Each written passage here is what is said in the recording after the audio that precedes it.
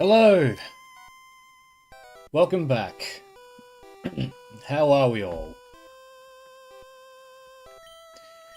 How are we doing on this fine, cold-ass evening? Let me know if the game's too loud, if you're there. Anyone in chat? I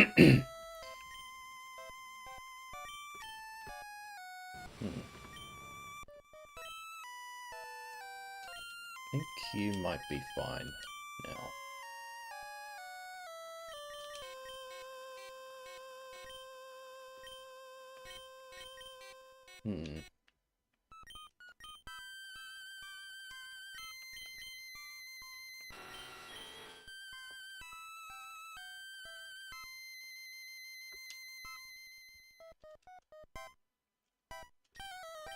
Yeah, should be fine. Do I have an escape rope? No, I don't. Okay. That's fine. We can just leave the old-fashioned way. Picked you! Hi Shane, thanks for showing up. Oh, whoops. Bit overkill, moist spoon, but alright. What the hell is that symbol? Chinese to English IO / Strange.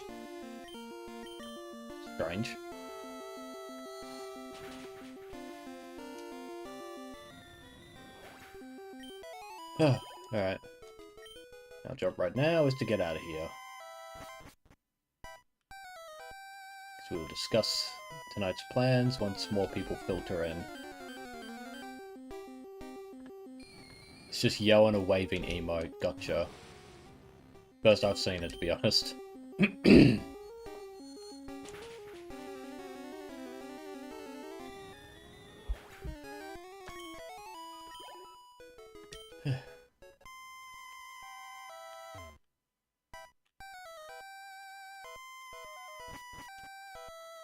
It's a Final Fantasy XIV thing? Got it. That's why I don't know it then. That explains everything. Lorp.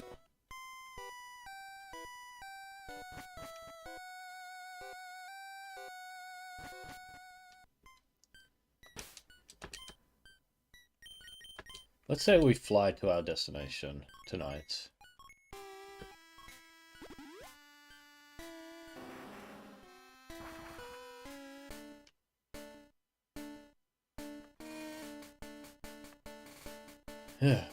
Love this music, by the way. It's so good. Yes, I would.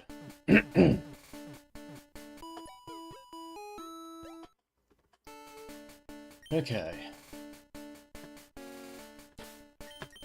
Alright, let's get our team sorted out, shall we?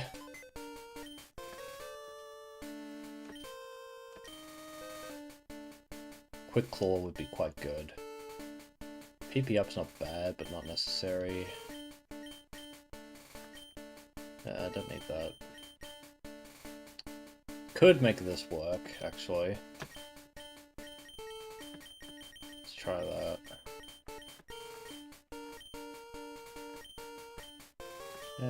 Very well, alright. That'll be fine. We could do some cool stuff with that one. Alright. Let's take off all the items. So we can decide what we're going to do with who. But I guess first thing we're going to do is we are going to level up some Pokemon. But not just any level up, we're going to use the rare candies we've accumulated throughout our journey. This will help us decide who to invest in. Everyone's pretty beefed up. Half of them are. I must admit, I've not done as much grinding as I should have, but I have done a little bit, which is why Rotoscoped and My Knee are now in their 50s. Moist Spoon I did a little bit of, but these three I've not really touched. A little bit of Lord Helix, but not much. So we have about 10 rare candies we can work with for this occasion. So the question now becomes, who do I invest in? Now, one thing... So here are the advantages and disadvantages to each Pokemon. Hand Planet is a really good bulky special defense Pokemon, but can't really hit hard without more investment, I think. Could be really good against Lorelei and Lance, so that's worth considering, like a bulky Pokemon. A Papachai, good physical attacker, has a good nature for it as well. Could hit hard for, I'd say, Bruno and Agatha. No, not Agatha, because half of Pokemon levitate, so probably not. A Papachai could hit quite hard with like Mega Horn and stuff like that, but it's mainly Earthquake I'd be looking at. Otherwise, not as bulky. Lord Helix is a really good water type here, with a rock resistance for flying attacks and fire.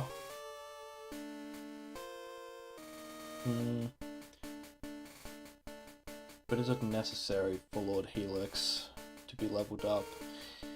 I'm kind of thinking I want to do Hand Planet the Snorlax, at least for a few levels, because that special defense will come in handy, and as well,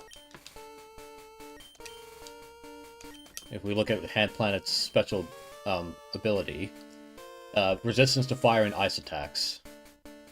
Funny that my knee's the highest level. That's a pure coincidence because I put experience share on my knee, the Pikachu, while I was doing Charizard level ups. Because I figured Pikachu would take the longest to level up by doing it manually, so I was like, fuck it, why not? So, Hand Planet could be quite good. She has rest, sleep, torque mechanics as well. That Blizzard will be a problem because it's only 5 PP. But quite bulky as well. I think we need... I think at least 5 levels should go into Hand Planet because she is my weakest. I won't really do much at such a low level. So invest 5. Any PP ups I haven't used? Yeah, I haven't used any of them. I only have 3. Yeah. I'll withdraw that from the PC because I think I need to get that.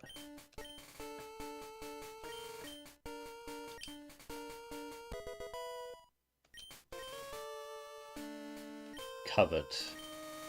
What does Covet do?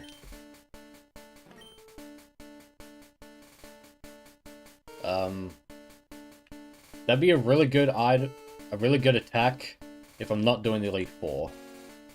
And they never have any items anyway, so...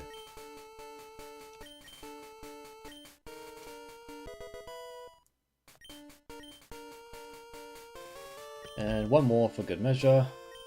Could use those for Blizzard? That's what I was thinking. Yeah, I was thinking I may as well do that.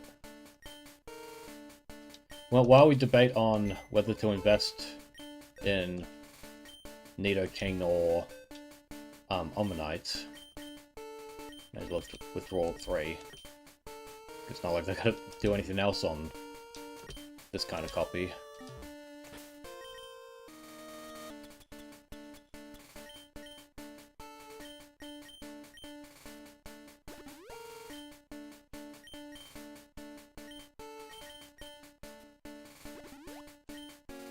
And last one. There we go.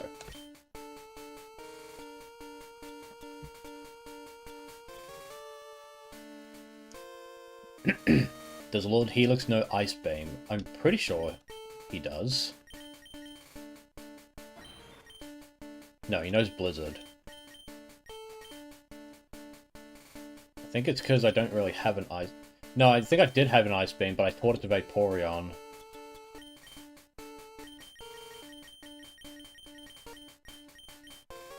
Yeah, must have. It's fine. Well, hang on. No, I have permanent TM, so it shouldn't matter. Hang on. It does not appear I have Ice Beam. Blizzard's fine. Yeah, Blizzard is totally fine. Just has a lower hit rate than I would like, but otherwise, it's whatever. It's no big deal. Okay. So that's Hand Planet. Might not be worthwhile... I don't think she needs any more buffs right now. I think I should invest in one of these guys so that I can hit a bit harder.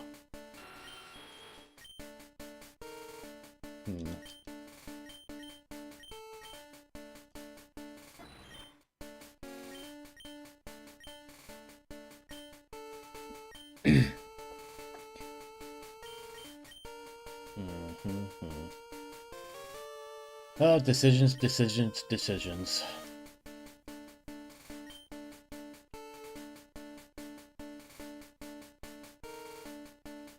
you what, here's what I'm thinking. I'm thinking I'll invest 4 rare candies into Upapachai and 1 into Lord Helix, and that should be enough, I think.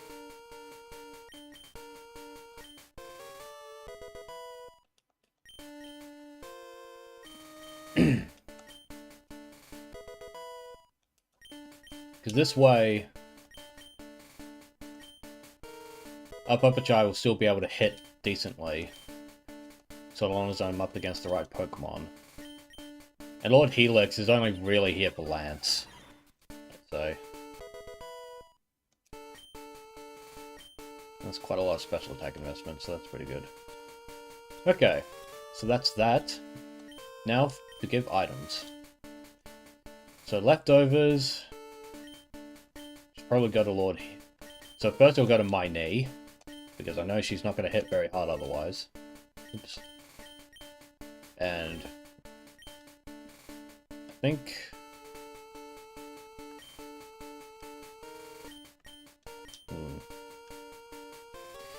let's sit on that one for now. Soft Sand, gotta go to Nidoking. Could give experience share to someone. That might be worth doing just because I need someone to be a bit stronger.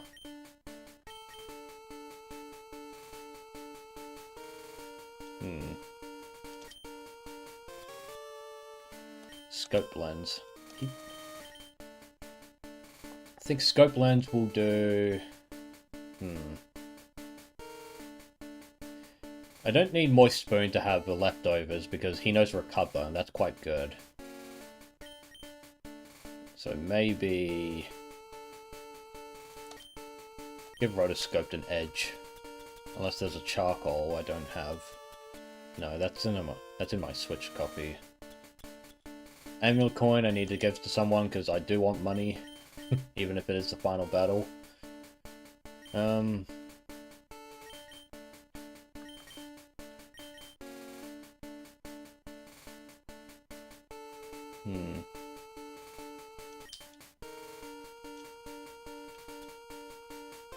see. Will Quick Claw be useful for anything? You know, probably Lord Helix, to be honest. Then what about the leftovers? Yeah, no, it should be Lord Helix, because he has no recovery otherwise, and he has Protect, which is quite useful. And,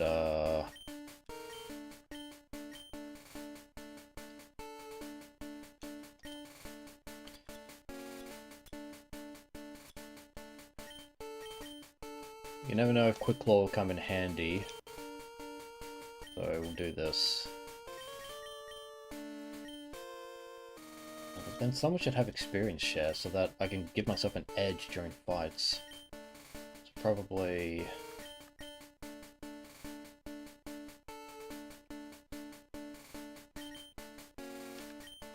it should probably be Hand Planet. Yeah, we'll do that. Quick Claw I don't think I need. Hand Planet kind of works better when she's slower.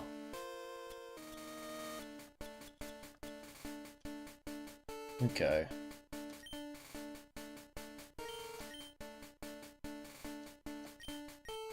Let's see.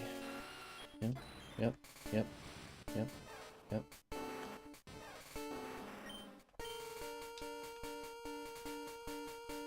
Okay, let's see.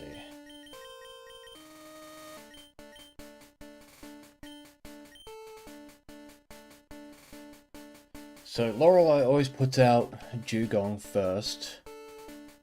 Hand Planet's not really going to be that useful to begin with.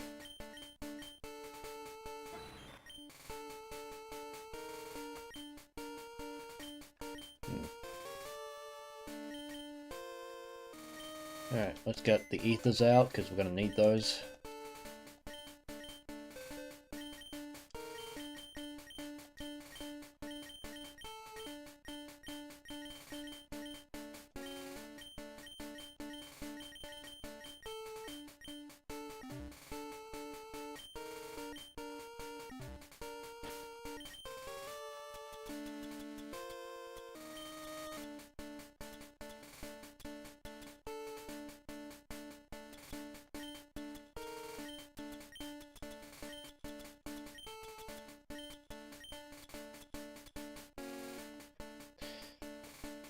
What's the plan after the Elite Four legendaries? Not on stream. Or at least not on this stream tonight, but I kind of had the plan to finish the playthrough tonight with this, but it's not impossible to do something else if need be.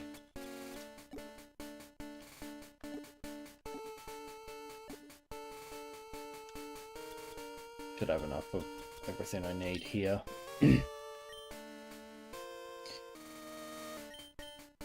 Because the Sevi Islands aren't the most interesting thing. No, I guess they're not.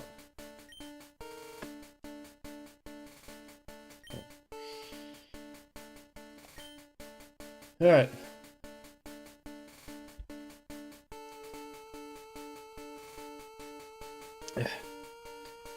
I guess before we begin the fight to the Elite Four, assuming we're strong enough for it, why don't we go over our journey so far, the kind of Pokemon that we have found. Let's see here. So over here we have the Farfetch'd, the classic Farfetch'd, that everyone knows.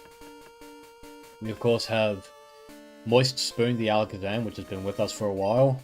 Lord Helix the Omastar. Apapachai the Nidoking. Hand Planet the Snorlax. Miney the Pikachu. And Rotoscoped the Charizard for the Elite Four fight. We have Femdude the Geodude. Sandshrew the Sandshrew. Libtard the Zubat. Master Bait the Ekans. My knees come so far, yeah. a lot farther than probably necessary, but hey ho. We're living up to the meme. Master Bait the Ekans, which did a great fucking Nugget bridge strat with Blue. That was really fun. Noodles the Oddish. That's a trade, Mr. Mime. MD Luffy the Mankey. Chud Boy the Machop. Blue Sky the Voltorb. Women the Doug Trio. Man, we have some crazy nicknames. Kid Mold the Drowsy. Trapman the Bellsprout. Free Burbu the Pidgey. Grape Groom the Ninetales. Reddit Doge the Arcanine. Bone Her the Cubone. Oh, that'll be interesting. For the next tab. Park Flambe the Gyarados. Greg the Hitmonlee.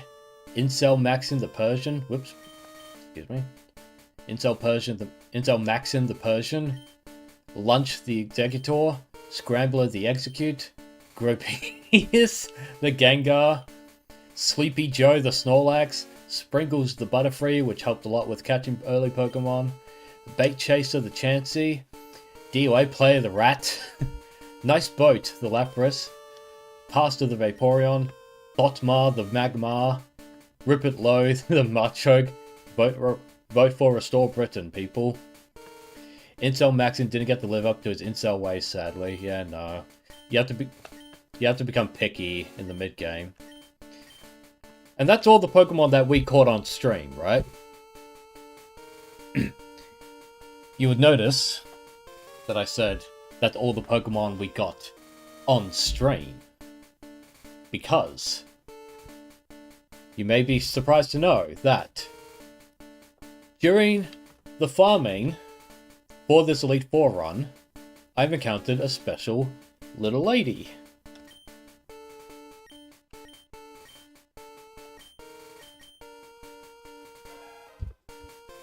This is Lucky Star, the shiny female Cubone. I caught a fucking shiny in Gen 3 on an emulator. Completely by accident. All because I was farming a Pokemon Tower. I did the speed up thing. I was going blip, blip, blip, blip, all the music fucked up and everything. Fighting Ghastlies and Haunters. And then, somehow, someway, I found this Lucky Star. And in case you want a little more proof that I caught it. Let's see. No, not that one. Which one is it? Alright, yep, okay. That's the screenshot That's the screenshot from when I found her. And I even did a save state. Like, I actually have a save state, as well. But yeah. That was pretty cool, I thought, finding that. Never to leave that save file, lol. Nope. Lucky Star is gonna stay on my computer basically until I die. And even then, she'll probably last longer than that. What I have to do now, to make up for that, is I have to find a shiny Cubone on a cartridge. That's the only way for me, internally, to make it feel official, you know? Even though it's just pixels in a save data. But it's not quite the same thing, you know? It's not quite the same thing to have a shiny living dex on an emulator versus having it on a cartridge, you know? Because of the cartridge, you know, it has that official seal. It's like, yeah, you got this from a legitimate source, you know? And, you know, I know there are ways to get emulated Pokemon into an official game, which then goes into Pokemon Bank. I know there are ways to do that, but I don't know. It's just not my preference, I guess.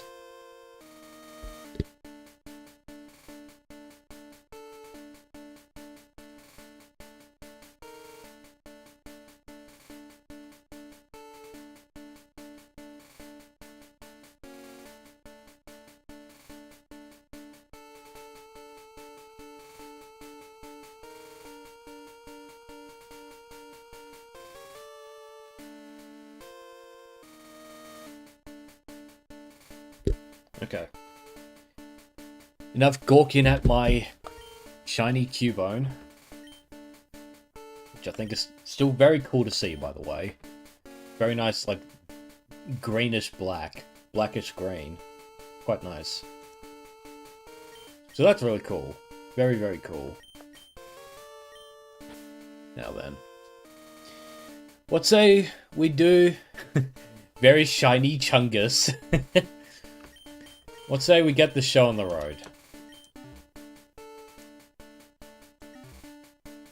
Talk to our friend here, who was in the slot machines not long ago.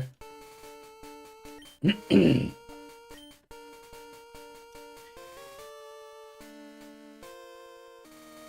there any more items I should buy? Probably more revives. No, I should probably buy. No, you know what? It should be fine. I have enough healing items for everyone to go around. Yeah, 41 of this. 3 of those, 5 of those, yeah. That will do for me. Okay. It's been many months in the making, but, ladies and gentlemen, it's time for the Elite Four fight.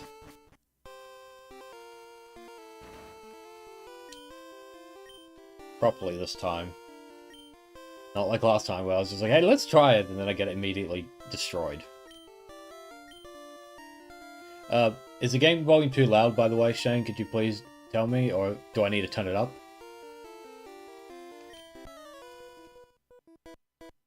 Quick, hurry, tell me, before Lorelei starts the fight. Can't you hear the music? It's getting intense. Go, it's fine. Awesome.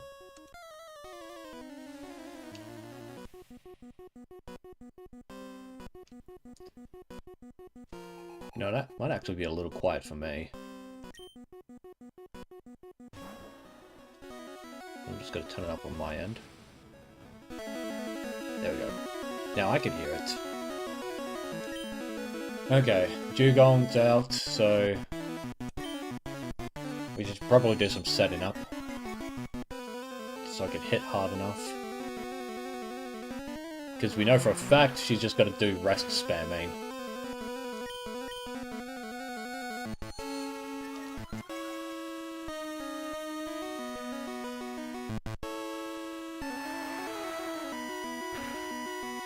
That's fine. Recover.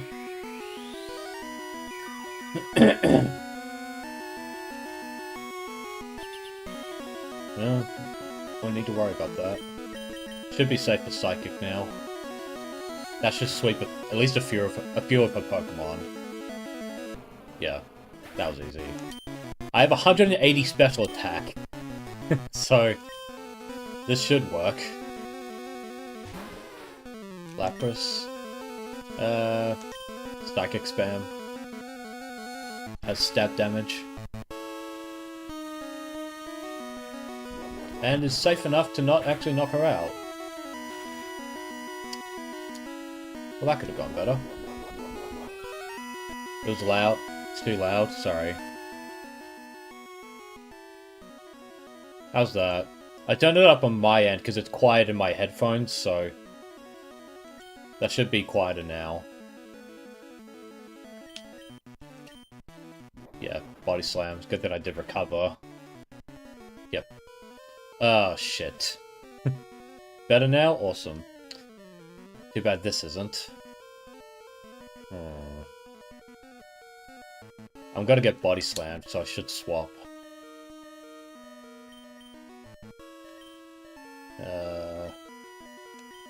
Fuck it.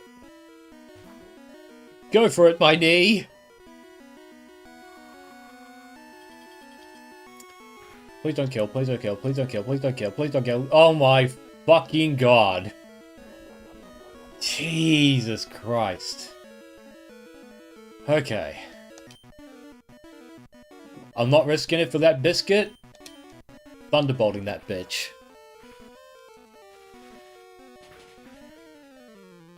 Yep, I'll do it. My knee! She's a fucking trooper. Cloister? Okay. That's fine with me, because I can hit you quite hard.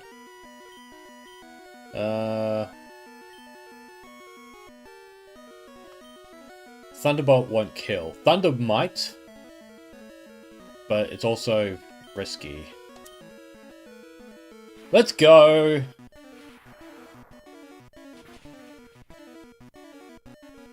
Yes! Very nice. Well done. Alright, 2 Pokemon left. Sweep? Maybe. Little worried about the Slowbro, to be honest. Because I'm in kill range. So she might go for Surf. Because I don't know. Slowbro's special defense is not as high as its defense. So I could Thunder again, or I could do Toxic. Why not Thunder? Yep, that hits. Very good, very good. Come on, come on. Oh. Paralysis? But it's going to be full restore. Yep. Okay. I should have gone for Toxic, I think. It's fine.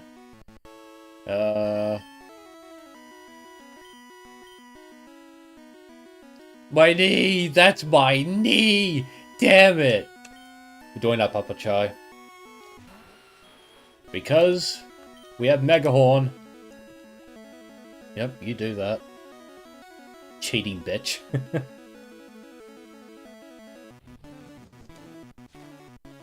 Megahorn hits. Yep, I'm underleveled. Still hits though. Oh, come on.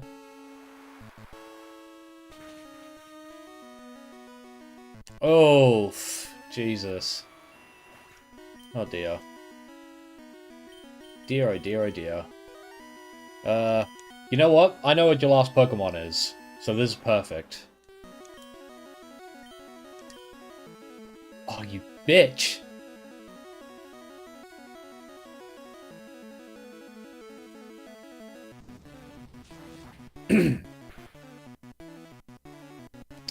Holy shit, that dude. Oh dear.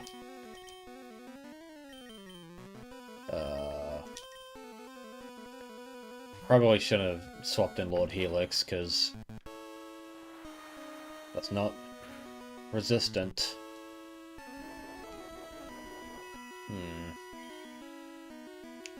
I am faster than Slowbro, but...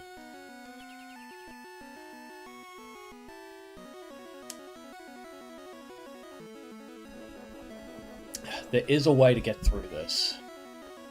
Even at my relatively lower level. Use fucking Solar Beam, I mean Venusaur. Not risking that. Try for flinch. Dear. Oh shit. Oh dear.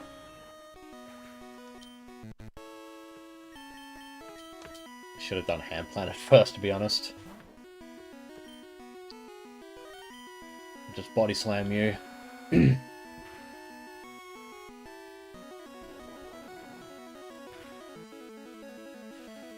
Alright. I know what you're gonna do. Or maybe you won't. Thank God.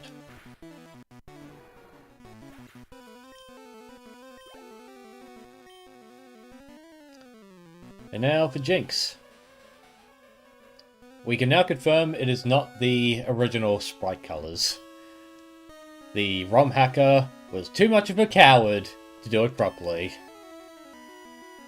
Oh well. Now we know.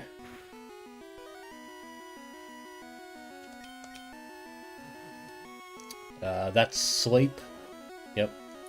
But you know what? Don't have to worry about that. Because I sleepwalk. Ah! Bite and blast. Ah! Yep. Can't freeze me with Ice Punch. There we go. Jinx with purple just looks wrong even after all these years. Yeah. We beat Lorelei. And we lost half our Pokemon doing that as well, so... oh dear.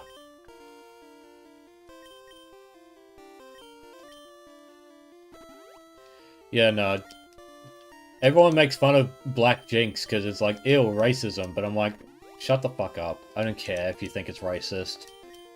Jinx is black because she's black, and that's fine. She's an Ice-type Pokemon. And a good sign of things to come? Yeah. Not looking likely, to be honest.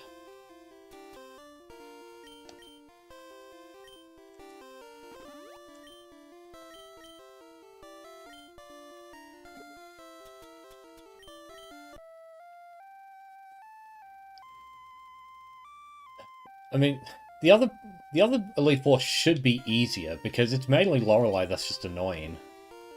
Because she has bulky ice types. Yeah.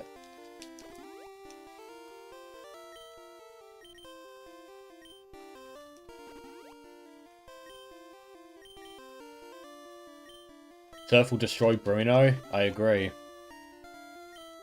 But Apapachai also has Earthquake, and that'll do quite a lot of damage as well. And for Hitmonchan and Hitmonlee, we have Rotoscoped. So it's doable. It'll be a little tricky, but it is doable. Okay. Who does he lead with? It's usually Onyx, right? Because, yeah, we'll swap in Moist Spoon when his Hitmons come out. That's when we'll do it. So we'll start with Lord Helix. I think we need to.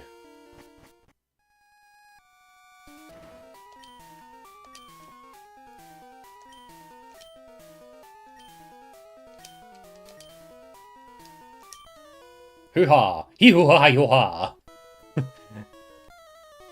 I was watching back the RE4 stream I did, where I had made the Johnny Bravo skit.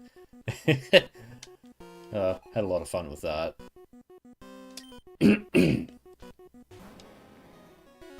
Yep, there's Onyx. Yeah. Yeah, you're faster, because you're high level. You're hoping the thumbnail would be when Pikachu goes, "My knee!" But mine's a good pick. Yeah, I mean, I have the consistent theming already with the Ergomancy thumbnail, so I figured I'd keep it in line with that. And I chose Pikachu specifically because of my knee.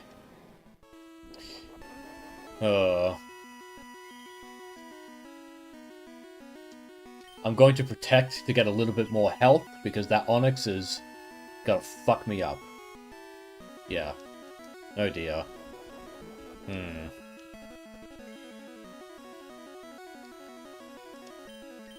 I would like to do double protect, but I'm not risking it. This will probably kill me, to be honest. Somehow you survive. Oh, praise the Lord Helix. Consult the Helix. Oh, you're right, Shane. It will be fine. Holy crap. So glad I brought you along. Okay. You're definitely not surviving this next attack, so... Oh, you know what? Why don't we just recover a little bit more health? Just a smidgen more health. Yeah, you even went for a fucking Mach Punch. Okay. Oh, moist spoon! Dinner time!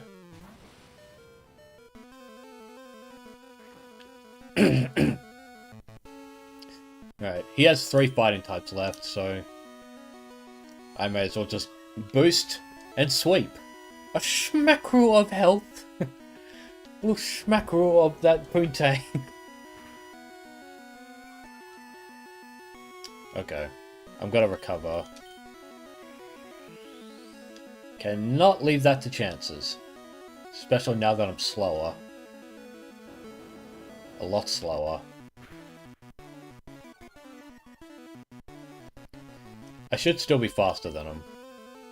Nope, okay. Looks like he accounted for Pokemon using Fly as well with that. Good to know. Now that I'm slower, don't think Moist Spoon will survive the next hit.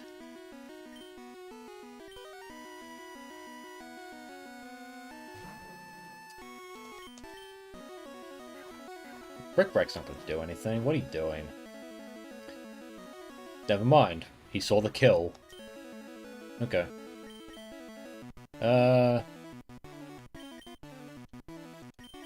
Let's do a wild card.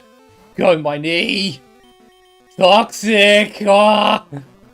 Be toxic on the timeline! It worked, by the way. And that's dead. Yep.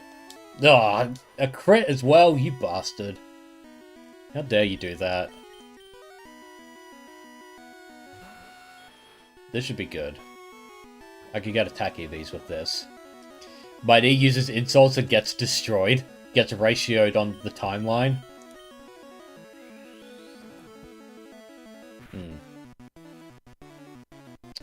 Whew. He is considerably faster than me.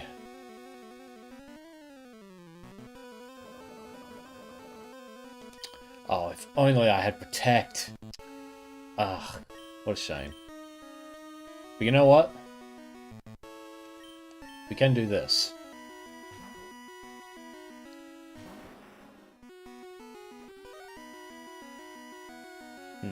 Okay.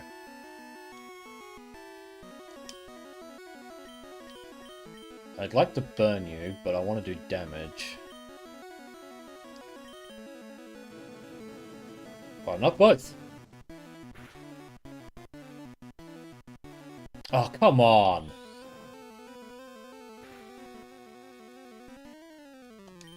Alright, we're flying. It's not fair that they use items. I know I can as well, but I'm doing it on purpose without that. Another smack. Oh my god, come on! Come on! What the fuck?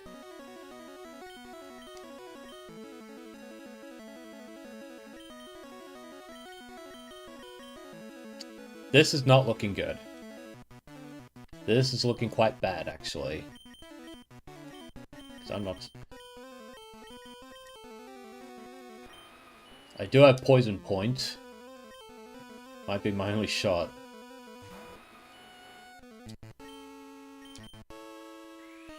Oh dear.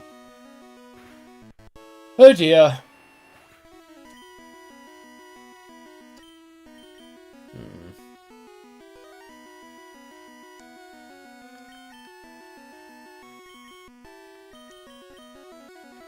I'm not faster. I'm too slow.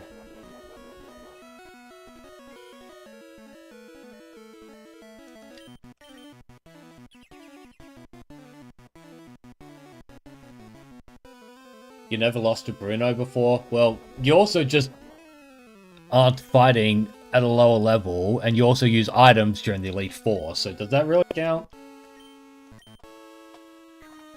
Alright, that's death. You know what fucked me over? Moist Spoon dying. Oh, Jesus. Just for a fucking smidgen! It's not a rule that you can't. Yeah, well... I wanted it to be like this, so it's fine.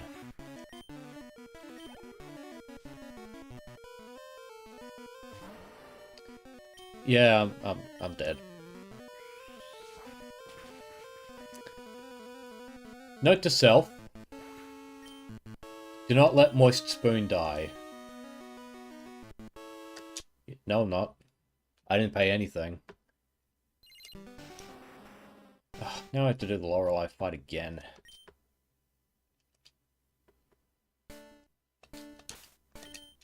Okay.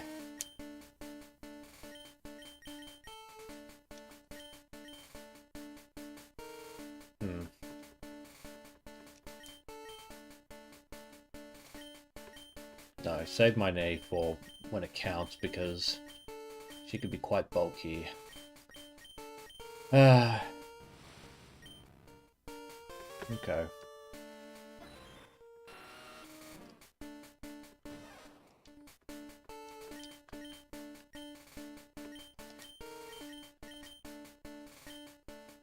No. I was thinking, oh, we'll do paralysis strats with body slam. Nope. Can't do that with Dugong, because Dugong will just use rest. Alright, let's try this again.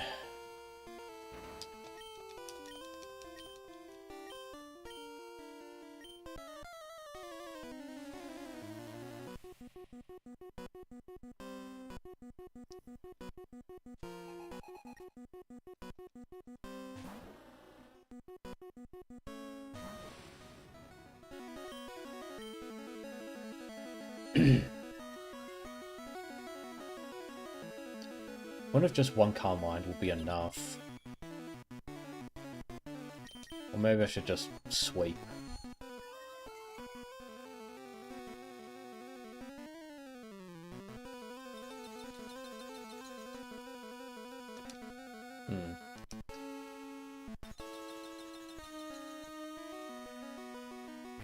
Now your blizzards are gonna hit like a truck. If you can move faster.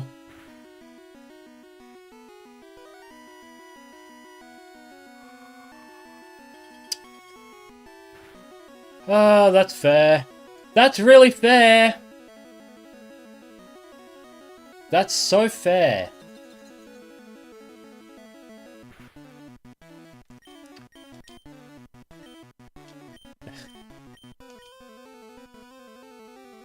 This is just fantastic timing. You gotta use full restore, so I may as well swap.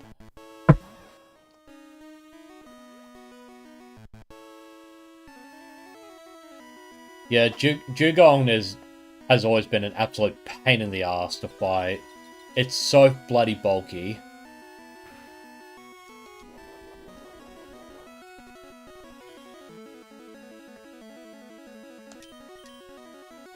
Can't afford to fuck around with Thunderbolt, so we're just gonna do this. Oh my god, it doesn't even kill.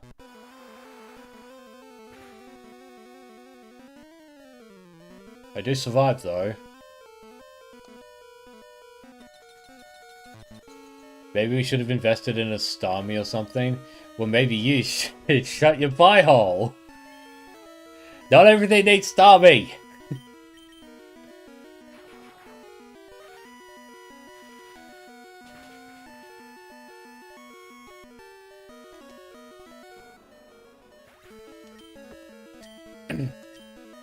Alright, depending on who she sends out next, I'm using Toxic.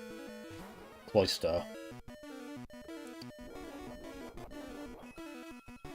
But it's the strongest? Yeah, if you overinvest in levels. No, you know what? I don't need to do Toxic for Cloister. Because I one-shot with Thunder. Oh, looks like you haven't been training. Ah.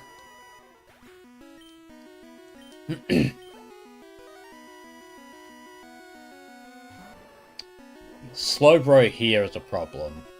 This guy needs, Oh, Jaded Warlock, thanks for showing up to the stream. Elite 4 boss rush? Yep, pretty much. I already lost once, so we'll see how that goes.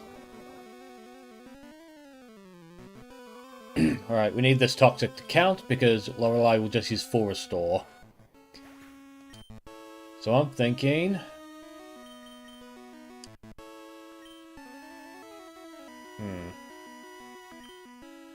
Yeah. I need the Mega Horns.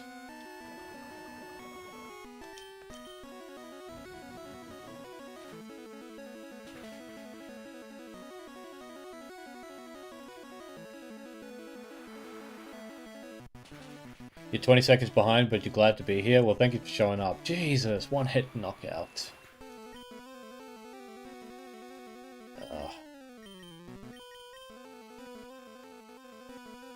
Because we know. Because if I send you out, you just gotta get fucking one-shotted. And you're frozen. So you're fucking useless. Just do Hand Planet.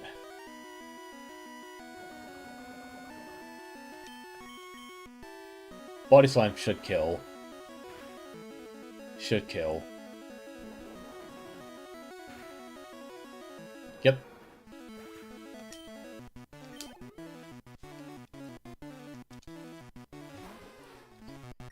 Lapras.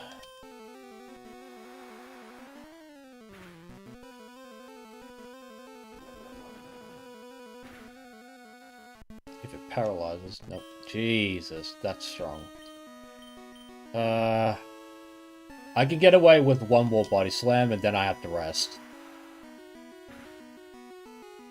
Nope.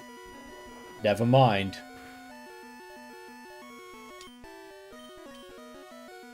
Yeah. She just used Ice Beam. Oh, come on. Even a crit. Just rubbing it in at this point. Oh, what a familiar sight.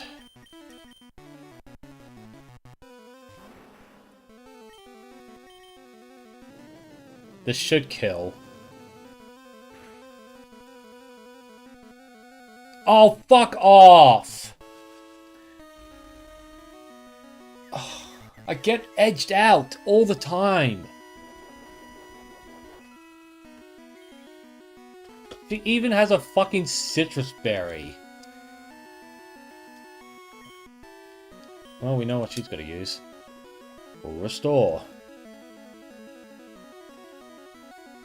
Ah, bloody hell. This is not going as well as the first run, I'm gonna be honest.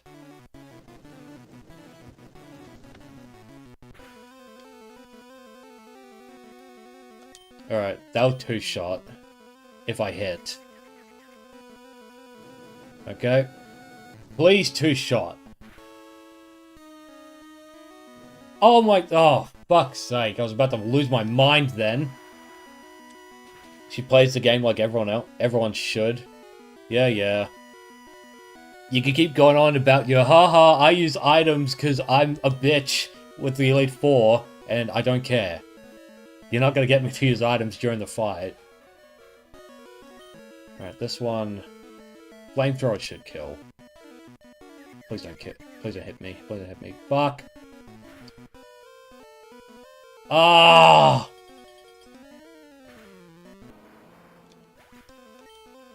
Okay.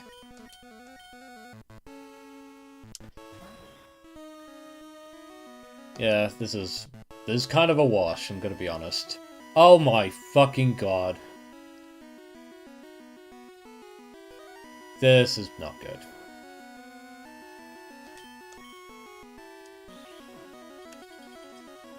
Come on, wake up early, Helix. Come on. No. You know what I'm gonna have to do? I'm gonna have to use some protect spamming.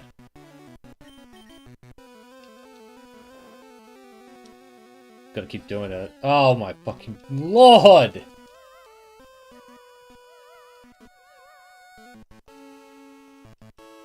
God, it's sleeping now. Oh, Jesus. No, it's gotta be the full 5 turns. No.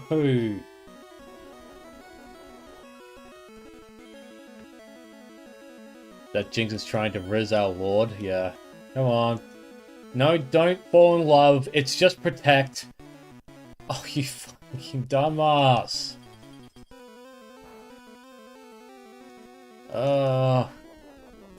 Well, now that I'm awake, I may as well just use Rock Slide because protectors are gonna help me.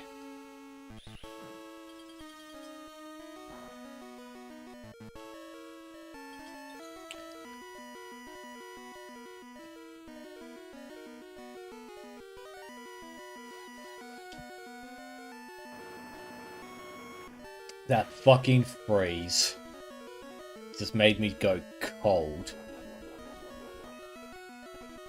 We dreamed of raising the world's strongest Pokemon, and we succeeded. Finally, I was faster.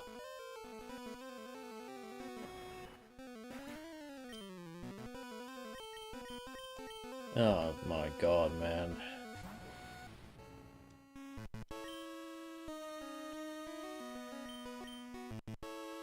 Gotta do recover spamming until I can get out of this fucking ice. Oh, being male sucks! Maybe I should just transition!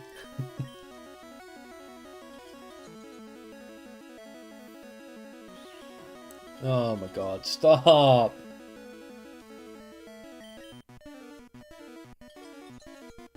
That's a wipe. Yep. The mount, it's so ogre. Alright. Change of strategy. We need to change something.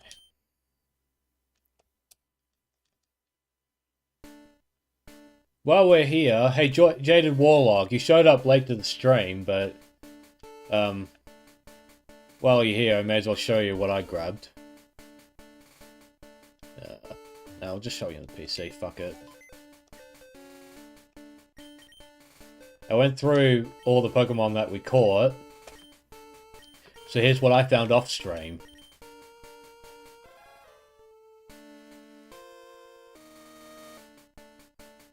Pretty cool, right?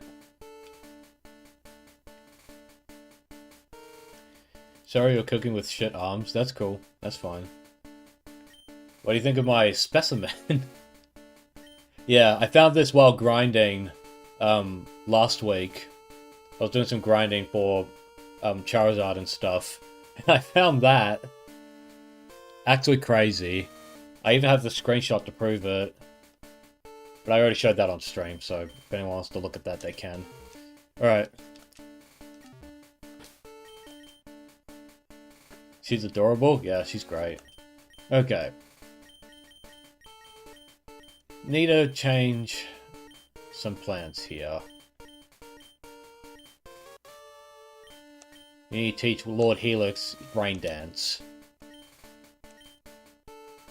And we're going to replace Blizzard.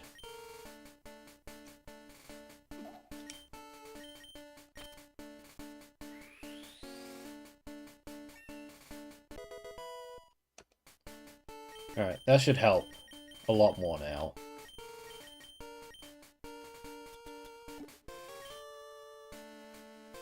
Because what's Omanyte's biggest disadvantage? It's speed. He is very slow. So we'll do Rain Dance stuff. That'll help me get a bit faster. It'll even help during the Bruno fight, actually. Bruno, first turn, set up Rain Dance, sweep with Surf. Should be good. If Alakazam can know Thunderbolt or something, 2 Carmine should take care of anything. Alakazam can learn Shockwave. Don't think he can learn Thunderbolt. Or Thunder. In fact, I do not have any of those. Man, teaching Shockwave to Moist Spoon once again. How ironic.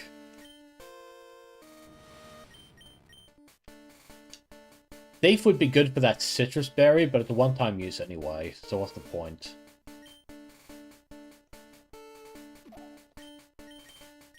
How shocking. Ha ha ha, yes. Okay. We got that sorted.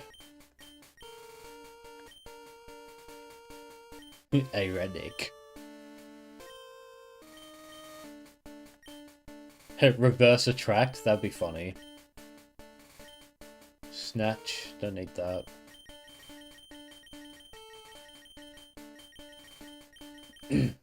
How shocking you say while drinking coffee, yeah. Alright, we'll leave that.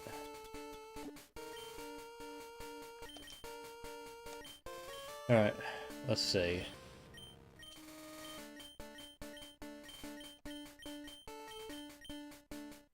Do that. Yep, you're fine. You're good. You're good. You're also good. And you're good. We need that male attract move. It would be funny, but I don't think I'm fast enough. Unless I'm Alakazam or Omastar. We males would hit females with the in love hidden stat. We inflict yearning upon their weaker minds. I do have mostly male Pokemon. But it's so niche. Like, Moist Spoon, this is the best moveset, especially for Lorelei. Lord Helix maybe Protect. I could use Attract instead of Protect. Yeah, if I replace Protect with Attract, I can't relearn Protect. So I've got to be careful with that.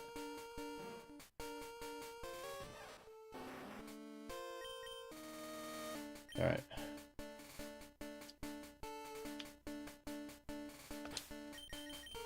Let's try again.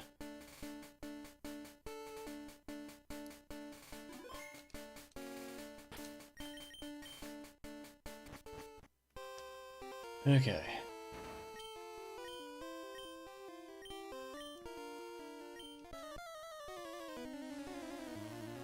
This will be our third attempt at an Elite Four run.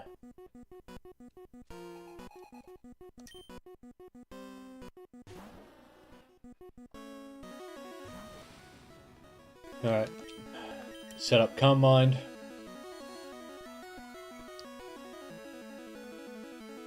Lorelei and her giant OVA boobs back again. That's crazy.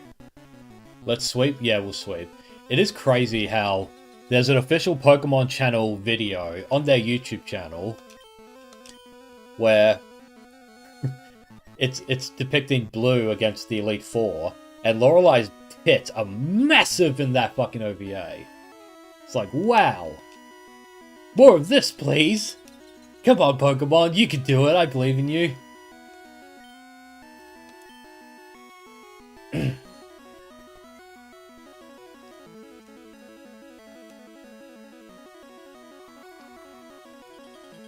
not freeze. Good.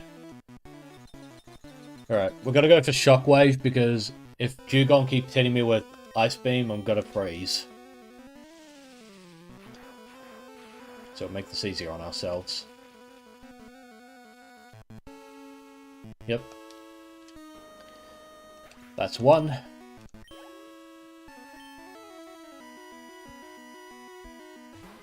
Yep, always sends out Lapras because Moist Spoon is too strong.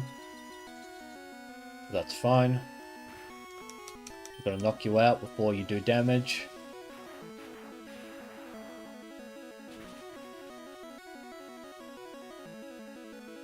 Oh my god!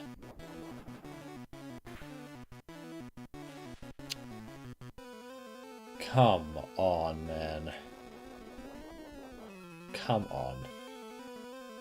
Every time. Because you're just gonna body slam me. Like, at this point, I'm too slow to... Yeah, I'm too slow. Wouldn't have mattered what I did. Okay. That's fine.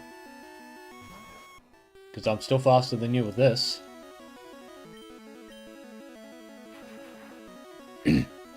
His spoon needs to be moist! Thank God for my knee.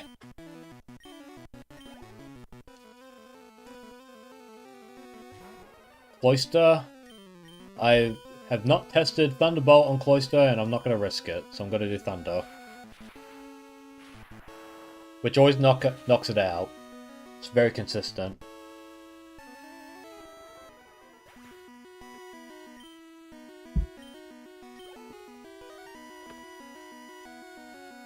Yep, always Slowbro next. I want to see how much damage this does.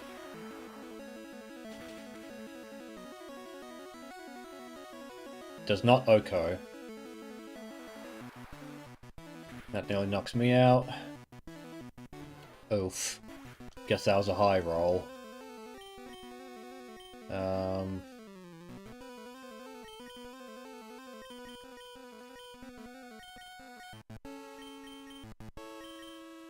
Yeah, last time I did this, I put out Lord Helix, but that was a mistake. Did you have a struggle? Did I just say Moisture instead of Cloyster? I don't know. I might have. I must have said that. Why don't we do a Blizzard? See if that works. Because if it freezes Slowbro, that'll help a lot. Nope. See, the beauty of RNG is the opponent gets RNG on me all the time, and I don't get it on her. You understand?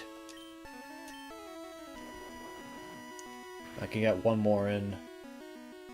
Yep, she thought I would swap, but I don't need to because Hand Planet can do Sleep Talk.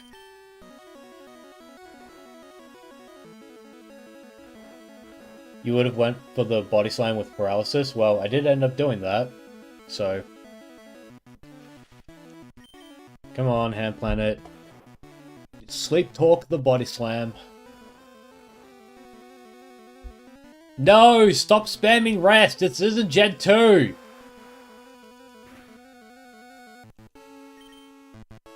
Fuck!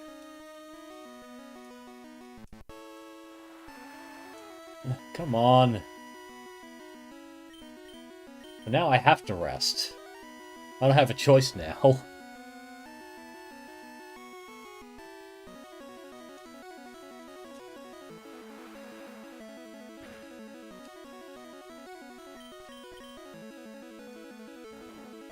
Ugh. I am doing better this fight, but it's still annoying. Stop spamming rest, you dumb fucking fat bitch! You're not that sleepy! Oh my god!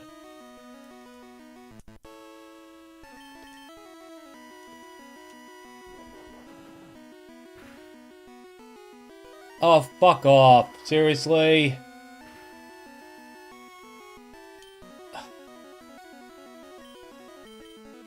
Yep. Oh my god. Oh, come on. Work with me here.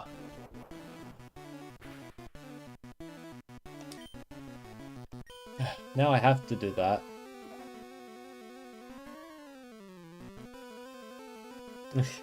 Squidward begging Gary to eat meme. Eat! Now, Hand Planet, when we use Sleep Talk, we want Body Slam or Blizzard. Not Rest, okay? Let's try this again.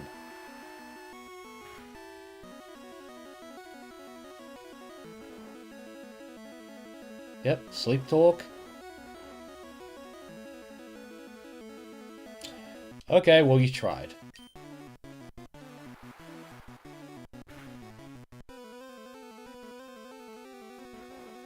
Oh my god.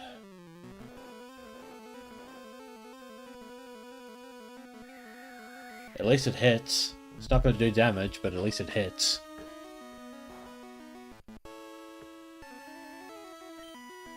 I'm gonna wake up. I can tell.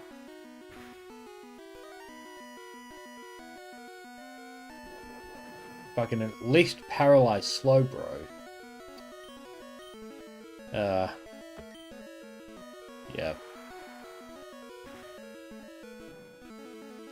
You'd lol if I used Sleep Talk and Hand Plan to use the Sleep Talk again. I don't think it's programmed to be able to do that. I think it has no choice but to do it properly. Alright, our Puppet Chai should be faster, so I just Mega Horn and that'll do it. That should kill.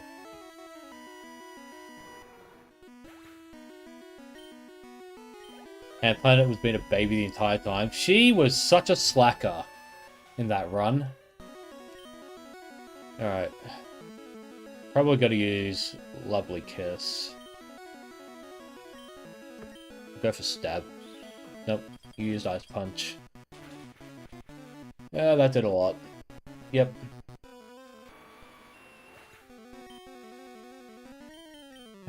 Come on. I have enough for a Rain Dance.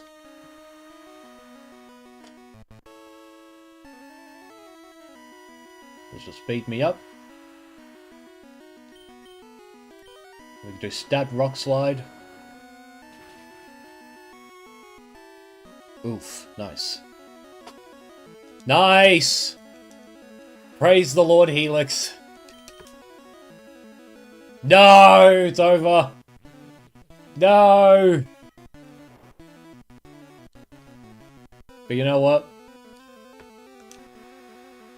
No, I can't put out... I was going to put out Rotoscoped, but... I have Rain, so I'm not going to do as much damage.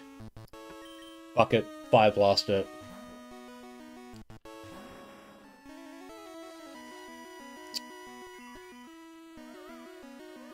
Okay, Rotoscoped. There's your chance. Do not fall for the purple-faced Femoid.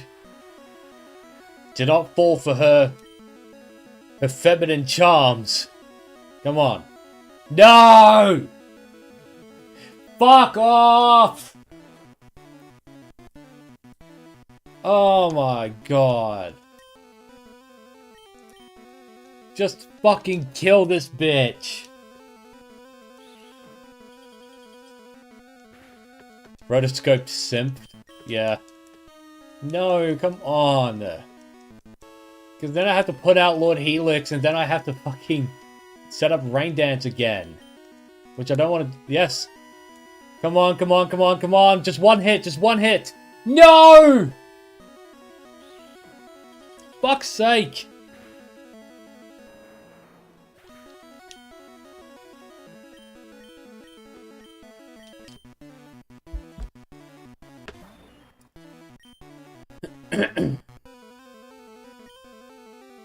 You know what? If Rock Slide hits, Oh my god. Come on, Lord Helix, wake up! Wake up, Lord Helix.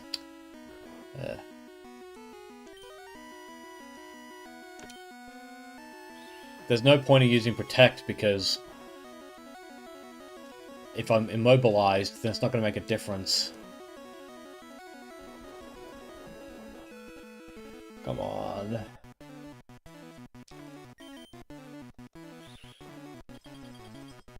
Come on, Lord Helix, just wake up. Wake up, yep.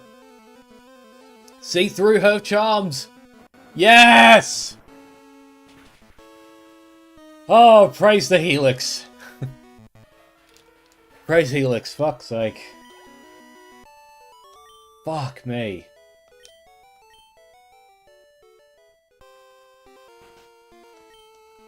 Oh, man. Look at the damage!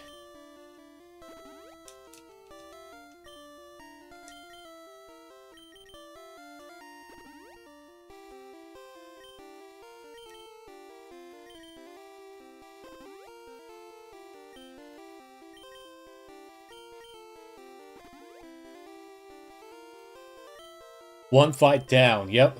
Fuck's sake. Look at the... I have to heal everyone.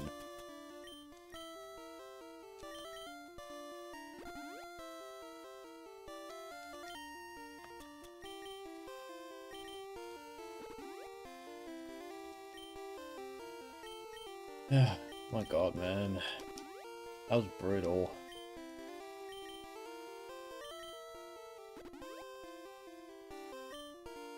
At least Bruno's slightly easier? Well, it's funny you say that, because Bruno is what killed me. It's killed my first run. But, I have a strat now. Now that Lord Helix knows Rain Dance, this should be a little easier. I have a ground and normal. Yeah. It's okay though, because Lord Helix can one-shot Onyxes, both Onyxes, with Surf. And I learnt that. I can one-shot Onyx twice with Surf. With Rain Dance, I could at least be faster than the Hitmons. To be fair, I did a bad setup last time, yeah. Not wrong. Because what I need to do is I need Moist Spoon to come in for the fighting types. Because Hand Planet's not going to survive it at all. My knee could be good, especially against Machamp. If I could get a Toxic on Machamp and do Fly with Rotoscoped, that'd be game. So no matter what, I must absolutely not summon Hand Planet. Apapachai I can get away with for at least some damage. No, I can't actually. Hitmonchan and Hitmonlee hit me with one-shots. Yeah.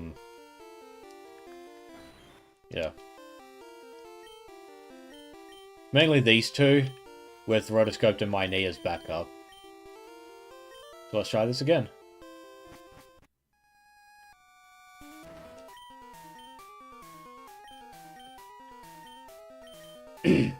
Now, provided his Onix does not crit me with an Earthquake, I will have one free turn to set up Rain Dance, and then I can sweep. Yep, he's faster than me, but that's fine. Because with Rain Dance, I will be faster for 2 turns. And I can get some free leftover heals while that happens.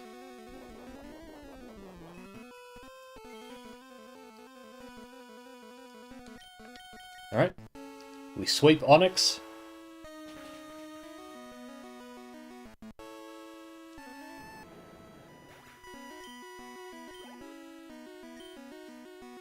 He'll send out his next Onix. Yep.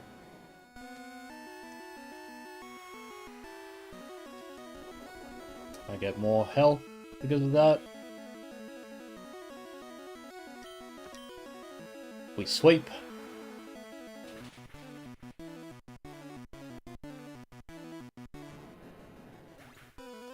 Now, I'm tempted to use Protect to get a little more leftovers heals, but frankly, I think I should just use the chance with Swift Swim, because that's 3 turns. That's 3 rain dances, so I should just hit hard while I can, because I have quite a high special attack. And he misses! Okay, okay. This is a good run.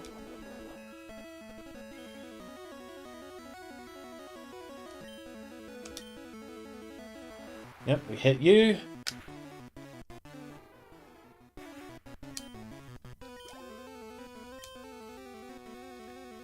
Now, this should be my last turn of Rain Dance. Nope, it's not. Okay. Now, I am no longer faster than Hitmonlee, but if I'm lucky, he'll hit me with an inaccurate move. We'll Protect. We'll see what he does. Brick Break. So he's just going to be spamming that then. Okay. If I could get 1 Rain Dance, if I can survive Brick Break and get Rain Dance... Oh! Oh, Lord Helix, I love you so much! Oh! I'm gonna pray to you tonight! Holy shit! Oh, man. Come on, kill, kill, kill. No! Oh, you know what? Good showing. That was great. That was fucking phenomenal. Good showing. Good fucking showing. Alright. We'll set up 1 Calm Mind, because I knew he was going to do full restore, so I get a free Calm Mind. And I should be faster than Hitmonlee still, because I'm Alakazam. And if I'm not, then... he showed his Helix.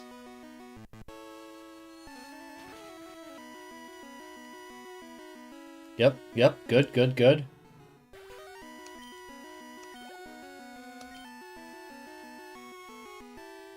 The Lord showed him the power of a god. Marchamp might be fast. No, actually, no. There's no way he's faster than me. Not only am I Alakazam, I also have Badge Boost. Yeah, I'm faster. That's a sweep. That's game. Checkmate. Nice. Oh, well done. Well done, team. That was fucking perfect. Could not have gone better. That was fucking phenomenal. That was so good. Well done. Lord Helix was a mid-sweep. Yeah, he fucking destroyed it. Well done to that. Okay. Next is Agatha.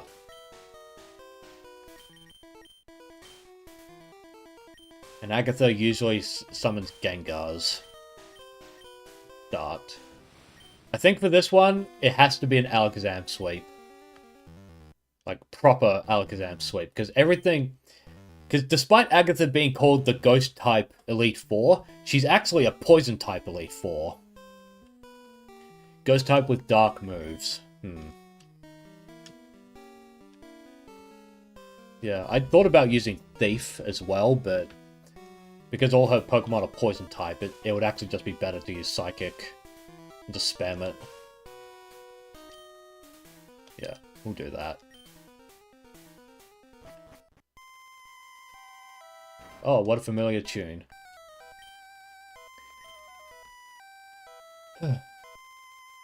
Because Ghosts in Gen 1 were also Poison types. Yeah, they were. The only Ghost type in Gen 1 is actually the Gengar line. Interestingly.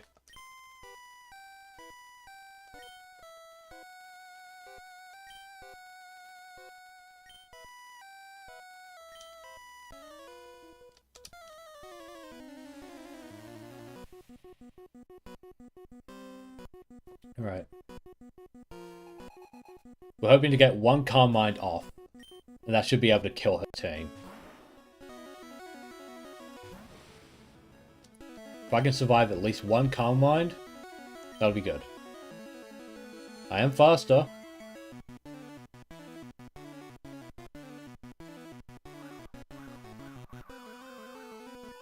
Double team. I didn't know Gengar even learnt to double team. It's not gonna matter.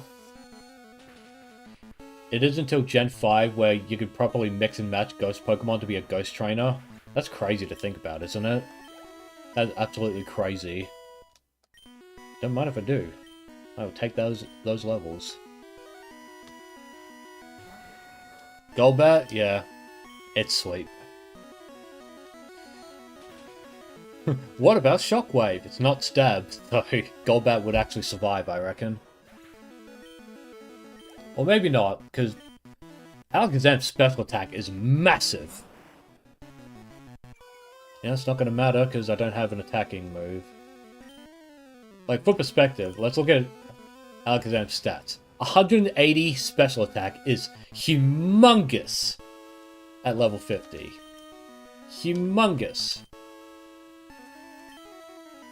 Yep, still faster. Very nice.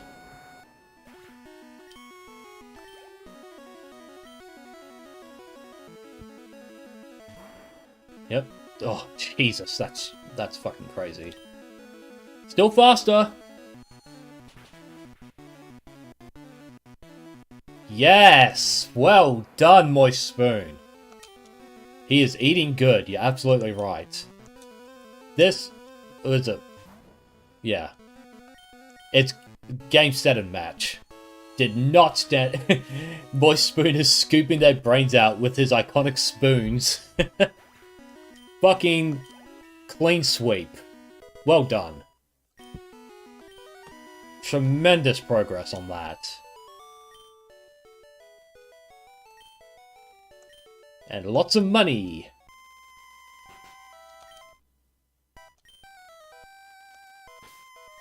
Okay, we're gonna use an ether because my psychics are now quite low.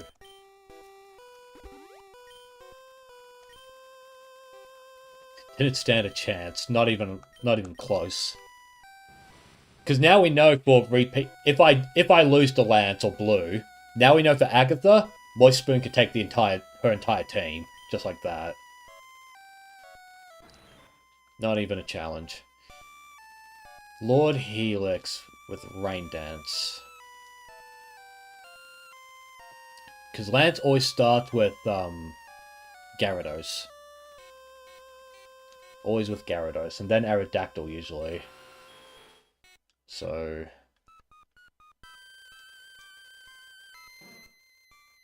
yeah, we don't want to do a Papa Chai because he has Intimidate. Oh, she'll use an Ether on Sleep Talk, just in case.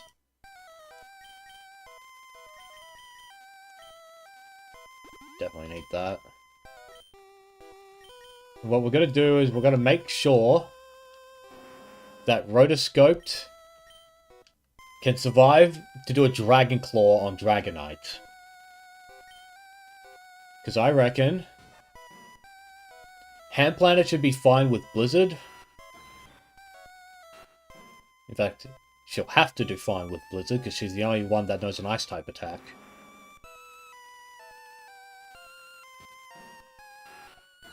Because that Rain Dance could be very useful.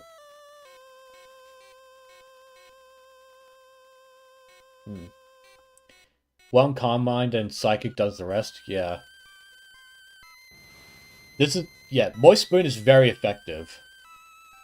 In fact, it might be worthwhile keeping Moist Spoon in front with Gyarados, so that I can use Calm Mind and then Shockwave. And that will take care of Aerodactyl as well. I could probably do Lord Helix Rain Dance, swap to my Knee and Thunder, the first few Pokemon Lance got. Could do that, yeah. Either that or Moist Spoon, Calm Mind, Shockwave.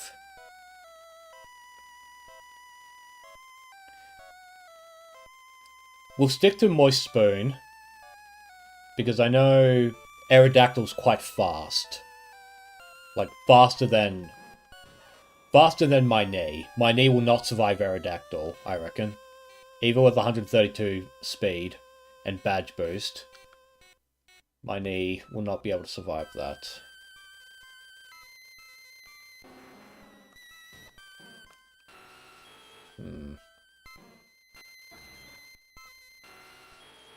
A Papachai could do okay with Surf as well. Yeah. The first thing we need to do is we need to get rid of the Gyarados. Because the Gyarados will do quite a lot of damage. And depending on whether it's Aerodactyl or Dragonite or something, we'll swap into Lord Helix for Rain Dance. And we can do my knee, potentially. We'll see how we go.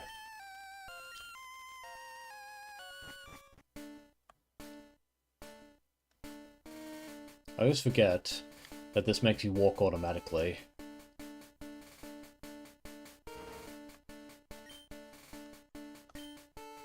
Oh, okay.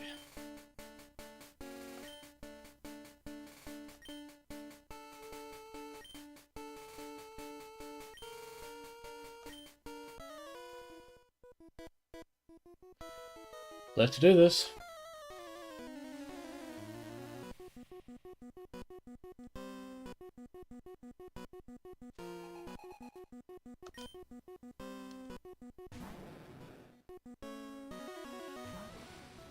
Okay. First thing we gotta do is we have to do Calm Mind. There's no choice. Might even do 2 Calm Minds if I can survive Gyarados. We're gonna do a second Calm Mind. Because he seems to believe Dragon Rage is somehow a really good move at Elite 4 level. Oh dear. I should have gone with Shockwave. Uh-oh.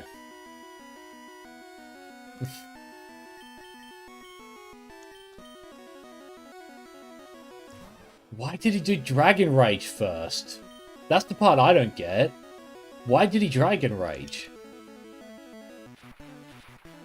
Let's see if Thunder kills. Probably not, because Gyarados has really bulky special defense. And my special attack is not high. Never mind, we fucking sweep. If only used the antidote.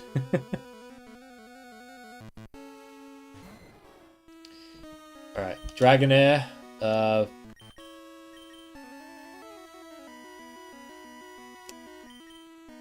Rotoscoped or Hand Planet?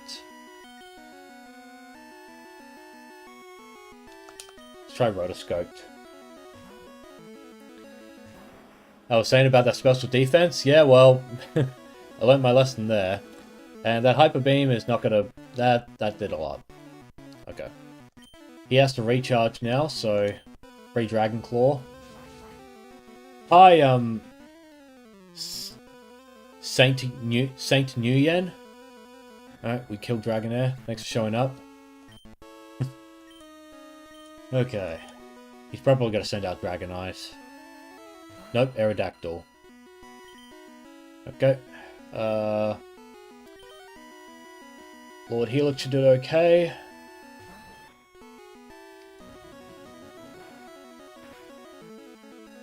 Yep, we survived those. The real test is he going to use Hyper Beam again? Nope, just Ancient Power. He's looking for the Omni Boost. And I'm not going to let him.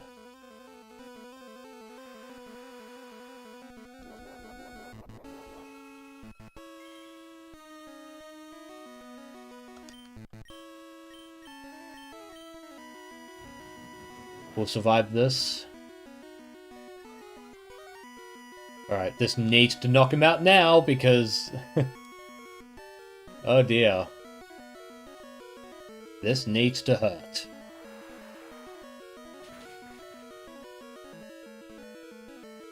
Shit. If he didn't get that Omni boost, I would have killed him. It's that one boost. Now he's really fast.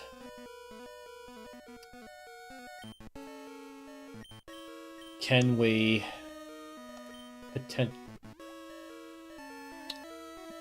I wasted a turn.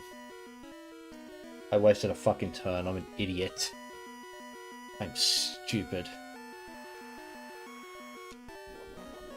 I'm such an idiot.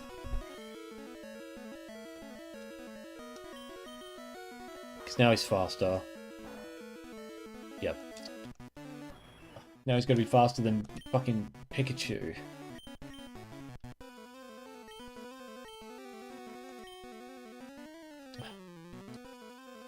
I doubt you'll survive, but let's try Surf.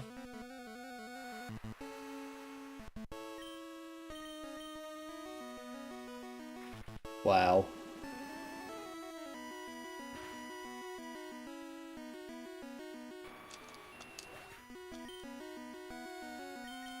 Alright. He needs to recharge, so... Yep, he's faster than me. So we'll spew toxic bullshit at Aerodactyl. Yeah, that ancient power buff. I think that's game, honestly. That might be it.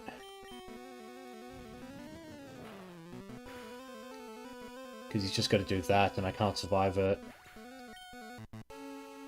Oh dear.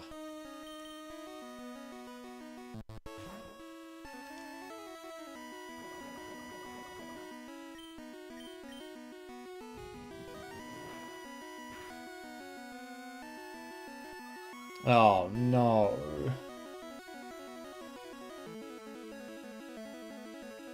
Oh no. Revives like the Code Geass song.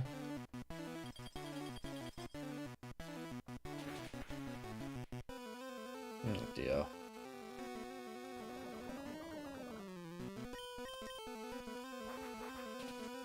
Please survive this.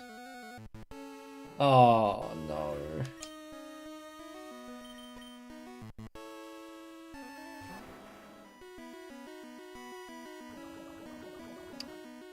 I'm not going to be fast enough to survive. Fuck.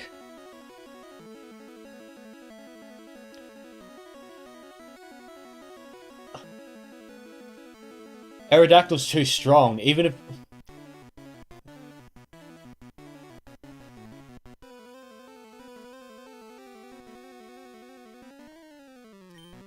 Yeah, Moist Spoon dying first turn was a big mistake. I should have just done Shockwave.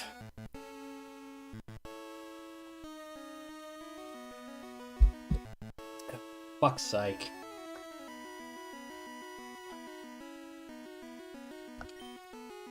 I can't survive. He'll die in poison next turn, but he's gonna kill me as well, because I'm not fast enough. He's too fast.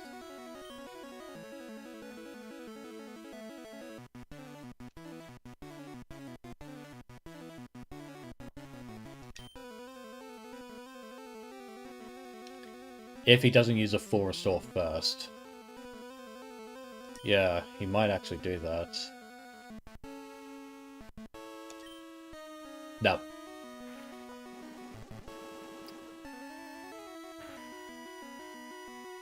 That's it. Oh, that's such a good run.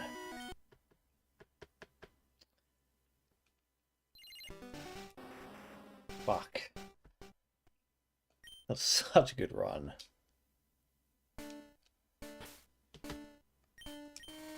At least we got the Lance, yeah.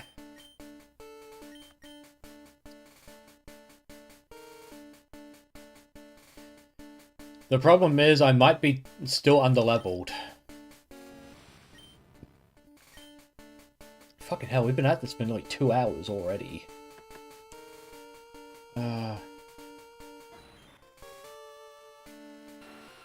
What to do?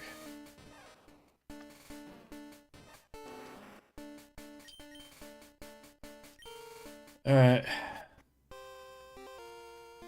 I can't think of any other improvements to make here. You're not sure I have the level to do it without items, but it was a good run. We'll see.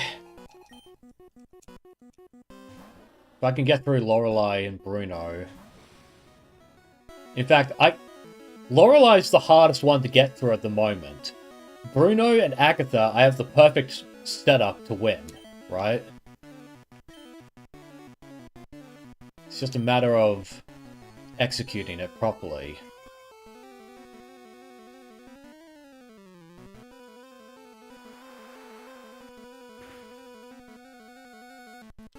What the fuck was that?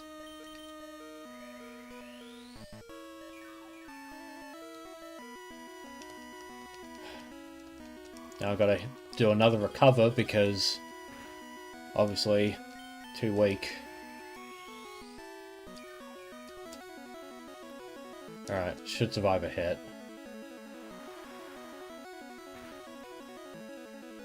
Good enough. One Carmine should kill. Apparently not. Now, whatever.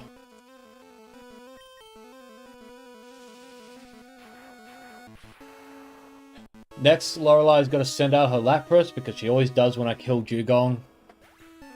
Without fail. She'll do it every time. Yep, here's Lapras. Recover.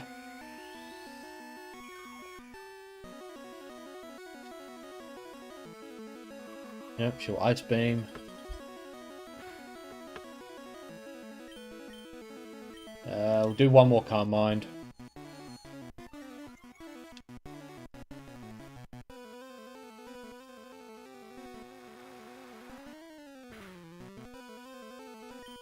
Cover.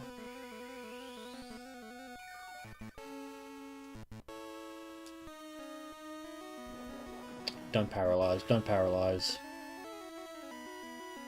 Oh, shit. Okay. That's good. That's a good sign. Because the reason I always struggle with Lorelei is she does body slam and paralyzes me.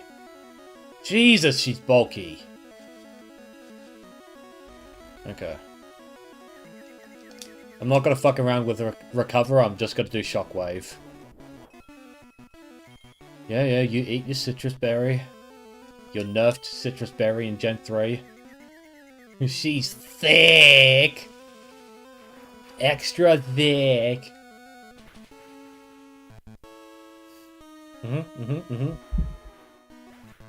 Okay. That's fine. Because if Cloyster can die to a Pikachu with a careful nature, then surely Alakazam would kill with a ×2 Calm Mind Shockwave. Lapras was thick, but not thick enough. Yep, that kills Cloyster. Good, good, good. Yep, okay. Slowbro is bulky, but... Come on. Just heal. Oh dear. That's not good. That's really bad, actually.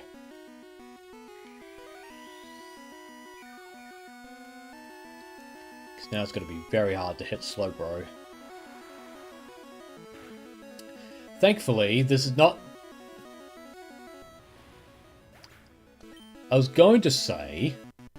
Thankfully, this is not Gen 1, where Amnesia boosts your special and not your special defense. So it wasn't going to hit me and sweep. Apapacho always dies. It seems like the only Pokemon that could get through Slowbro is fucking Hand Planet. Well, we gotta do this anyway. Hopefully, if I can survive this Surf and get one Thunder in, I'll be happy. Nope, I'm too weak. Too weak. Okay. A Papachai always dies, unlike the real version. Yeah. Okay. Mega Horn hits for super effective. So why not? I've had good Mega Horn luck lately. This'll kill. Yep. That's fine. Miney's not weak, she just isn't Gen 4 Light Bulb Chew. Yeah, but she's so frail.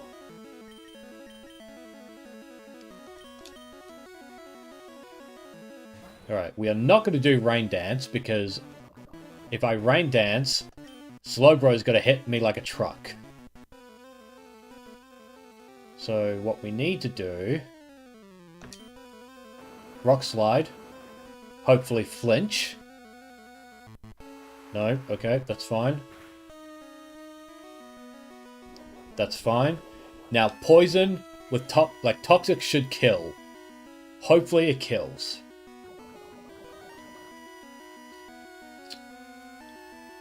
Magic Pixel. Magic fucking Pixel.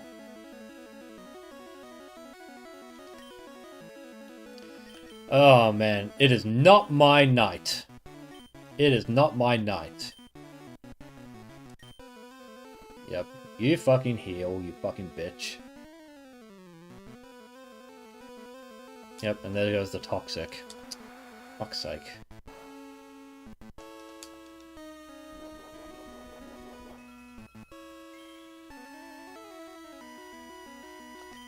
Well, may as well get a free Protect in. Heal a little bit of health. Gotta send out Snorlax again. It's the only one that can counter the Slowbro. Fucking so annoying.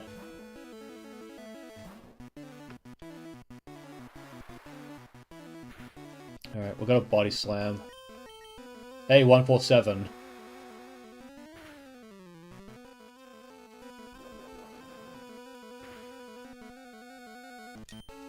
If Slowbro yawns me...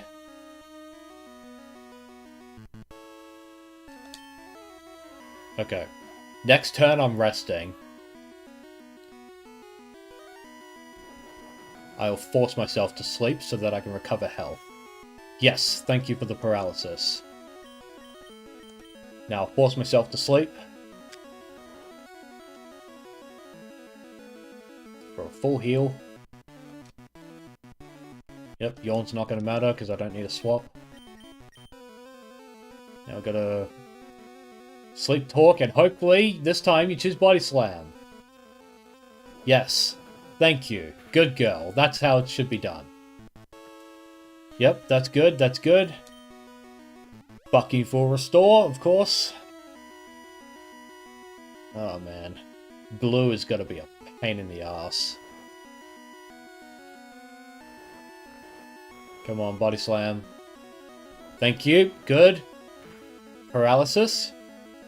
Okay, no paralysis this time. Oh, you know what? I was got to wake up, I think. I think I'm waking up. Yep. Damn it. Alright. But it's fine. I can get a Body Slam in. Good, good, good. Body Slam, yep. If I get hit with Yawn, I can just... Nope, okay, that's fine.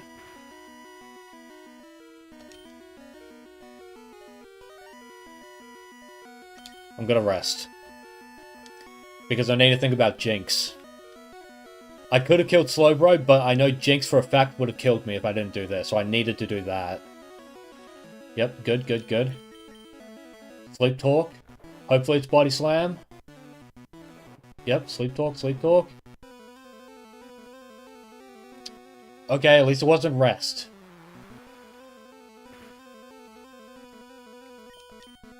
Come on. Just need a Body Slam.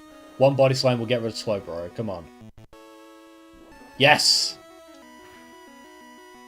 Good, good, good.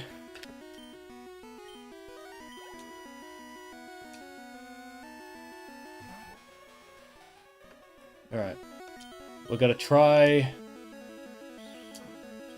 Gonna try to body slam Jinx so that I can paralyze her, because, yeah, I figured I was gonna wake up. That's why I went for this. Very nice. I could actually body slam for... Alright, I could have at least done sleep talk, but it's fine.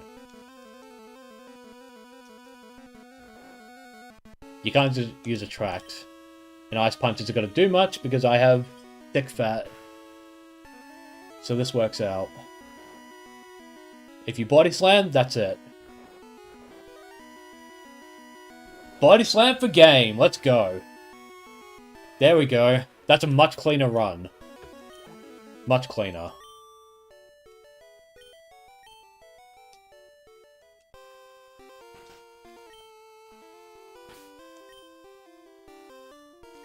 Still lost half my Pokemon, but that's fine. I had a worst run against Lorelei where it was like 5 out of 6.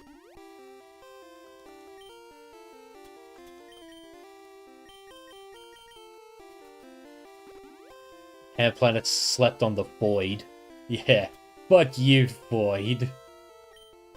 Fuck you, George Floyd.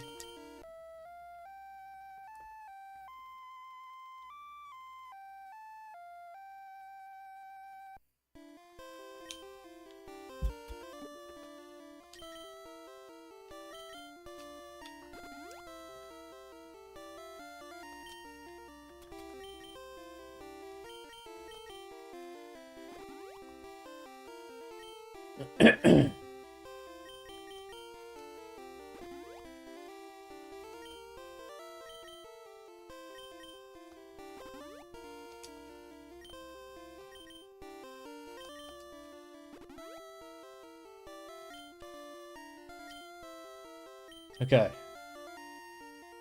Now we're going to do Lord Helix Sweep. Because that was a consistent strategy. And in fact, Lord Helix performed better than I expected against that Hitmonlee, where he survived with 1 hit. I'm not going to count on that happening again. But at least I can count on... I just made a mistake. I just made a mistake.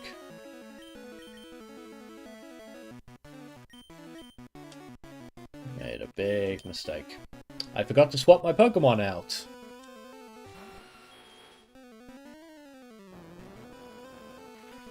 It's fine. Upper is a backup plan. I can Surf Sweep Onix with Upper, that's fine. I should survive this. Probably not, because I'm Lonely Nature. I do survive it. Okay.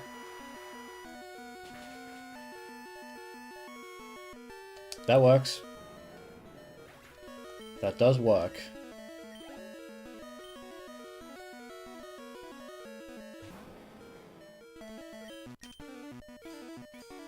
Iron Tail? Poison Point, though. Alright, that made it worth it. That will work for me. As long as you don't Iron Tail me. That's going to do quite a bit of damage, I'm not going to lie. Nope, good, good. Okay, I can now confirm Lord Helix has enough defense to survive a level 56 Onyx Earthquake. Which is really, really good knowledge. That helps a lot. I'll remember that for next time. Yep, just Surf.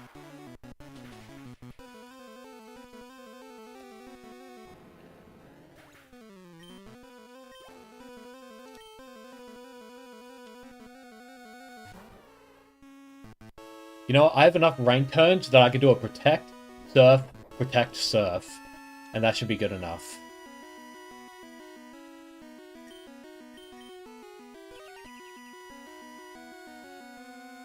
Because any inches of health I can get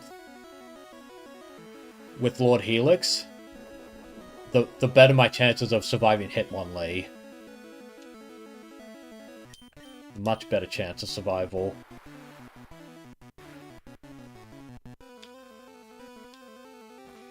Okay. That time, Lord Helix did not miss the Sky Uppercut, but that's fine. Because Moist Spoon can set up Calm Mind and sweep. I just need one Calm Mind, and then I'm good.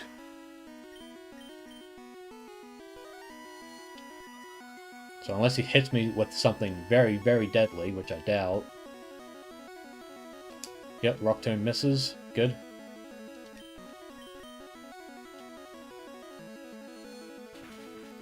Alright. That's Bruno done. I know, how presumptuous of me. He has 2 Pokemon still. Well, he can't survive a powered-up Psychic. Not possible. And I'm faster.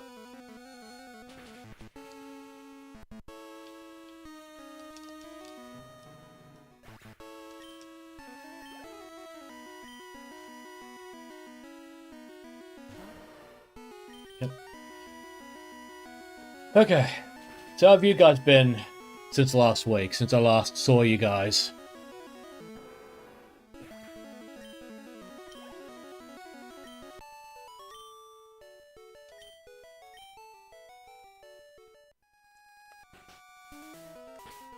Okay.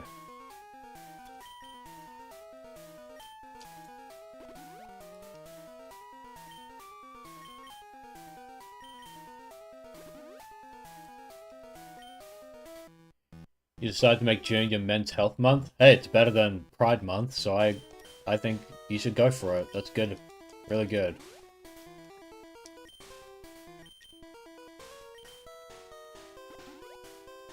Yeah.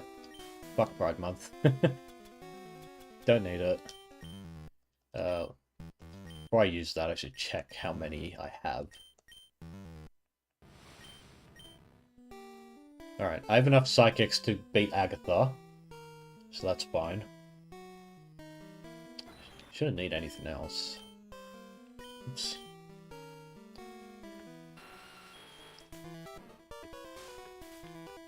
Oh, I will use Ether on Sleep Talk.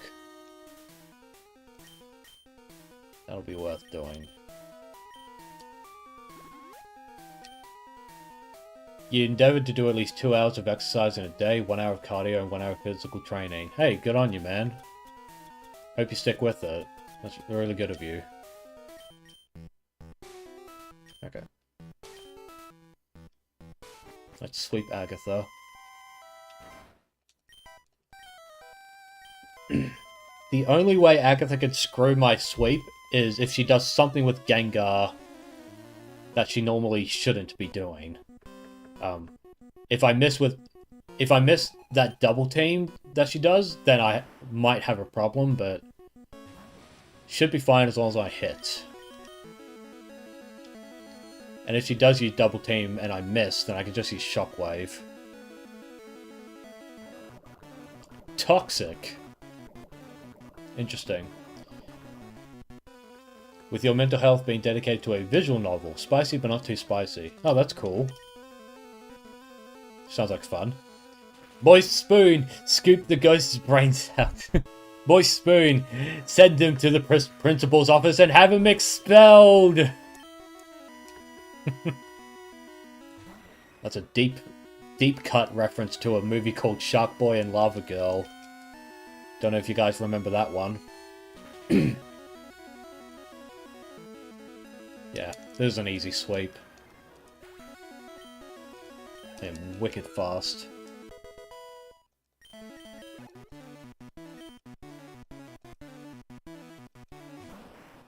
Yep, not gonna matter. No matter how high level your Pokemon are, Agatha, my Moist Spoon is just gonna outspeed you. Scoop you up like a basketball. You remember George Lopez's Mega Face? Oh yeah, that was a thing, wasn't it?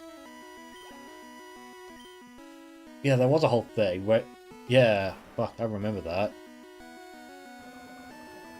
Toxic is gonna hurt, but... You know?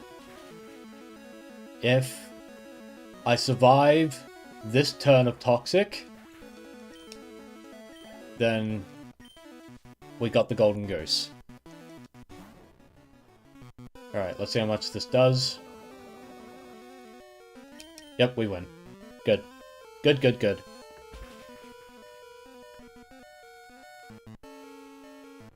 At least we got back to Lance quickly. Very happy with that.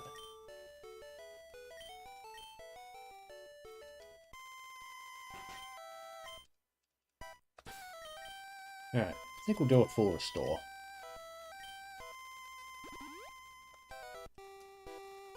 And then Ether on the Psychic. Okay. Now, we are not going to dilly-dally with 2 Carmines. We're just going to do... you know what? Pikachu was faster than Gyarados.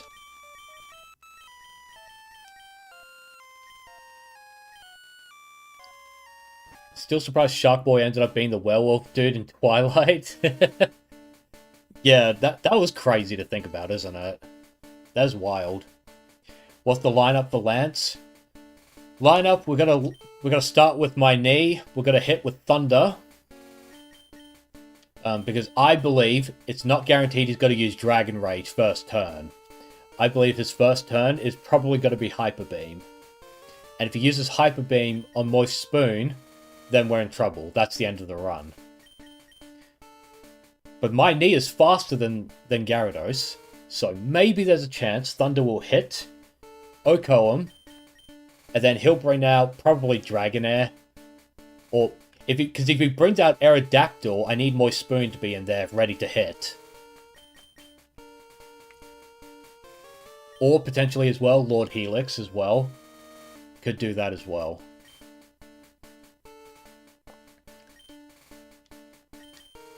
Because we need a miracle here.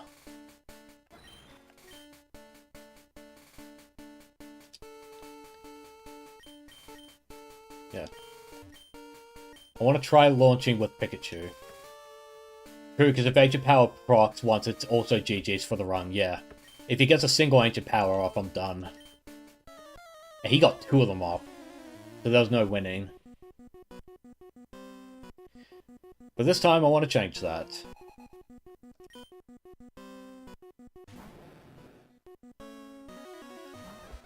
Alright, my knee. Let's see if you still got it. Fuck. Fuck.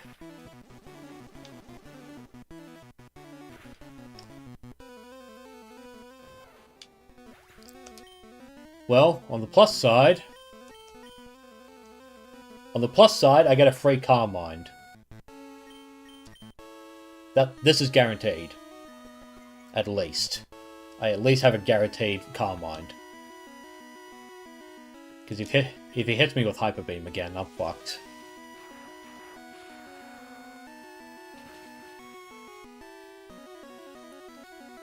We can also Carmine into Psychic, that is true. And now I know Shockwave can kill Gyarados. That's really good. That's encouraging. Because now he has Aerodactyl, right? But I'm fast too. Oh, you should have hit me with Ancient Power, my man. Now your Aerodactyl is gone.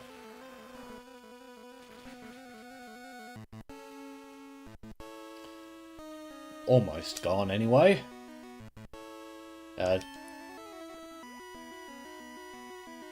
You know what? That's fine. You do that, Lance. Because I'll just keep hitting you with shockwaves until I get a crit.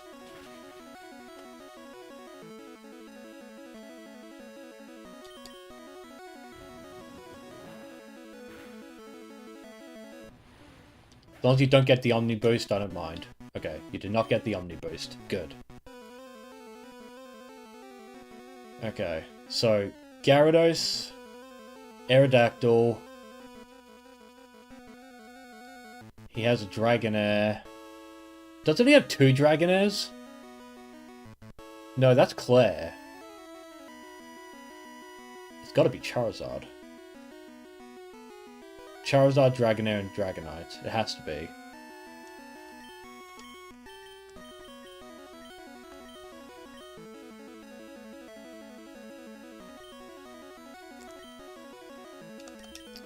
Yeah. Do this because Ancient Power, Wind Attack, I resist. As long as he doesn't get the Omni Boost, I'll be fine. Good, good, good.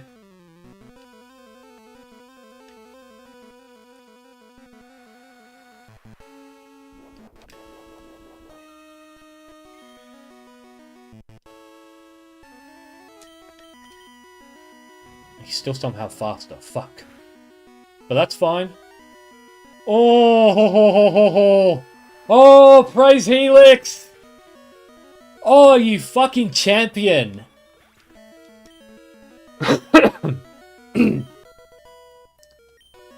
God damn, man! Handplan is trying to learn rollout. We're not doing that. Alright. You know what? What I need to do now is I need to get this Dragonair to waste Rain Dance turns. So I'm going to do Protect. Yep, that's because with Rain Dance gone, Rotoscoped will hit harder with any fire attacks, which I'm probably going to need.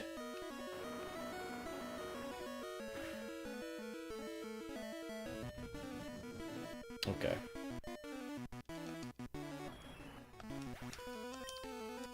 Alright, Dragon type is special. So it would be Wise.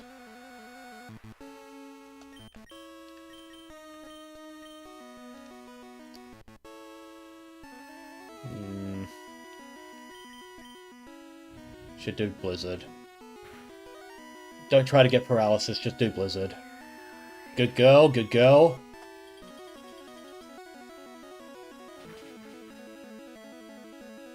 Okay. Yep, yep. You have that, so you might do a full restore, and if you do... No. Okay. Fair enough. But I have Stab Body Slam, that's still gonna kill. Well done. Alright. Yeah, it was 2 Dragonairs, I thought so. Okay. I don't know why you still have Dragon Rage at level 56, but you know what? You do you, Lance. You do you. You're not gonna freeze with Blizzard, but it is gonna hurt. In fact, if I could get one more in, that's a two shot. Very good, very good. Come on, Oko. Well, not Oko.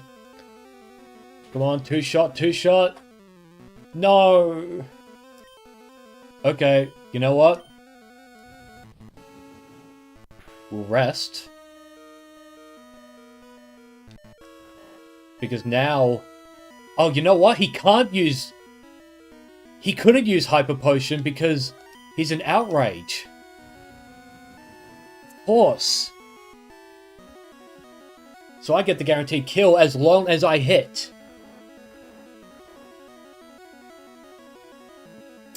No, Hand Planet, you had the shot, you had the kill. You had the kill. No. No, you had the kill. Hand Planet. You had the kill.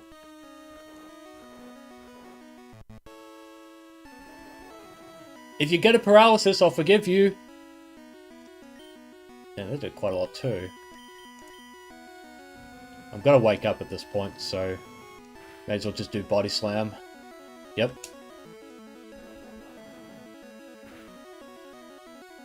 Okay, good. Thank you. Okay, final Pokemon.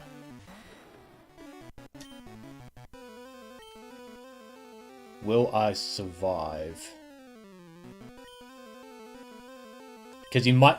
I think he's got to go for Outrage. I think he will go for Outrage. So if he does... then maybe I should do this. Hyper Beam.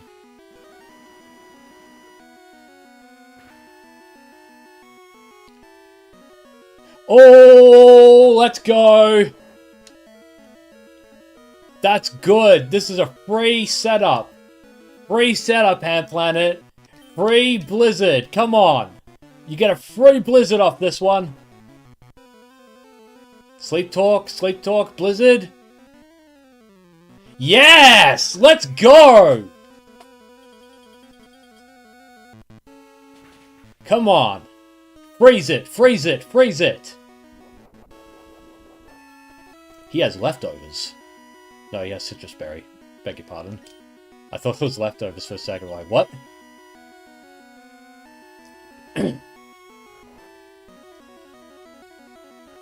As long as it's Body Slam or Blizzard, I don't care what you use. Not what I wanted to see.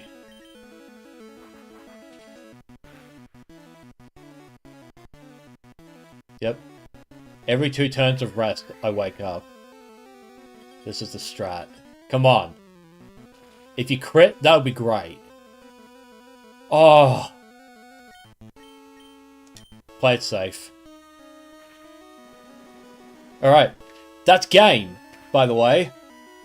That's game. Yep, even if I die, that's game. Dragonite loses. Now, who do I want to get the experience? Probably up Upachai, to be honest.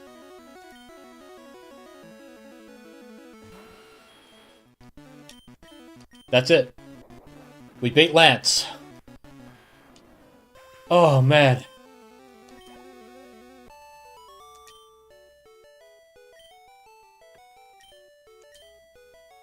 Holy shit. Oh man, we're actually on a good run here. I have one more challenge left. One more trainer to face. His name is Blue. He beat the Elite Four before me. The real champion.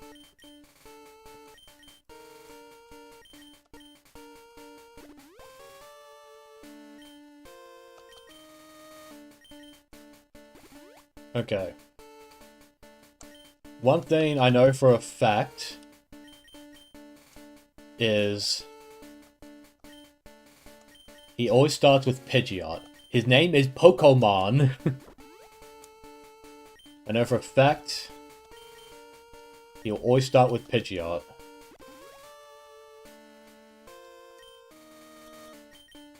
The real question is, who do I start with? I have half the mind to do Lord Helix.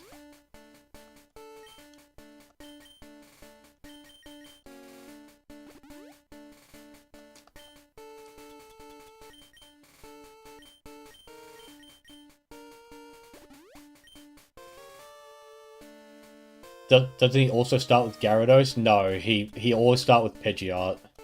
That's always been his lead. If I'm wrong, then we'll find out.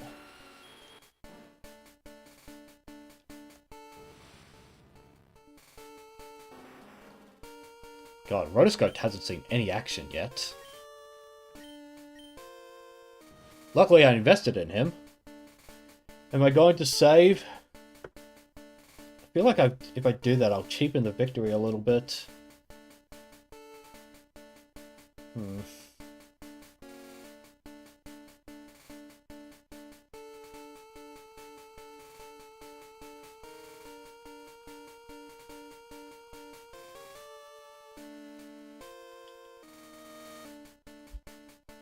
Yeah, I'll make a safe state. Fuck it.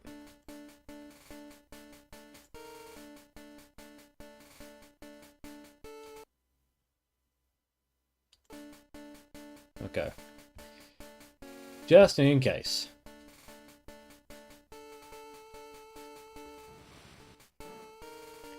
Because now at the very least, I might have to fucking fight Lorelei all over again.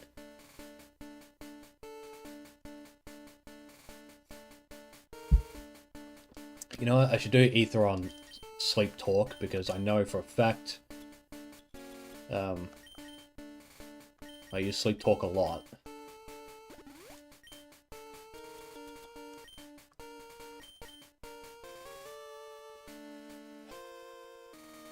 The question is, might either Pikachu first or Moist Spoon first?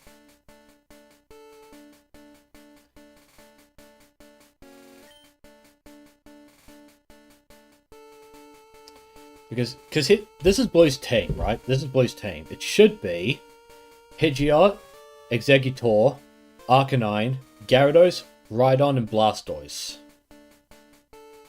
Should be those 6.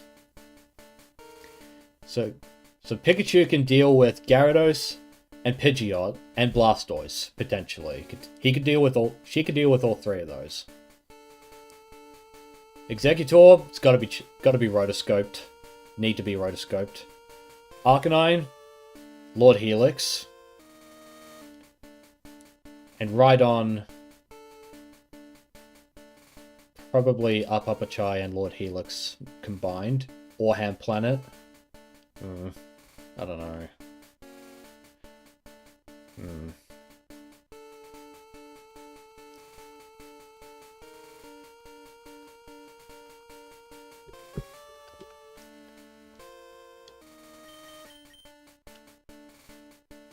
Because with Pidgeot out, oh no, he has an Alakazam. Shit, he has an Alakazam.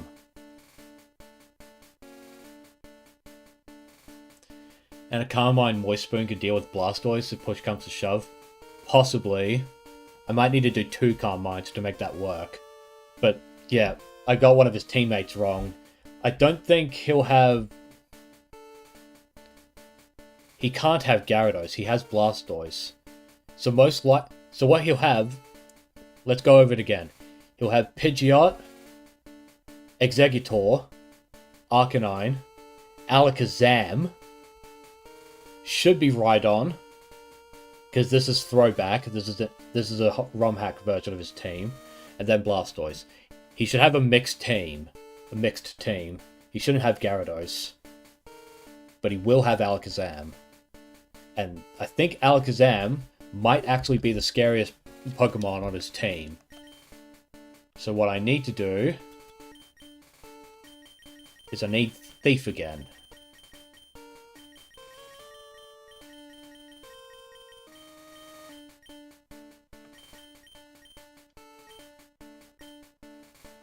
He'll have Pidgeot.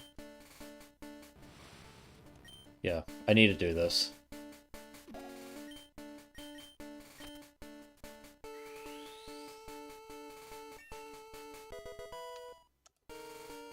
Yep.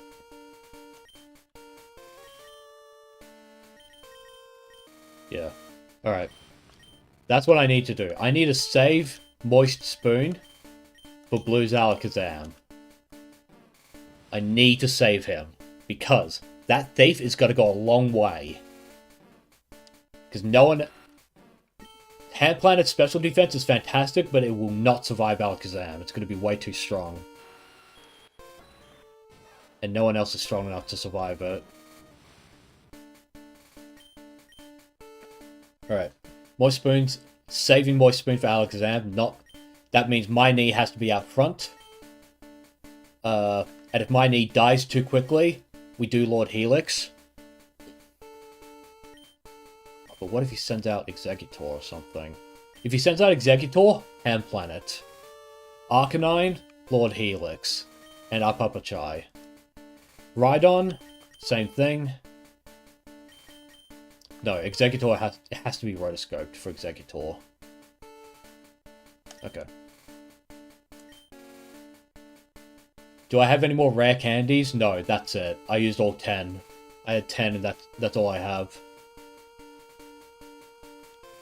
Oh, okay. Let's do this.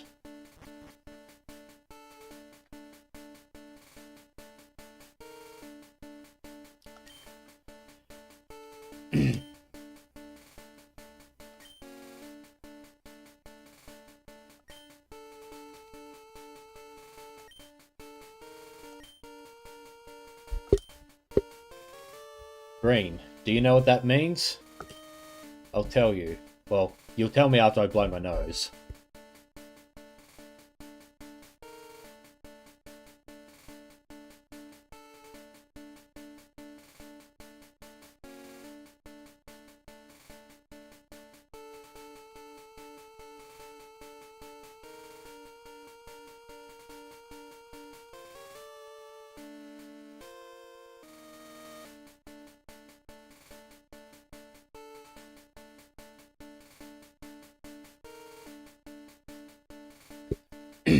Blue, we are here for our crown.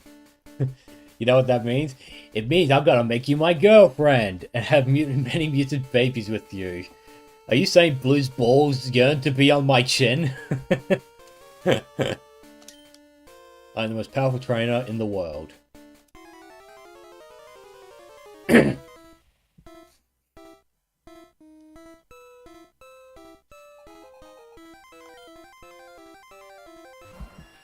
Yep, it's Pidgeot like I thought. Okay. I actually think Thunderbolt might be good enough.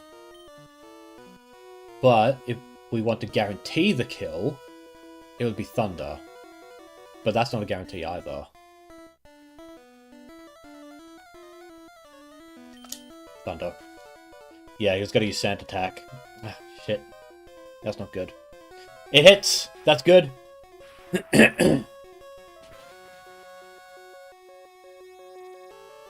Ah! You know what? You're gonna do full restore?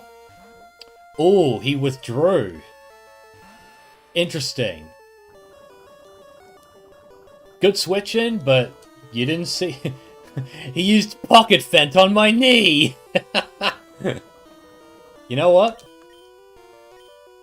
This works out.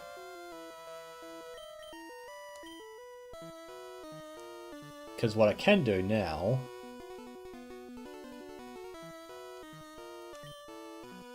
Because I know for a fact he's got to use Earthquake. Oh, no. I thought he would use Earthquake. Fuck!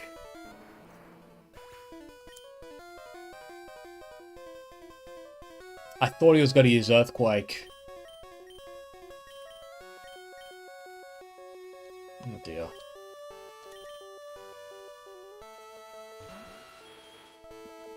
Lol, you give fire against rock. Shane, I wasn't going to use a fire type on him. I was going to do like a switch strategy where I would use Earthquake, where I would swap in a flying type with his Earthquake, miss, swap again, and he will use something else. That was my plan. Your special defense is lower, so that's good. Did he just bait me? Yeah, I guess he did. Fuck, that was my starter too. Alright.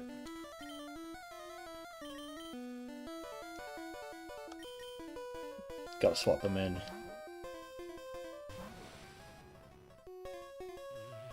Future Sight, that's fine with me.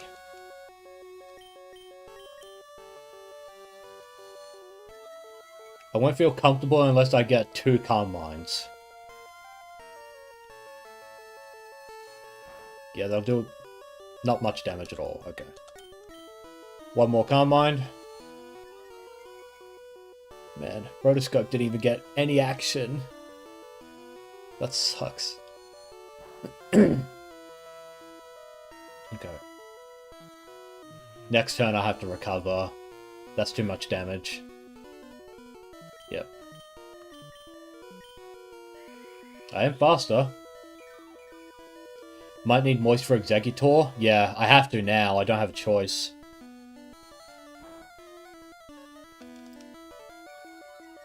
Oh no, he lowered my special defense.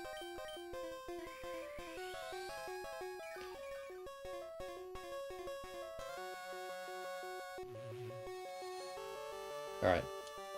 We keep Moist Spoon in. He'll tank the Future Sight. Because I needed this.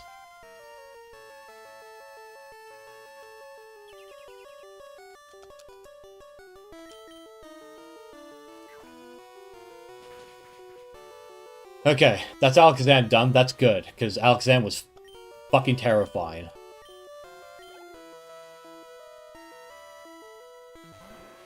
Arcanine.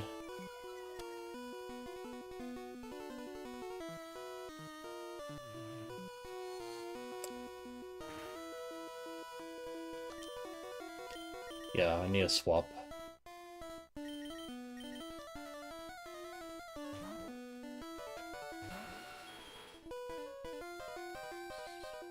Yeah, that would have killed me. that extreme speed.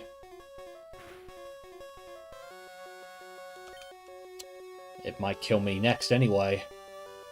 Fuck. Alright,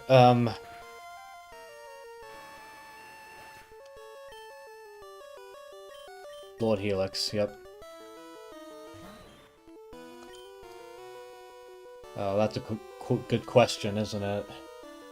He has 3 Pokemon left. One of them is Blastoise. Should at least try Rain Dance. If I can get it off.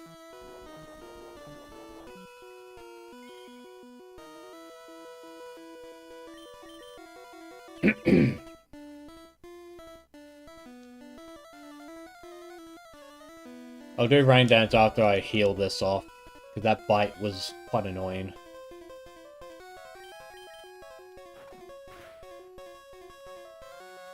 No, he's just gonna flinch me to death. And he can get away with it because he's faster.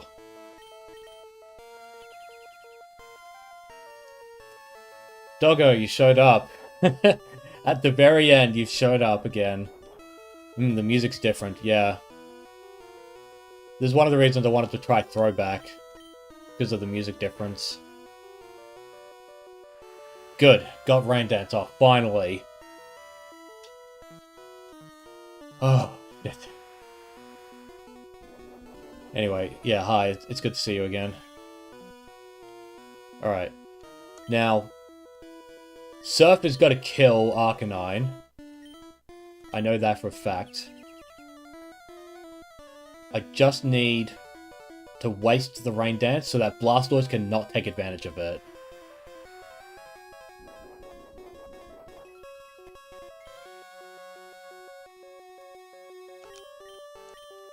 Alright.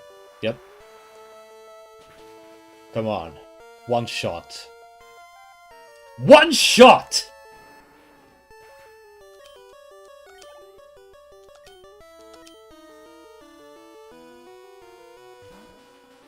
Executor.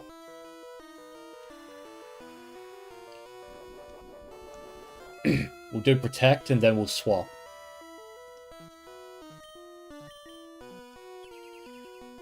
Okay.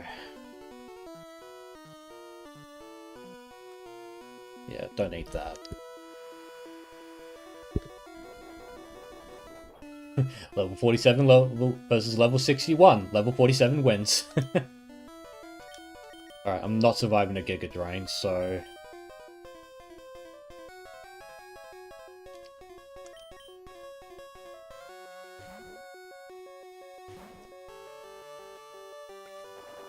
That's fine.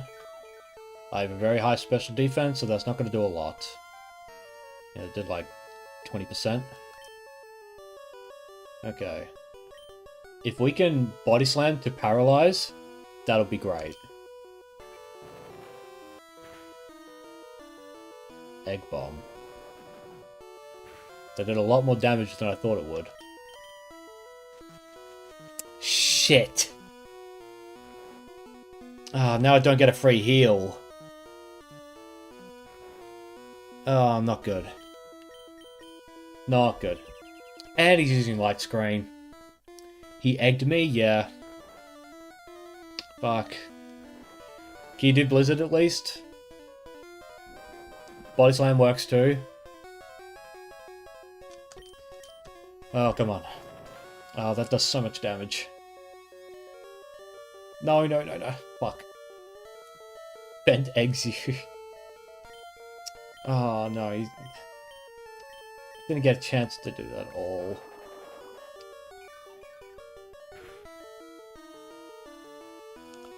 He even crit me. What a prick.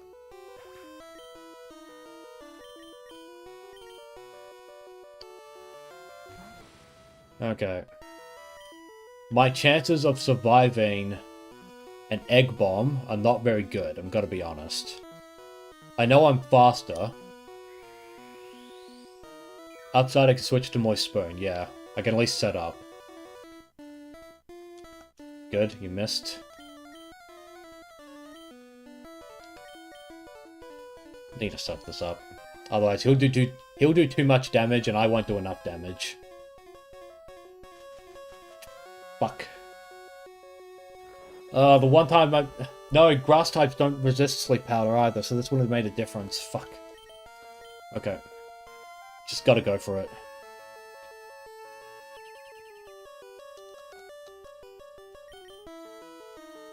Early wake up?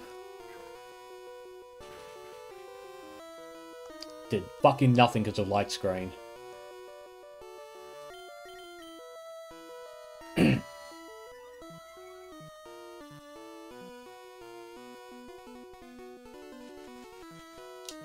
Fucking hell.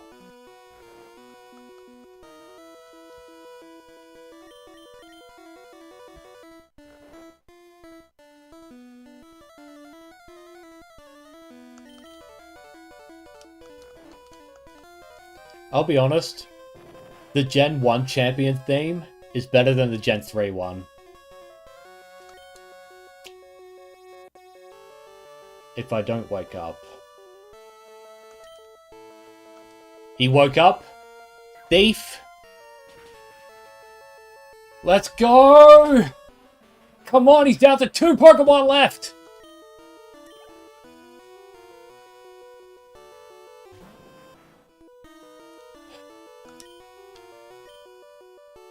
He's got to kill me next shot, so I gotta do Psychic. You prefer Gen 2's champion theme? I do as well, obviously, because it's Red's theme. But, compared to Gen 1 and 3, when you fight Blue, this is much better. Okay, my knee! Time to show them that careful nature doesn't make a fucking difference when you're playing Pokemon. Let's fucking go! Let's go! One more Pokemon! Fucking hit him with the Falcon Knee!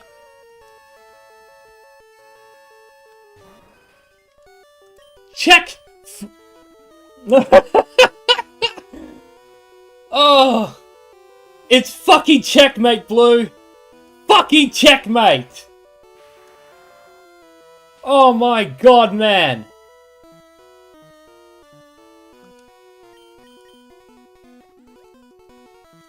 It's all you can fucking do. Heal all you want, you little bitch. This is my fucking championship.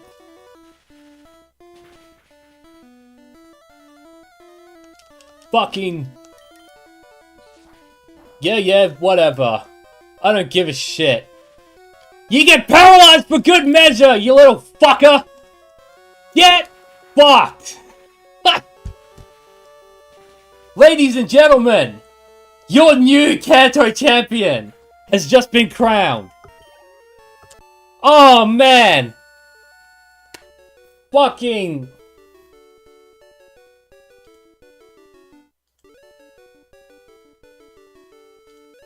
Screenshot saved.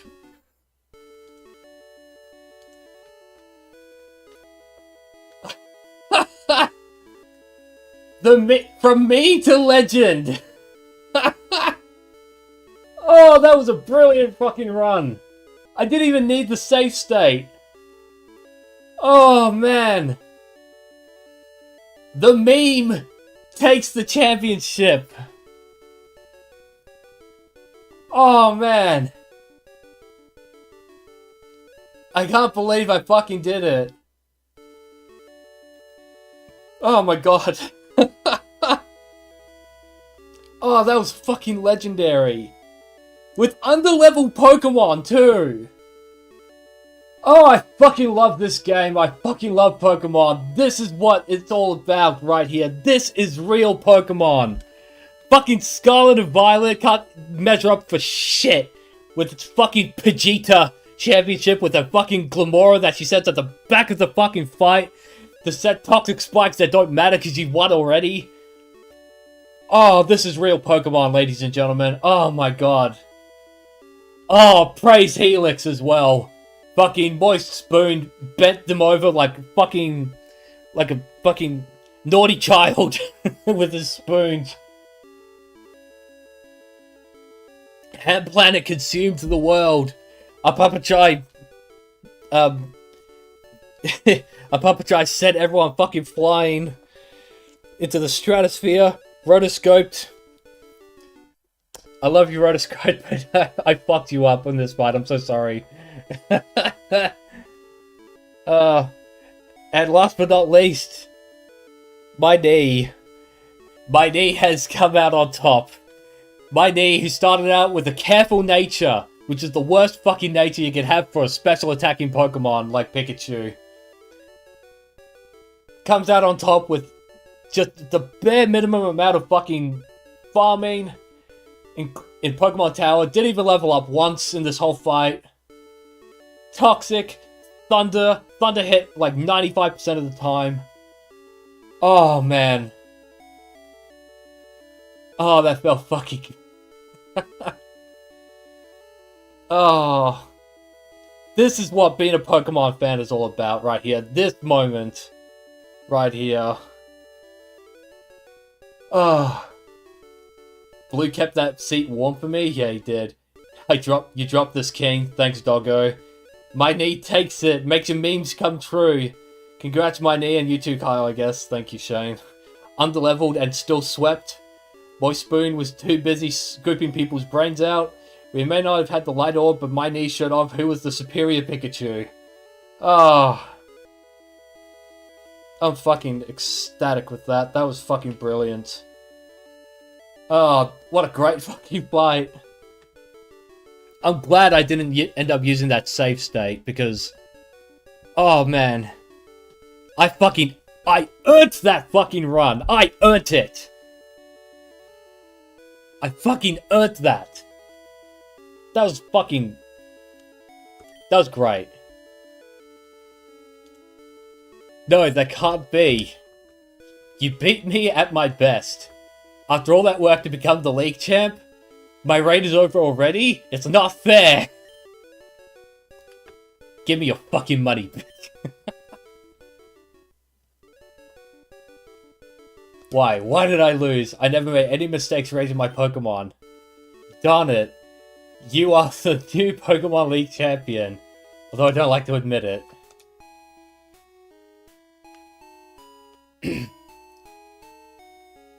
If that was his best, I'm disappointed. The save state didn't even matter. No, it didn't.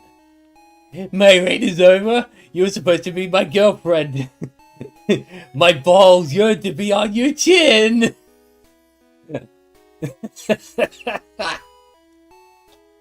So you've won. Sincerely, congratulations. You're the new Pokemon League champion.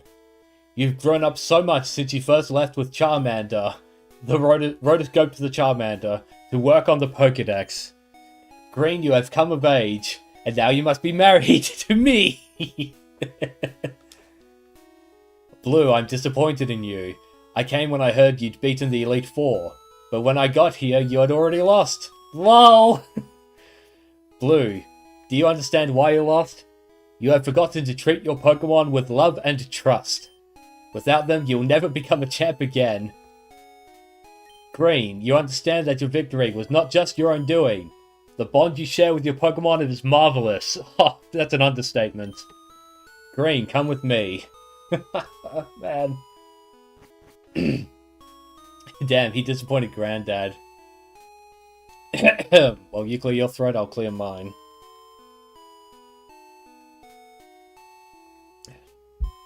Congratulations, Green. This floor is the Pokemon Hall of Fame. Pokemon League champions are honoured for their exploits here. Their Pokemon are also recorded in the Hall of Fame.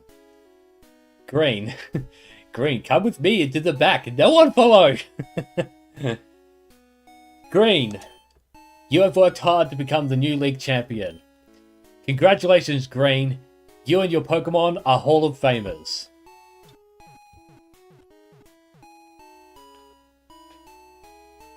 Oh, man. I am so glad to have done this playthrough. I am so glad I did this. My knee! Oh my... Lord Helix! Apapachai! Hand Planet! Moist Spoon! And rotoscoped with the moral support. Welcome to the Hall of Fame. Time. 44 hours and 32 minutes. With a little bit of speed up farming, but that's fine. Oh, man.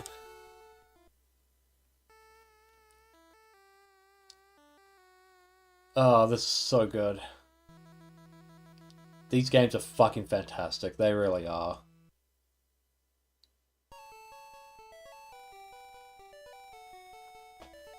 Da da da. Yep, hang on. Da, da, da, da, da. Da, da, da, da. Come on.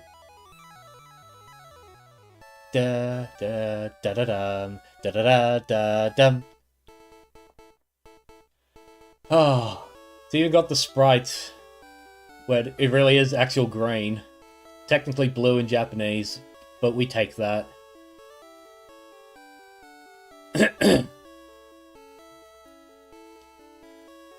Oh, I am so happy I did this playthrough, guys. Honestly, that was fucking phenomenal. That was a phenomenal Elite Four run.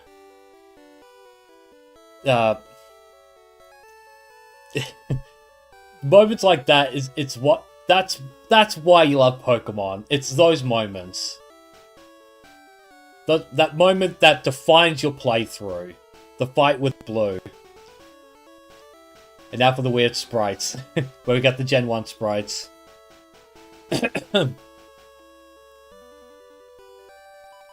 Oh, man. I'm so happy I did this playthrough. This is fucking fantastic to watch. You like how you accidentally joined during the hypest moment? Boy, did you. Yeah, impeccable timing. Oh.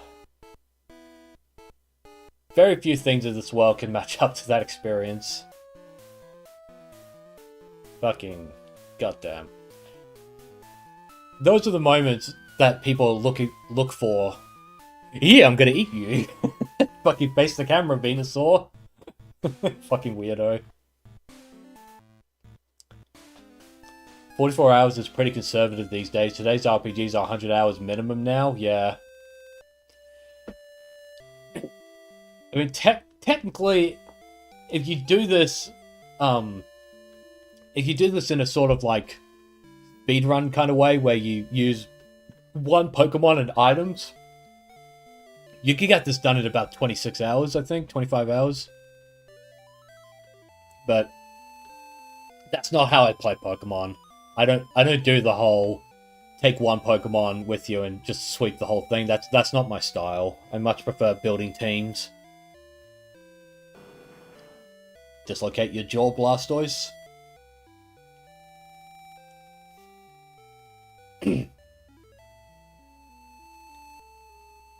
Oh, man.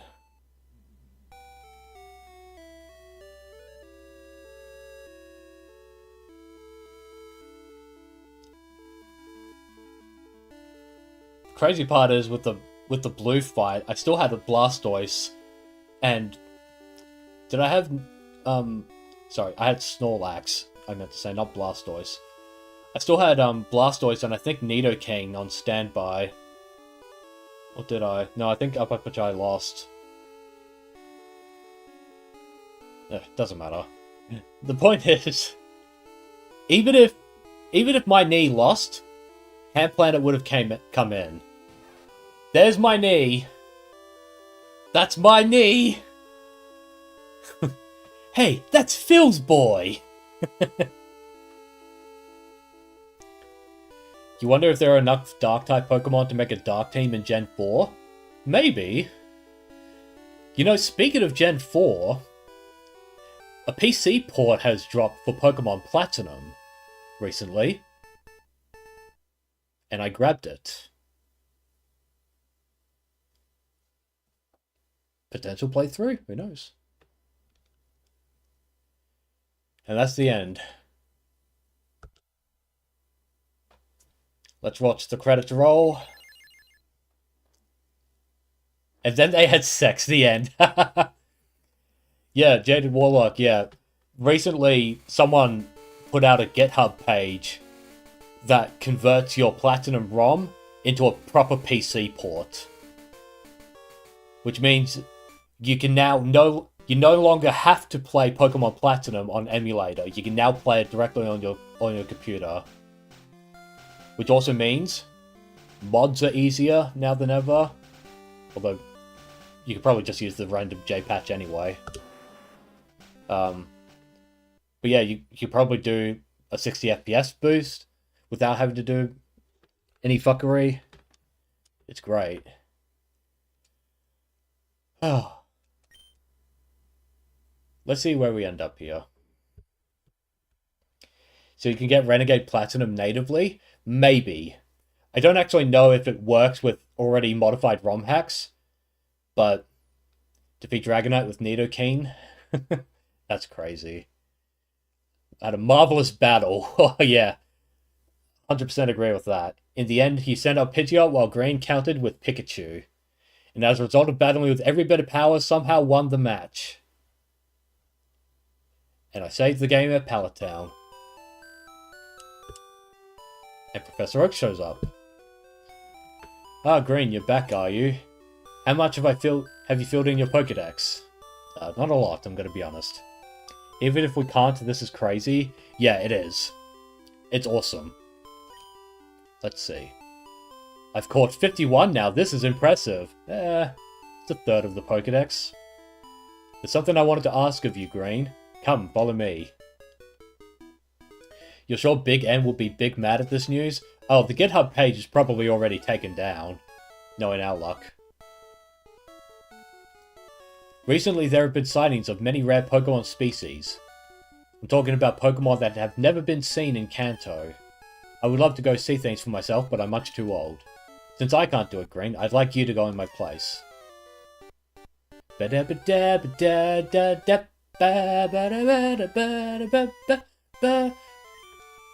Gramps, what's his favorite Green over me all the time? I went and collected more Pokemon, and faster too. Just let me handle everything. Of course I need your help too. I need to see both your Pokedexes.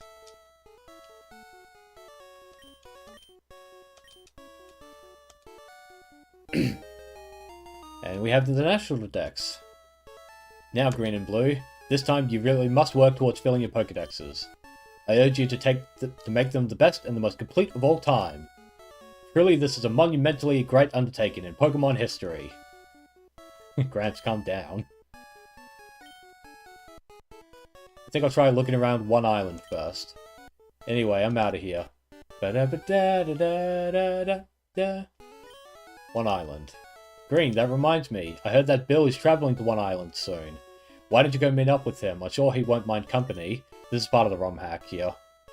It could be a great opportunity to discover undocumented Pokemon. He should be waiting at the Pokemon Center at Cinnabar Island. Oh, well at least the location's the same.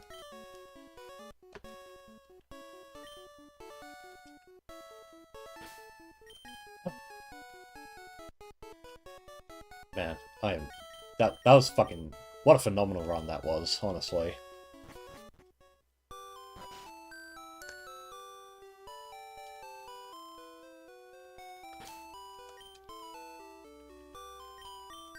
Hang on.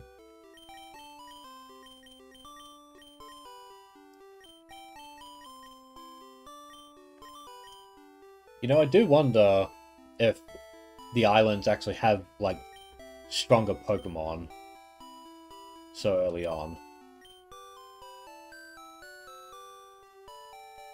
Poor Bulbasaur, yeah.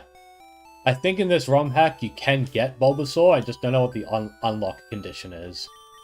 I know your rival will give you a baby Pokemon of his starter. I know that'll happen.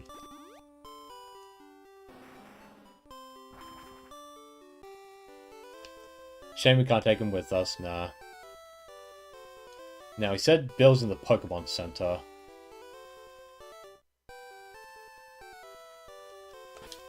Did I forget the old Amber? Yeah. Did I forget the old Amber?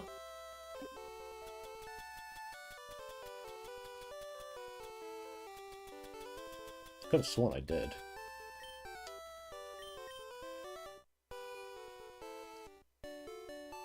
There's Bill. That's good to know.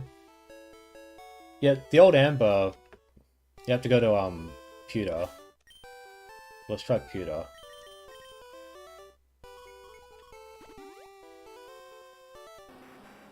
Oh, I need cut. Alright. At this point, I'm just wrapping up for the sake of it.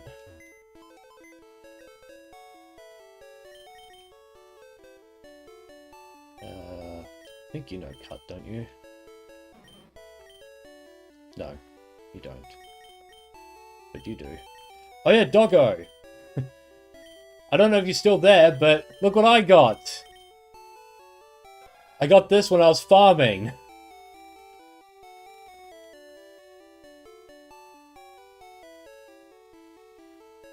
Got a shiny. Called it Lucky Star. Still here? Yeah, check it out, look. Got a shiny. Looks cute, yeah. Yeah, that's why I showed it off.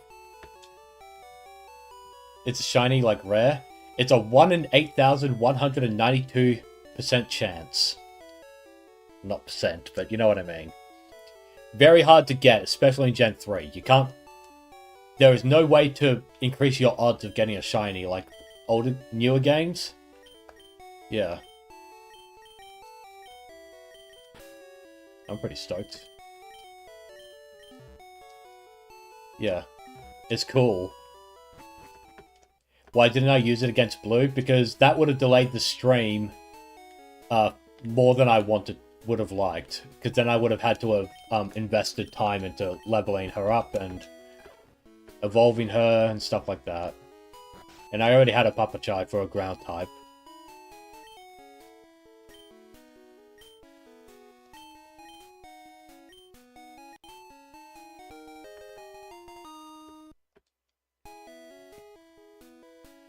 Right, say no more. I shall get you your Aerodactyl.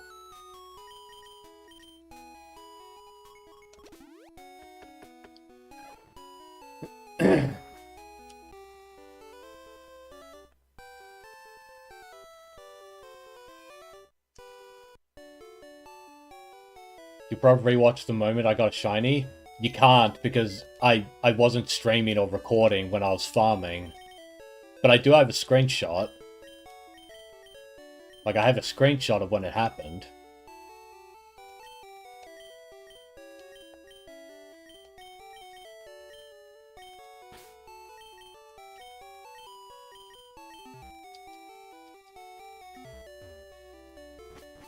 Like, let me pull it up. That's the screenshot. That's when I found it. I think it's pretty cool.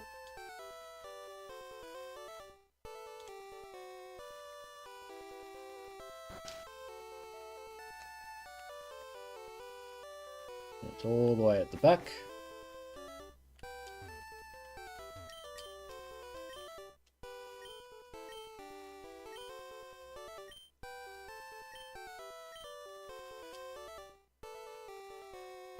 Aerodactyl should be level 32 as well, based on this ROM hack.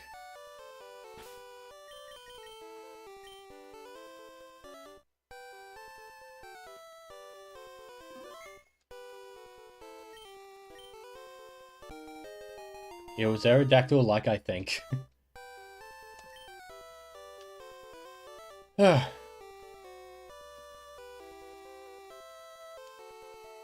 What shall we nickname Aerodactyl?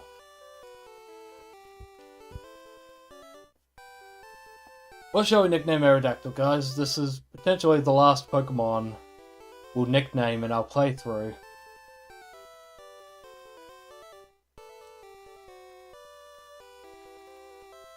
Rockman? I like that. I like Rockman.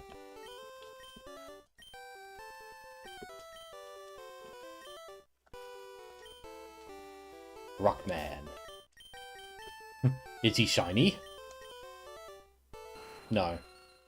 But it would have been funny if he was. Hasty nature is not the worst. There could be a lot worse.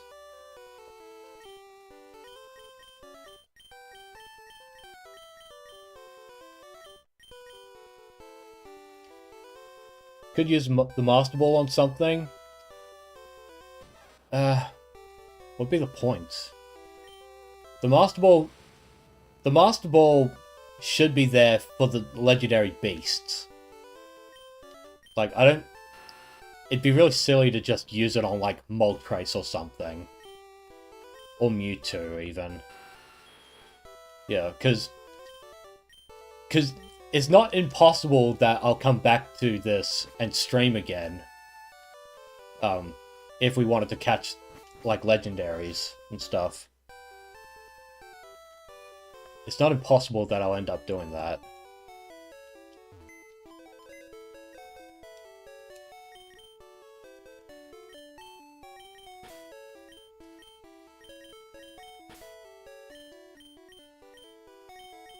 Right, I want to do some item moving.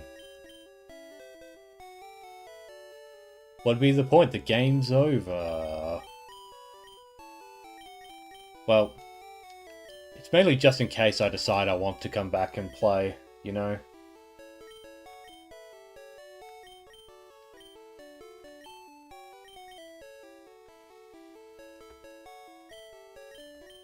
You can keep soft sand. You...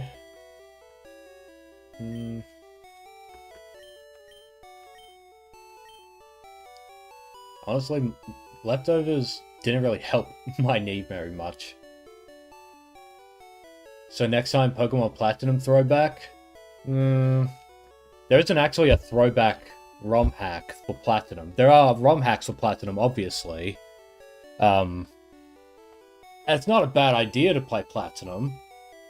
Like, I enjoyed playing Platinum on my actual cartridge. The quest may be done, but the post-game is still open. You're right, it is. It's just that, now that the main run is over, I don't have to worry as much about sticking to the Friday schedule, or the Monday schedule, whenever I stream, right? Because now I can focus on something else that I need to do.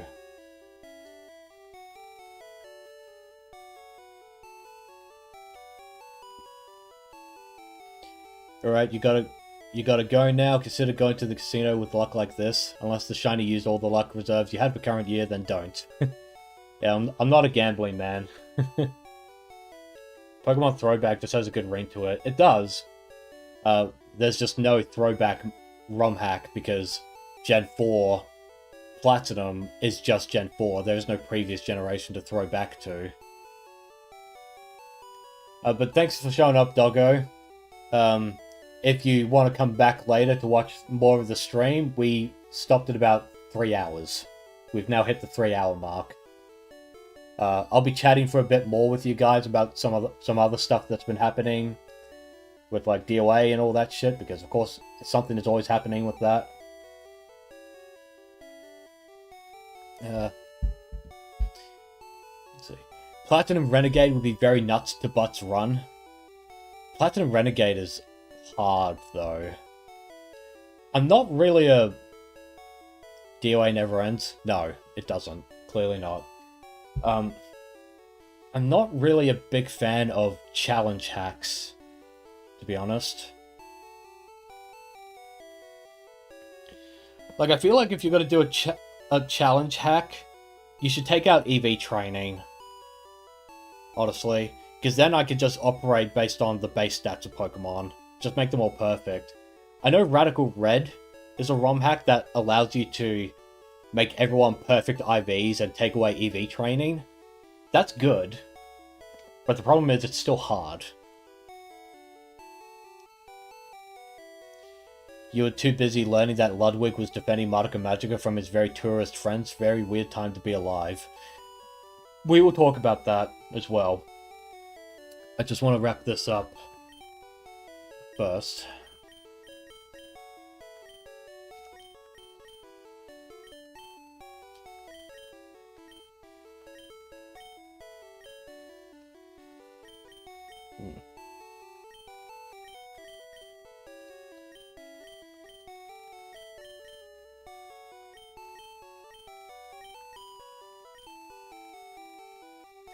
Okay.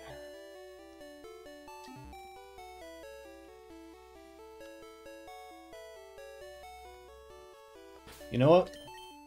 Let's go to one island. We'll just go to one island and then we'll... No, because... Doesn't that lock you in for a little bit? If I go to one island, then I'd be obligated to... Alright, let's save. We'll save, see what he says, and then we'll just turn off.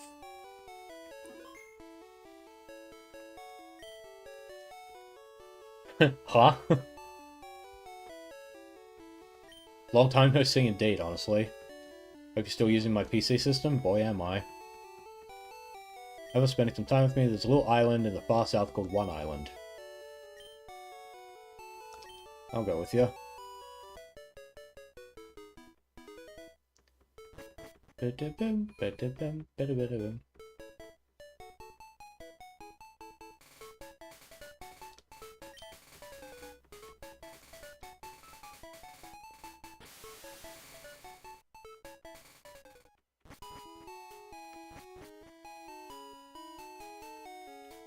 There's one island. Several islands around here, and this is one of them. Hence the name. My friend Celio sent the boat to fetch me here. He's in charge of the island's PC network, but he's lonesome.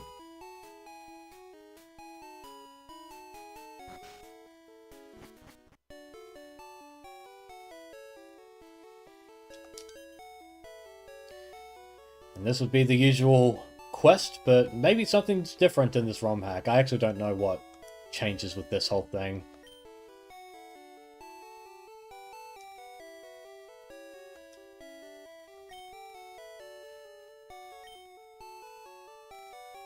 Why is everyone saying anyways? Stop saying anyways. It's not a word.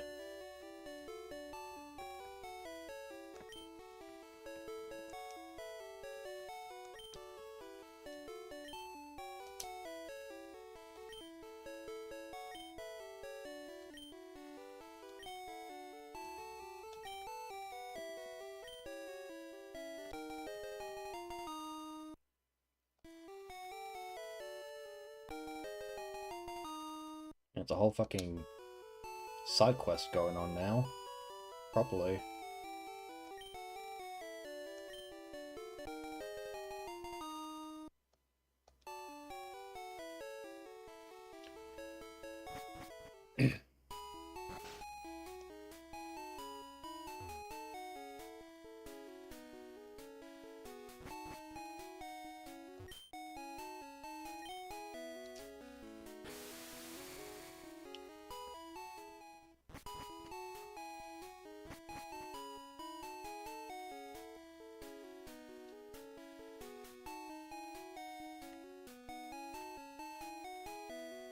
He says he runs a game corner, so it'd be this guy.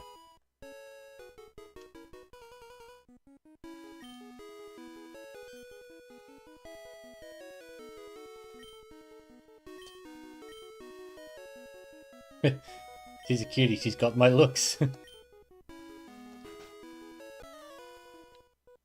Oh, hello.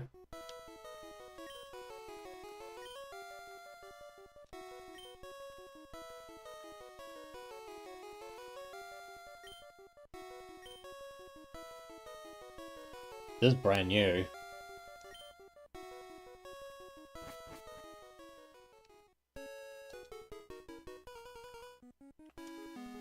Now what do you do? We're not running any games today, so we just disabled the minigame thing. We're just doing the whole Sevi Islands quest? No, we're not. I just wanted to test what... I just wanted to see what we were doing there.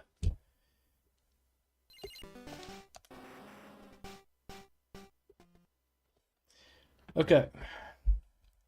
Now we can set that down. And I think now we can allow... Oops, hang on.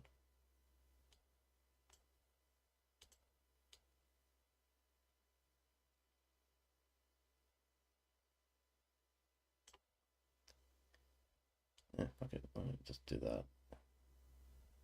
No downside whatsoever to it.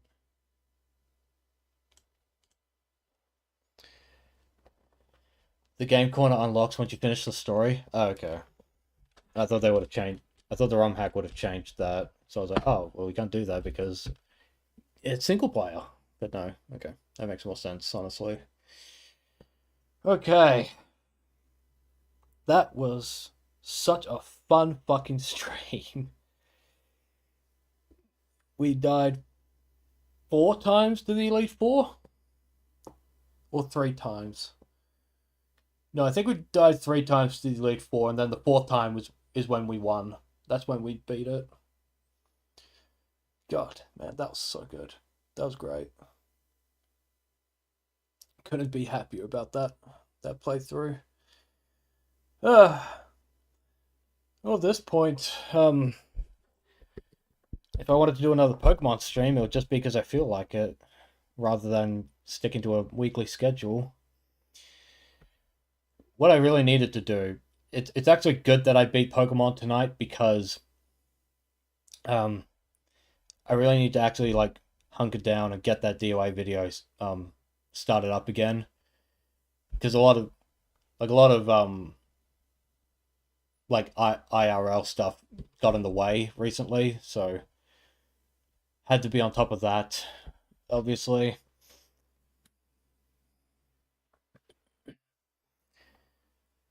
Family responsibilities and all that. So, yeah, the Ludwig thing. Yeah. I was talking to Shane about this whole thing recently. Oh, excuse me. And, so there are actually multiple clips I've seen of this whole controversy that's starting up again. The first one was the Ludwig thing, where they were kind of like in the backyard talking about anime. And then there's the Trash Taste podcast, which, what an apt description of their fucking content, because it's crap. So the first clip I saw was Ludwig, surprisingly, even though I don't like the guy, he was the only one who actually defended Madoka Magica against his so-called friends, who were saying stuff like, Madoka is pedo bait, and if I find out someone I work with likes Madoka as his or her favorite anime, mainly guys, let's be honest. Like, if a guy working for them said Madoka is my favorite anime, they said they would beat him up. Beat him up, you say?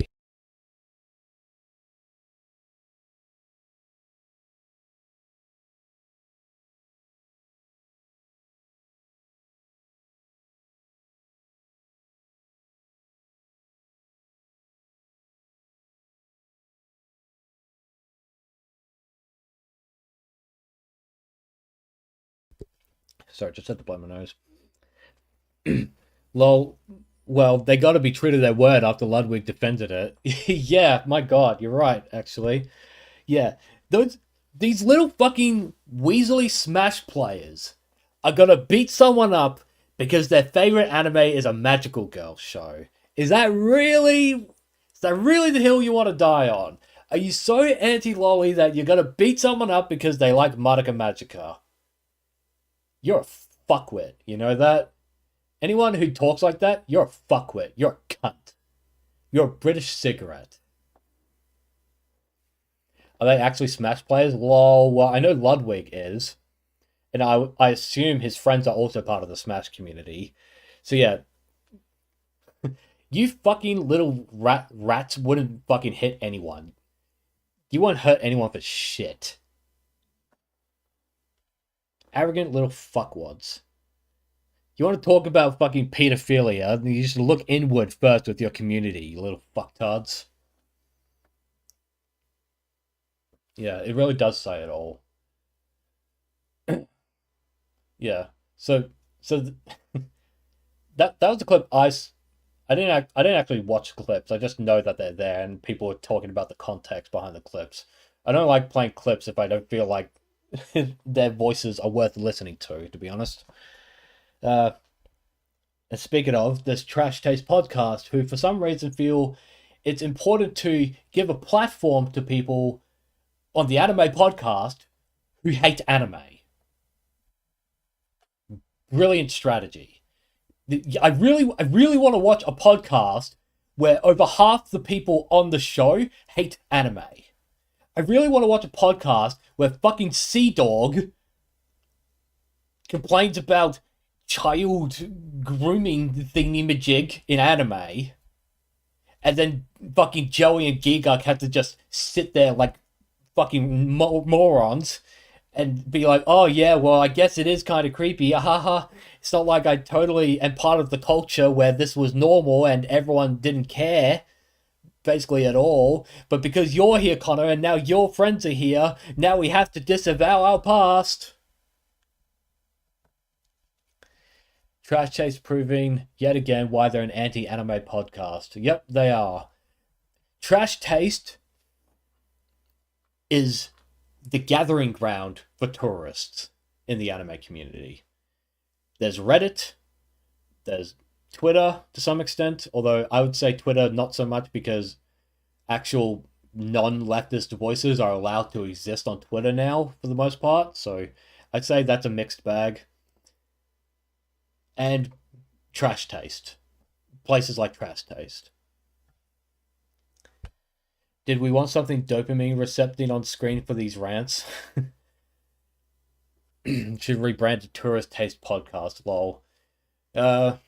I mean, what can I show that would work?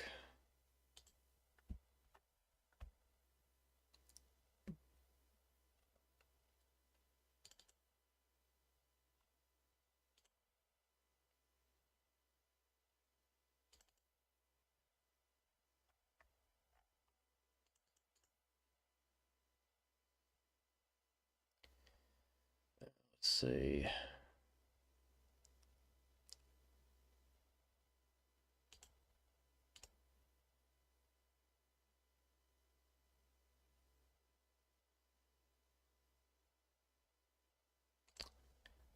How can I show it off? Because there's that, but how do I...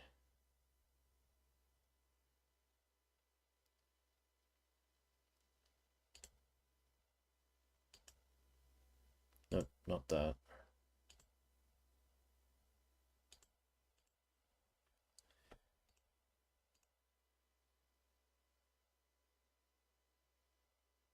Ah, here it is. That's what I was looking for. I was looking for that.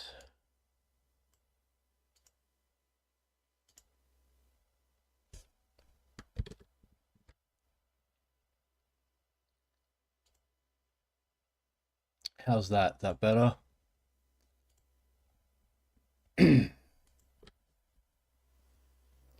Yeah, that's good. That'll work. Fucking hell. It's just...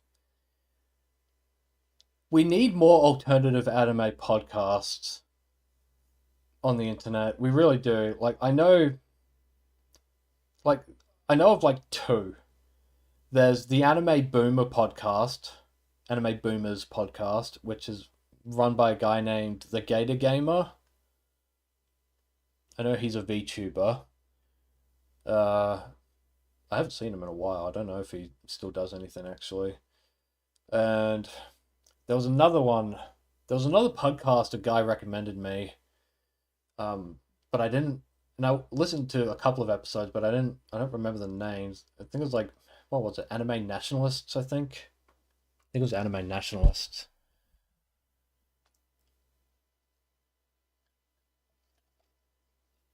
And they basically just talk about, well, the episode I saw was Naruto related, which was relevant because I was watching Naruto at the time, so that makes sense. Could I have the Fire Red menu up or something? No, we'll keep this on. Weebcast, but we don't talk about them? Yeah, no. Fuck Mother's Basement. He's one of many anime YouTubers that has facilitated the tourist mindset of watching video essays and thinking you're a fan and understand the show you're watching based on that. He's a dime a dozen of those kind of content creators. And we need less of those. We need fewer of those kinds of people. Yeah, what we need are actual proper anime reviewers. Like my brother Shane on Apocalypse Industries. when he actually makes reviews. But yeah, no, we need more alternative podcasts. We really do. Excuse me, I'm burping a lot because I'm tired. Uh,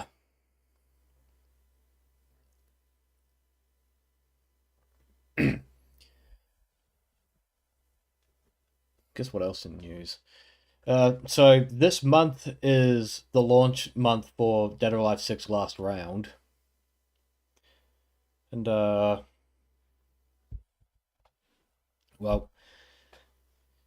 the it's funny, the only news I've heard regarding Dead or Alive 6 Last Round is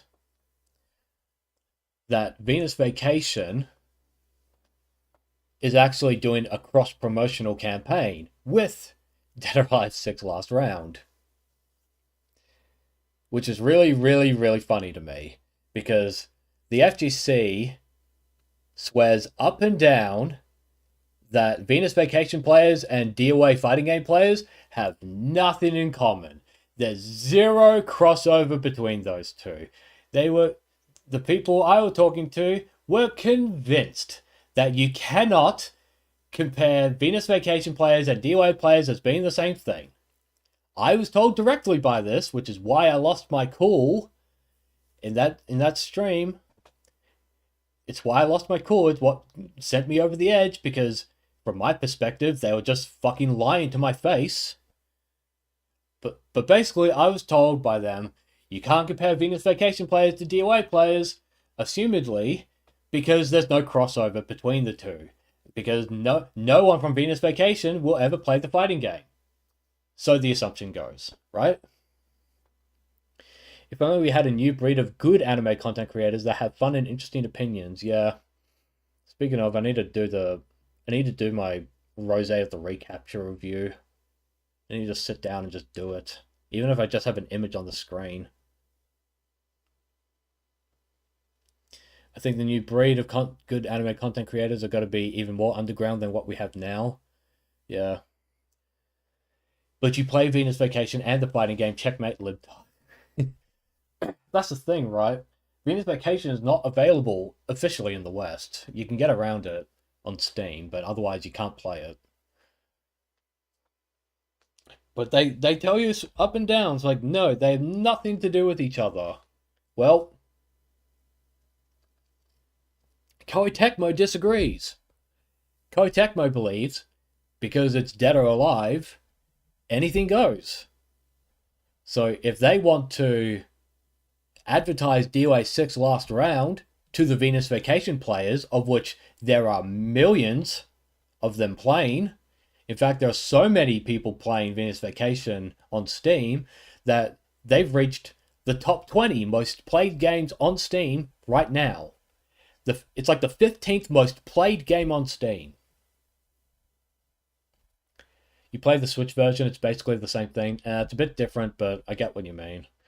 If anything, you want to start making videos on the anime you've been watching, but that might just become a new normie lightning rod. It'll only be a normie lightning rod if you don't gatekeep them early. If you don't... Because one of the biggest mistakes we made as a community was that we wanted to invite more people into the hobby, right? Because we were bullied for it for years. Like, we wanted to make friends. We wanted other people to enjoy the things we enjoyed, right?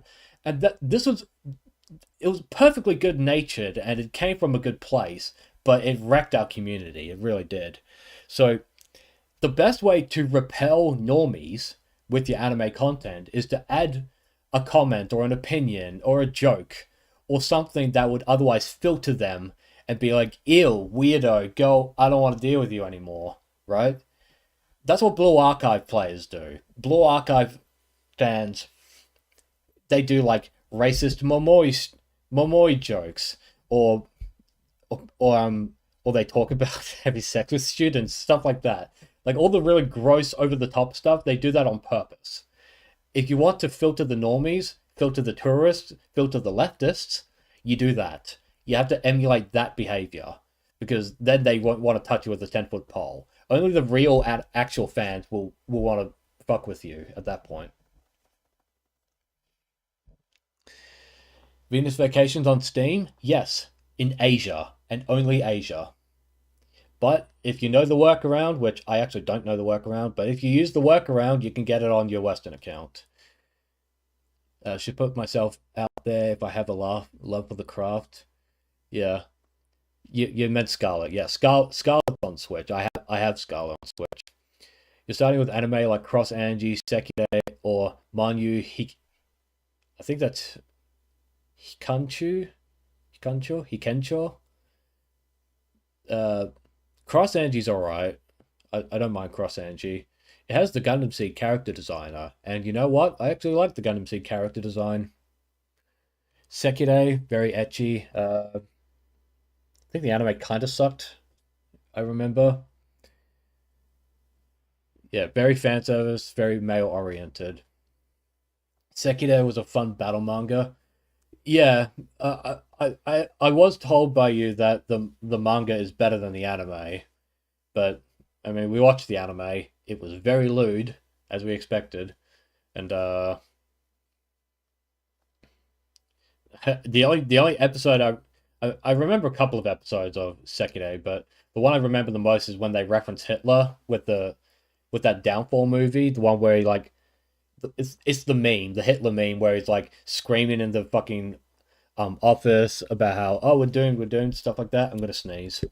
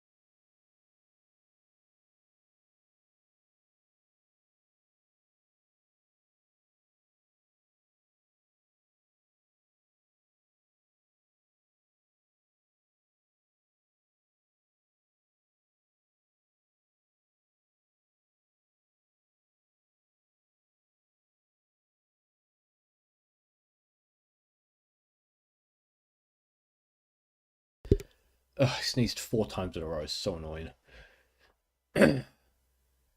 Manu Hikencho is the third one. Yeah, it's just you misspelt it, so I wasn't sure. The manga's way better. You watched the anime dub, so you need to go back. That's not Sekide, that's Mark and Key. Yeah, you're right. It was Mark and Key. I don't think I've actually seen Sekide then. Because I think you said I shouldn't watch it and I should just read it. I kind of remember something like that. You need to go back and rewatch Mark and Key and Maids vs. Butlers. Yep. Honestly, the Mark and Key manga is way better. The anime doesn't follow it at all. Yeah, you did tell me that. You remember starting those series but never finishing them. Bless you times 4. Thank you. Um, yeah. What was I talking about? DOA. Yeah. Venus Vacation is the 15th most played game on Steam, and it's only in one region, right? So you would think the best way to advertise Dead or Alive 6 Last Round is to appeal to your majority player base, right? It's to directly advertise to your core player base. And the FGC is not going to like hearing this, but you are not the core Dead or Alive audience. You're not. I'm sorry, Venus Vacation has overtaken the fighting game, but that's just the reality you have to work with. You have to cooperate with these people, right? If you weren't such toxic fucking assholes to the casuals, then we'd be a lot more sympathetic. But you can't let go of the fact that you want to censor Dead or Alive. You don't want to let that go.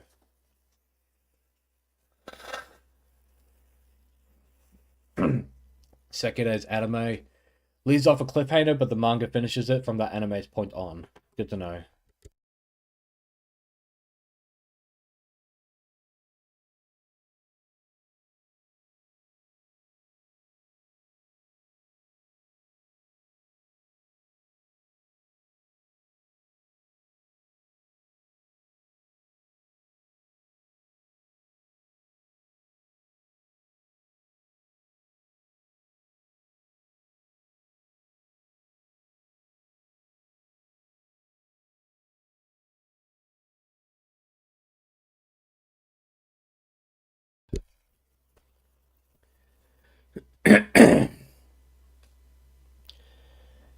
The sneezes that nearly game ended Kyle, haha. I didn't sneeze, I just needed to keep blowing my nose, and I was getting annoying blowing my nose while talking with the mic on. But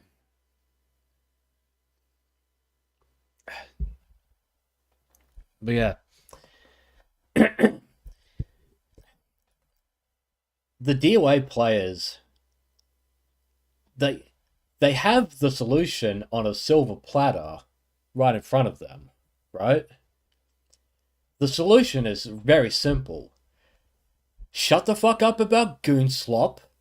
Let the casuals enjoy the goon slop, or whatever derogatory term you want to call them, or the content they consume. Let them enjoy it in peace, and you can get your fighting game. It's really simple. If you don't want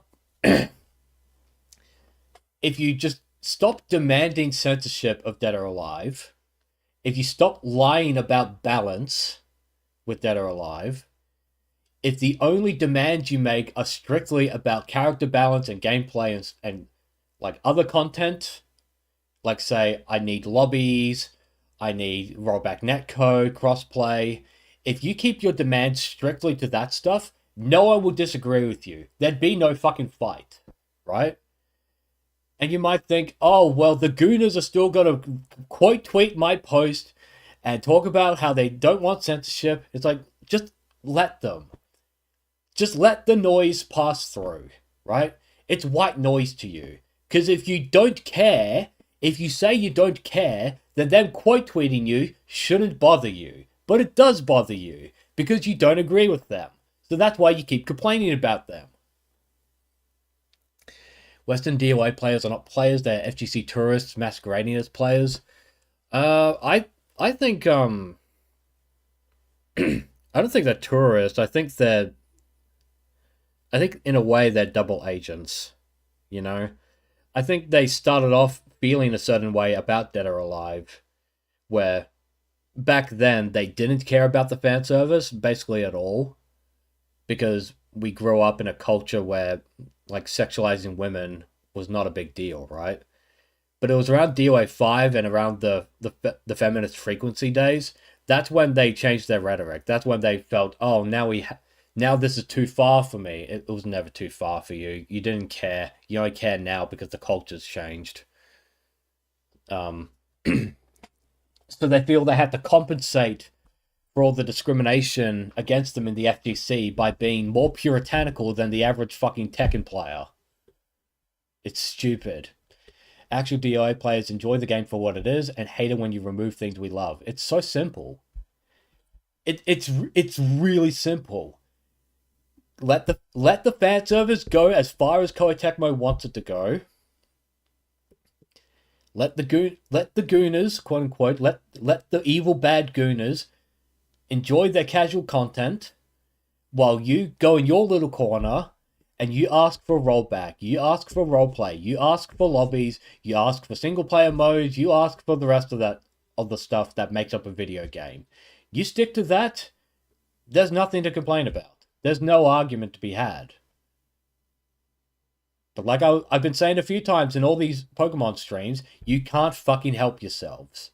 Because you want to, because deep down, you say you don't care, but you want the censorship. You just want to couch it under the guise of balance, because Itagaki said balance, but if I asked you about DOA 5's imbalance as a competitive fighting game, you don't care because that's what you want.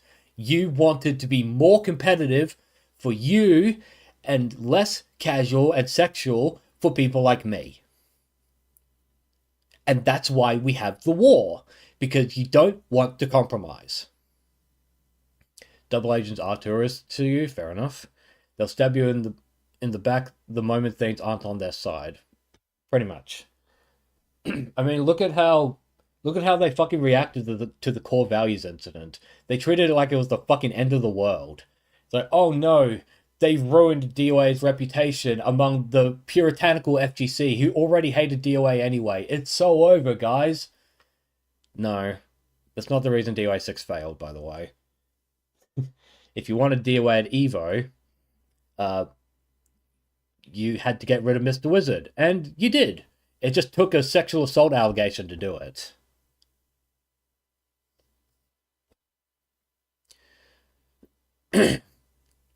It's really annoying. DOA fans shouldn't have infighting if we're all fans here. Yeah, I agree. It shouldn't be happening. But the old guard in the FGC, they had their way. Like, they controlled the narrative a certain way for many years, but it changed in the 2010s, right? So they had their narrative about how only the gameplay matters, yada yada yada. Even though everyone knew DOA was the sexy fighting game, so most here's the truth of the matter. We can talk about Dead or Alive 3 and how it's the best-selling fighting game entry in DOA, right? You can talk about Dead or Alive 3 if you want, but the vast majority of the people who bought it, I'm gonna be honest, they're the casuals. The vast majority of your Dead or Alive 3 players did not stick around for DOA 4 or 5. Or if they did stick around for those games, they didn't stick around in your community. Your community is not welcoming to them. Because if they wanted to be a casual about DOA, where it's like, yeah, I play the game, but I like the girls a lot. That's one of my main reasons for playing. You guys try to gatekeep them. You guys get rid of them. Because for you, it's all about being embarrassed and about being socially ostracized by the people who are going to hate you anyway. And now, instead of actually standing by DOA as the game it should be, you've alienated yourself from the FGC, and you've alienated the casuals who would otherwise support you. Brilliant.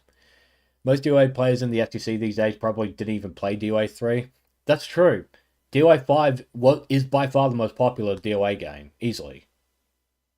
Like, oh, DOA 3 sold more. It's like, yeah, well, you had 10 million players of DOA 5, so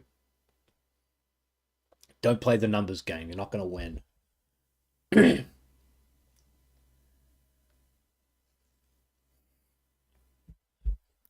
try to play the numbers game with Dead or Alive, and you'll very quickly find out that you are the overwhelming minority in the community. The overwhelming minority of Dead or Alive players. Now, that wouldn't be a problem if you just told the truth, but you don't tell the truth, so...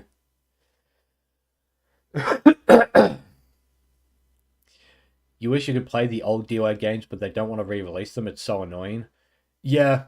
I did acquire copies of the other DOA games, if you want to test them, Shane. You just need the Xbox emulators. But they do exist. I have found the secret source to get Xbox games. And I will not tell you on stream.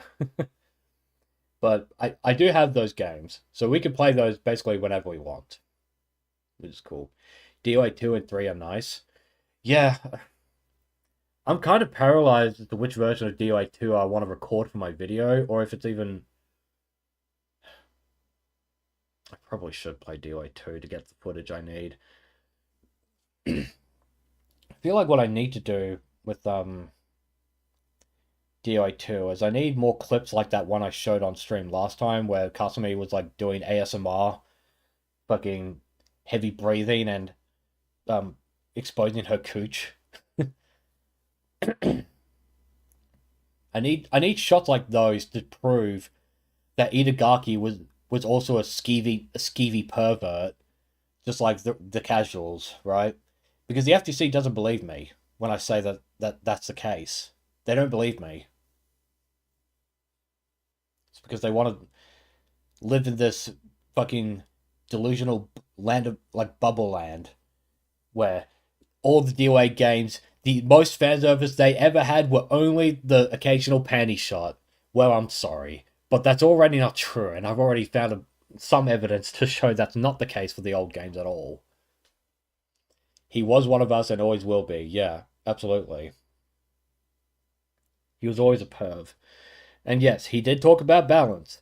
But again, The FGC, when they talk about balance, they're not talking about Itagaki's balance, they're talking about censorship. When the DOI players say balance, they mean censorship. When Itagaki said balance, he meant the gameplay was not too difficult for casuals, and that any extra fan service would be for the DOAX games. At no point did he say the competitive angle should be increased, and at no point did he say the fighting games themselves should be toned down. He only really alluded to the idea of putting extra sexy stuff in DOA Extreme. Never mentioned toning down the fighting games. He never mentioned it. Like, yeah, he criticized DOA 5 for being an error game, but he also criticized it for being too competitive.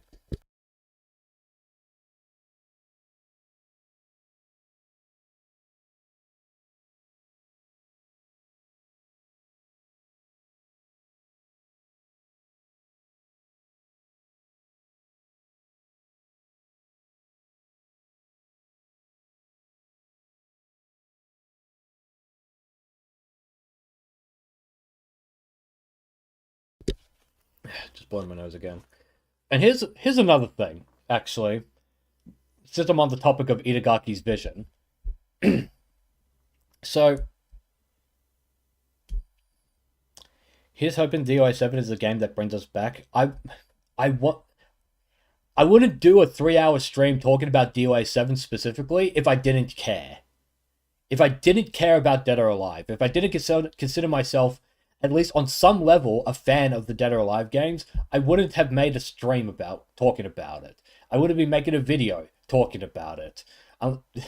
Unless I'm some Machiavellian mastermind fucking liar. Fucking good luck trying to prove that, I guess, but I wouldn't make these videos if I didn't care. I wouldn't talk about it every stream if I didn't care. I genuinely want DOI 7 to be good. And I saw, like, Venus Vacation players who were talking about Dead or Alive 6. Like, these are Japanese ones. I saw some discourse about how if they fuck up DOI 6, that they were considering not playing Venus Vacation anymore, kind of as like a protest. Right? Like a walkout. It's like, okay, so the Venus Vacation players, which I've been told, I've been told up and down that there's no crossover between these two fandoms, like zero crossover, right? Here are the Venus Vacation players from Japan saying, I want DOA 6, the fighting game, to be good, right? And that includes the fan service, right? It's not, I'm pretty sure it's not just about the fan service for those people, because why else would they play DOA 6 specifically, right? So, do you not think them saying, I don't want DOA 6 to fuck it up again, would mean they're fans of Dead or Alive as a whole? Do you not think that would be accurate to say? I don't know. You saw that DOI 6 LR is advertising the game with girls in bikini, but still so bland. That's for Venus Vacation. That's yeah. Venus Vacation was advertising last round with that bikini thing with like the corner booth that they have. Yeah, I think I did see some discourse about how it is kind of boring, that collab thing. I did see something about that.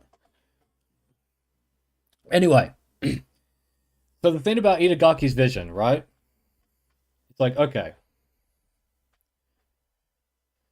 Oh, was it? God, it's so generic. Yeah, it was whatever.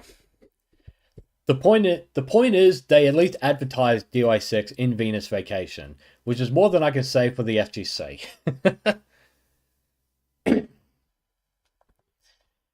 So here's the thing, right?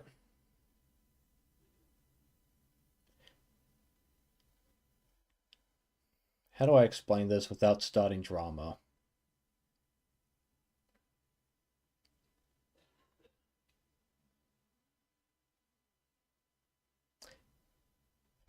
There was an argument I heard about Virtua Fighter where there are people demanding Sega put Kiryu from the Yakuza games, or Like a Dragon, into Virtua Fighter, right? I saw discourse about adding Kiryu into Virtua Fighter. And according to the creator himself, Nagoshi, who recently lost his studio because China can't be trusted. That's a whole other fucking rant I can go on. But Nagoshi said the reason he doesn't want Kiryu in a fighting game is because he does not, canonically, hit women, right?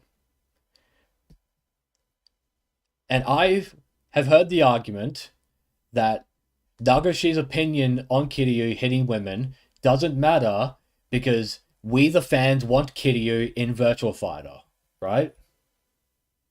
So the argument goes that if we want it enough, we can ignore the creator's intent and force the company that owns the copyright and the IP to add what we want into the game. And you know what? I can agree with that, right? I can agree with adding Kiryu to Virtua Fighter despite Nagoshi's wishes in relation to him hitting female characters. I can agree that a company who owns the IP has the final say with how they handle the IP.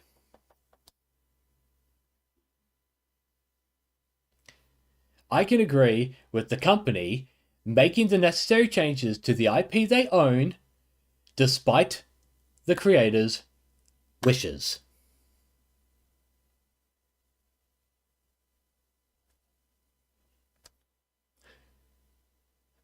Now, I want you guys to take a little guess as to what other video games out there such a standard can apply to.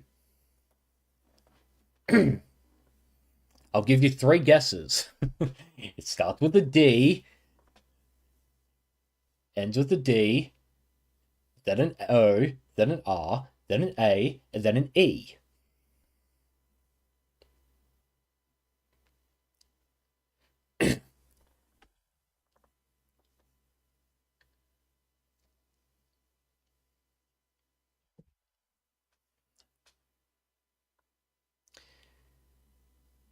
How very interesting that when the fighting game community wants Kiryu in Virtua Fighter, they will ignore the creator's wishes where he says he doesn't want him in a fighting game because he doesn't hit women. The FGC is okay with ignoring the creator's wishes, except for some reason when Itagaki talked about balance, suddenly the creator's word is God. The creator's word is gospel. Suddenly, because we hate the Gooners and we want censorship, now we can use Itagaki's corpse to make our argument for us.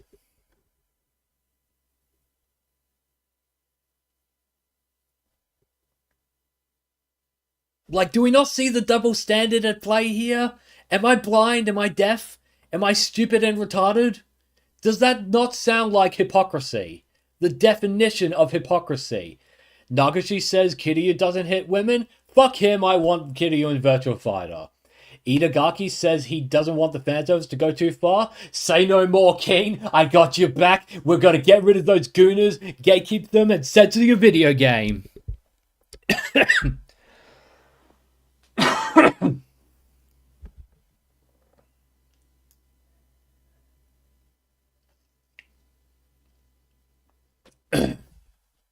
Actual monster behavior on their part? Yep. Remind you of what Disney's doing with Stan Lee. Yeah, where they puppeteer his fucking Twitter account after he's dead. And spit in the face of Peter Parker constantly. Yeah, that's what Disney does best. Spit in the face of their legacy. Well, not even their legacy. Everyone's legacy. Everyone's legacies. They turned Star Wars, a predominantly male-oriented franchise, one of the highest-grossing IPs on the planet, and they can't even make more than $10 million in a weekend. for a new movie. What a pathetic state of affairs. They're actually teaming up with 11 Labs to have an AI voice a lot of things now. Jesus Christ. I think it's kind of fucked up that they're doing that because Stan Lee wasn't able to make a contractual agreement that lends out the rights to his voice being used for AI. Isn't that a little fucked up? Fucking hell. But yeah. So I'd like someone from the FGC to explain to me why Kiryu in Virtual Fighter is fine despite Nagashi disagreeing, but when I say increase the fan service despite Itagaki disagreeing, suddenly I'm the bad guy. I'm the villain, apparently. It is extremely fucked up. Yeah, that Disney thing, that's fucked. Didn't know about that. That's really fucked up. But yeah, I'm not saying. Here's the thing. I'm not saying the person who I heard the Virtual Fighter argument from is saying the other thing about Itagaki. Although, I'm sure if I press him on it, he will say that. I don't know. But the general is the general sentiment in the FGC. It's not just this one person I'm thinking of. It's other people in the FGC where they demand Kiryu and Virtual Fighter, and before that it was Tekken. Right? I was one of those people who supported Kiryu and Tekken because I think he's a fantastic character who would fit the gameplay perfectly. Right? So I didn't have any issue with disregarding Nagashi's thing about hitting women at all. It didn't. That didn't factor into me wanting Kiryu in those games at all, right? And I do support Kiryu in Virtual Fighter, even though I don't know if he'll objectively be a good fit, because the point of Virtual Fighter is it's meant to be like a grounded, realistic, like Hong Kong kung fu action movie kind of like identity. That's Virtual Fighter's identity. It's not terribly flashy. It's very grounded. It heavily leads into martial arts and stuff like that. Like there's zero fantasy in that, right? Now you could do some stuff with Kiryu where you can like remove all the like hit effects that he would have normally in the Yakuza games. You could do stuff like that. You can hell. I haven't played Shenmue, but Ryo, the main character, you could put him in Virtual Fighter, and I won't complain about that either, right? Because those are Sega characters that have martial arts backgrounds. So I have no issue with adding them to Virtual Fighter, right? And it's the same thing with Dead or Alive and Itagaki. I have no issue making the fan service in DOA more extreme, despite what Itagaki wanted, right? I consider that to be a consistent belief. That's consistent in my mind. Like there is no hypocrisy there at all. Because the standard we're working on here is the death of the author, right? It's the author's intent. That's the premise we're working with here. So if I disregard the author's intent on one thing, it would be hypocritical of me to not disregard it for this other thing. So if I'm being consistent about it, why can't the FGC? The FGC can't be consistent about it because everything about them is hypocritical, right? Their entire fucking existence is just hypocritical, especially the DOA players, or just especially anyone who is pro censorship.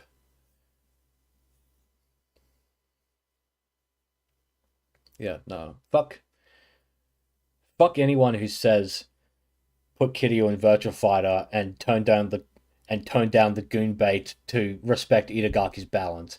Anyone who simultaneously holds those beliefs can go fucking suck a fat one. What a stupid hypocritical standard to hold.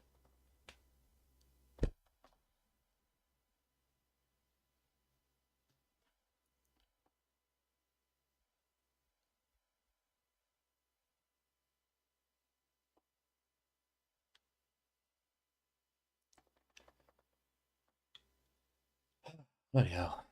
Alright, let's see if we can push this to 4 hours and then I'll log off tonight. May as well get the watch hours up because YouTube doesn't count minutes, they count hours.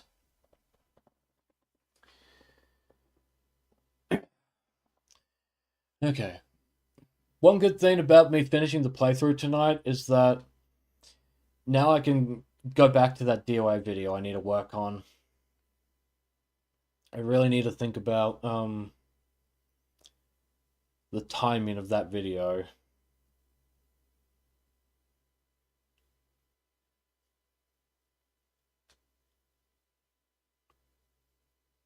Because here's what I envision happens with the video, right? So I put the video out before DOA 6 last round comes out, and the FGC sees it, dogpile me, downvote me, all that stuff, right? And then DOA 6 will come out. It'll probably sell okay.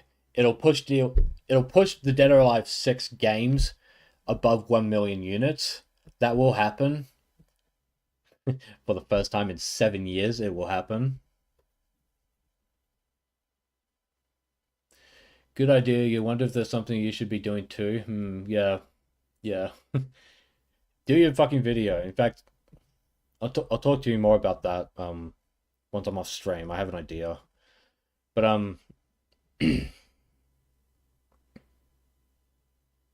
yeah. I expect Dead or Alive 6. I expect 6 last round to sell at least, I want to say, 100,000 copies, right? I think that will push DOA 6 to 1 million, and Koei Tecmo will announce that it has sold 1 million, but they're not going to be quite honest about the numbers there. This is what will happen. Last round comes out. It sells 100,000. The official social media account will say, "Look, guys, Dead or Alive 6 has sold 1 million copies." And then everyone will be like, "Wow, yay! I'm so glad this game is doing well." Only one problem with that. Dead or Alive 6 has been out since 2019, and it's only reached 900,000 units 7 years later. So for the vast majority of DOA 6's lifespan, it hasn't even broken 1 million. Whereas 5 has, 4 has, 3 has, 2 has, 1 has. They've all broken 1 million. DOA 6 has still not broken 1 million. And you can't use online problems as a fucking excuse for that. There is no excuse for that. We had worse online internet connections for those games all the way back then. But everyone played DOA 4 just fine, right? Everyone played DOA 3 just fine. Sure, they had gripes about the internet, but they still played it, still sold millions. DOA 3 still sold millions. Was the online good? I don't know. I didn't grow up with it. But I assume it wasn't very good, but you still played it, you still bought it, still sold more than DOA 6, so you can't use online bullshit as an excuse. I'm sorry. It's not an excuse.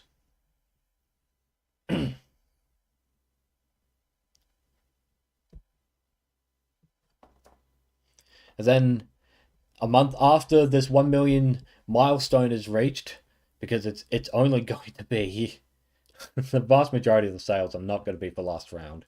1 month later, they're going to launch a last round Core Fighters edition once again.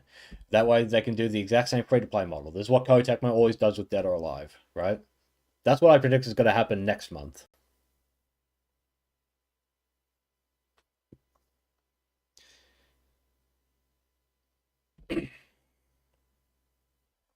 And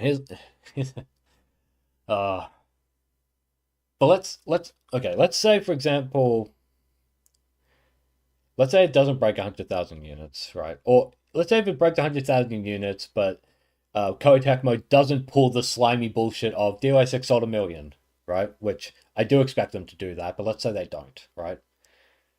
The FGC will turn around and they'll say it's because you didn't add crossplay, you didn't add online functionality, blah blah blah. They always put out all these other excuses, and yeah, sure, maybe for the longevity of the game, that will hinder it, but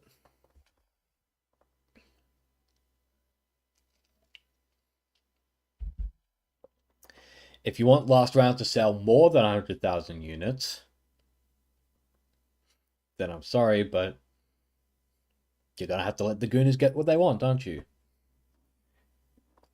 You're just gonna have to let us get what we want. It's really fucking simple. Because here's the thing. We don't even have Fatal Fury's numbers for how many units it sold. If Fatal Fury sold 1 million, we would have heard about it by now. But it's been over a year since City of the Wolves came out, and we haven't heard a peep about sales. In fact, the last talk I saw about official sales numbers was an interview where they said, please don't ask us about sales numbers. Did I hear Hassan Piker got banned from the UK? Nature is healing. Nope, that's the first I've heard about it, but you know what? In his case, he fucking deserves that because he supports terrorism. He is a terrorist sympathizing Marxist. That's what he is. So just for that alone, I would ban him. God, what was I saying? If that's true, that's hilarious, yeah. Like, here's the thing, right? Here's the thing. Last round's main appeal is to try to win over the people who bought the original DOA 6 and stopped playing it, right? That's the point of last round. The ideal last round should be it has all the costumes available. Yeah, I know Mai and Cooler are not in the package by default, but licensing agreements are a thing, so there's not much you can do about that, right? It should have all the costumes, maybe even more costumes from Venus Vacation as well. It should remove the fucking unlock requirements for all those outfits. That grind is awful. I don't want to ever do that again. That shit sucks. Yeah, it should have lobbies. It should have rollback. I'm not against those things. I just think the FGC is so fucking irritating about everything that they kind of deserve to not get what they want. Now, if only the UK government could get banned from the UK, yeah, sent to exile. I would support that. I would support sending traitors to a fucking faraway island. They're friends with Epstein. They can go to that island, and then we can drop the enemy of the coughing baby on them.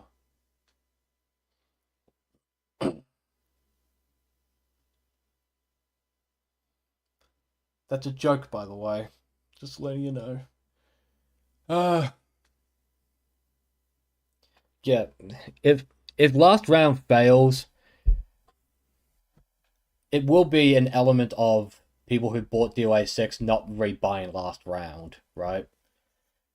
Like if you want those customers to return to the last round, you do have to make concessions to those kinds of people. I don't disagree with that. It's just if you want people beyond those who are going to rebuy the game, if you want more customers than DOA 6 original,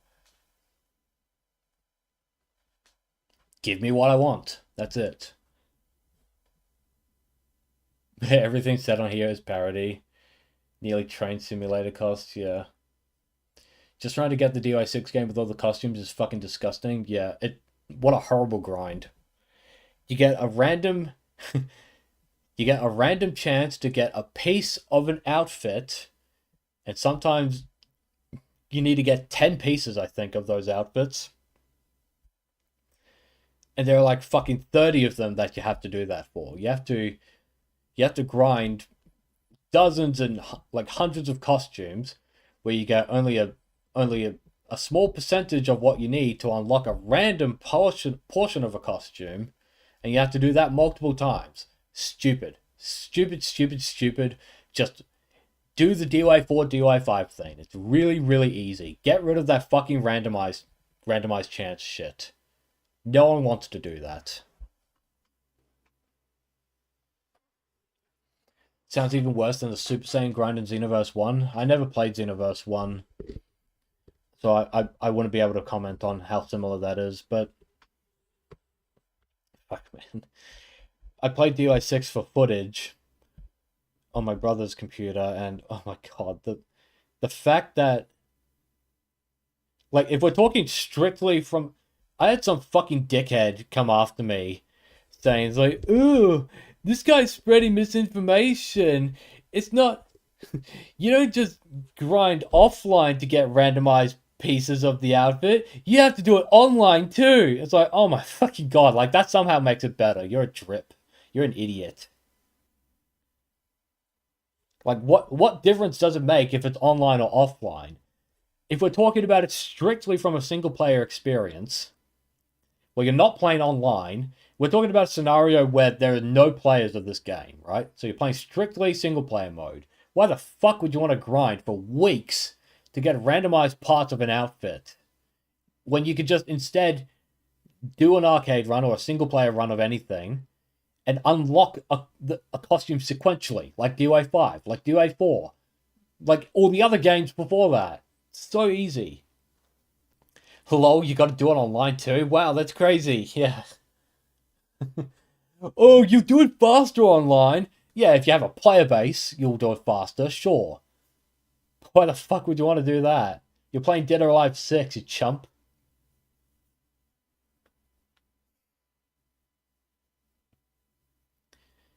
Oh, you know what? I didn't actually get to show you guys. Sounds even worse if you need to do it online, yeah.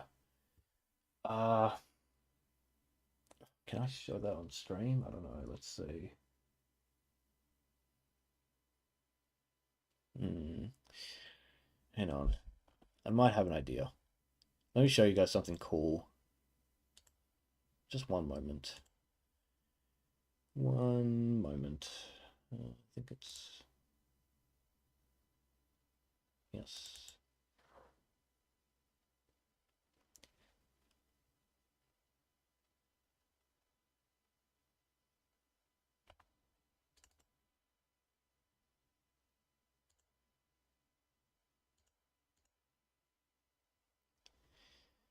And the you.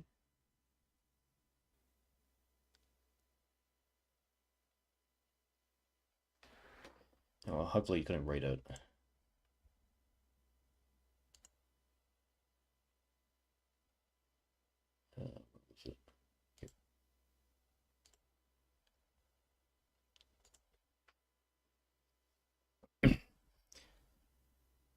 Damn, I didn't realize it would do that for the PDF copy. Oh.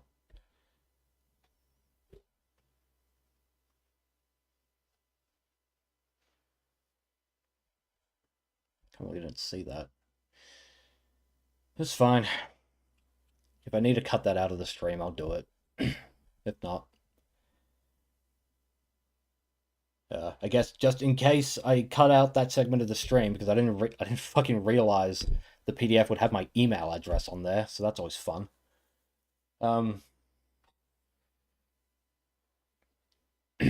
If I cut that portion out of the stream, hey, I got the Fatal Fury art book. It's nearly 500 pages. It's cool. I want more art books from Capcom specifically. Yeah, fucking hell. God, I didn't know that. Anyway, yeah, that shit cost me a lot of money. That cost like $120 for me. It's crazy.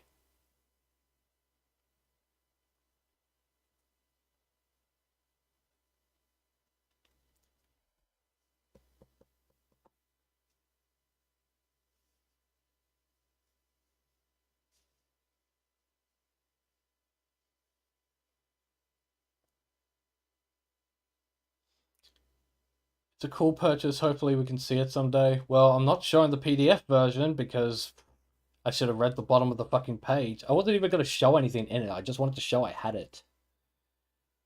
Fucking hell. Wish they told me that ahead of time. Or if I noticed it. Oh well, it's fine. Something stuck in my fucking nose. Hang on.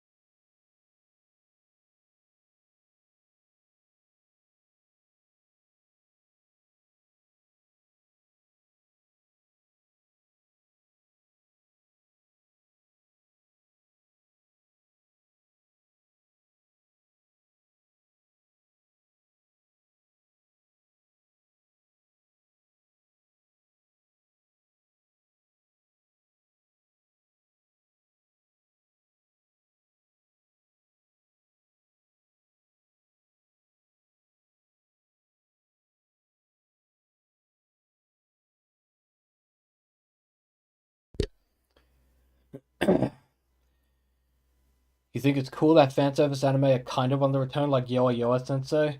They always have at least one ecchi anime a season, or at least one a year. So this doesn't really look like a trend to me. Um, not right now anyway. I hope it gets itself sorted out. People keep posting about it too, so it shows people still care. Yeah, I mean, fucking, we live in the age of censorship, so obviously people are gonna be more sensitive to stuff like that. It is a start, I agree.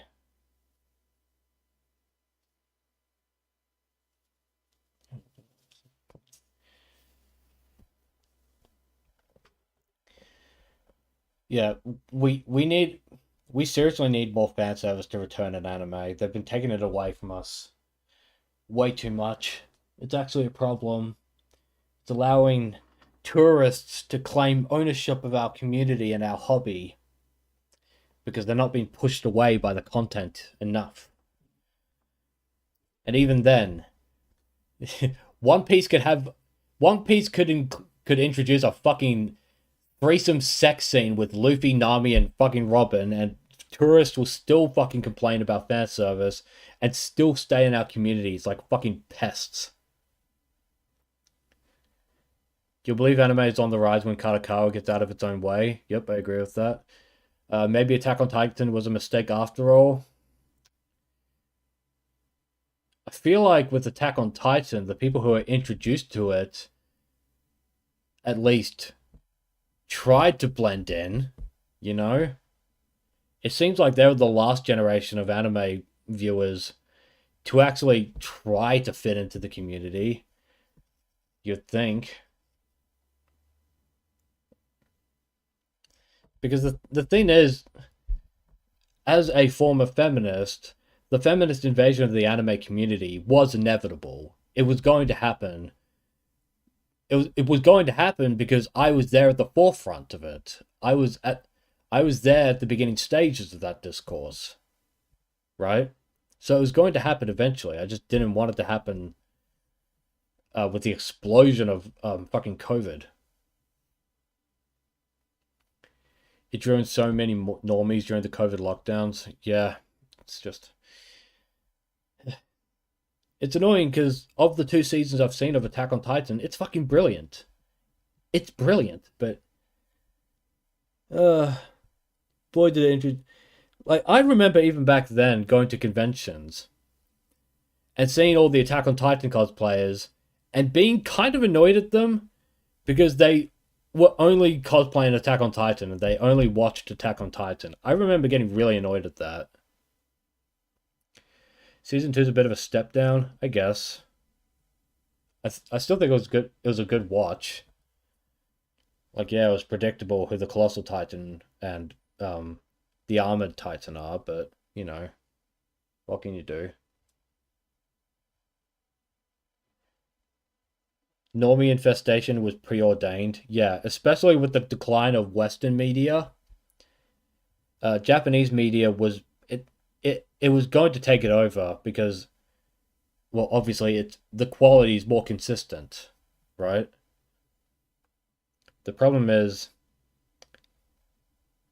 even if we did gatekeep them, like, how much could we have gotten away with gatekeeping all of anime? I don't think we could have. Same, you had the same feeling about Hellsing Ultimate. You're just like, please shut up and watch something else. Yeah, that's with you and your school friends. The feminist saw media was a megaphone and a soapbox. They always seek the strongest soapbox. Yeah, that's true. That's just Marxism in general. One of the doctrines of Marxism is known as something called the march through the institutions, right? It's basically when they collectively en masse decide to infiltrate a space and, you know, parasitically eat it from the inside out and convert the host into a vessel for Marxism. We were too welcoming because we thought more of people back then. That's why they're trying to go for Nikkei. They could try for Nikkei, but I don't think it's going the way they think it will.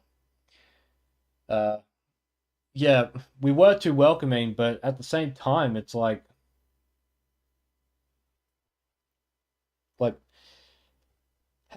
could we have stopped COVID? Could we have stopped Logan Paul? Could we have stopped Trash Taste or any of the or that fucking bitch who said Clannad makes her feel like a pedophile? Would gatekeeping have stopped that? I don't know. It stops you. Gatekeeping stops you from shitting up the community. They're in, like it stops them from infiltrating the community and shitting up the place, right? Like Blue Archive is the gold standard for gatekeeping. Like every single I see so many examples of fucking transgender people or just leftists going to Blue Archive thinking, "Oh yeah, this is cute. I can do my Yuri shipping and my mastectomy scars like fan art." And then they see how toxic the community is, and they say, I don't want to play this anymore. I'm going now." And everyone celebrates because it's like, "Thank you. You're the exact kind of person we don't want in this community." And trying to nuke Brown Dust 2, Snowbreak, and Blue Archive. Yeah, the Snowbreak thing was fucking crazy. The Snowbreak censored basically its entire game, but Love and Deep Space, that's allowed to exist basically uncensored. I was told they censored an incest route, but otherwise that's it. Everything else in Love and Deep Space is allowed, including but not limited to basically actual sex scenes minus showing the actual genitals. Those are just a byproduct of us letting them in. Yeah, the problem is the act of letting someone in is not the problem. The problem is the intent behind the person trying to enter.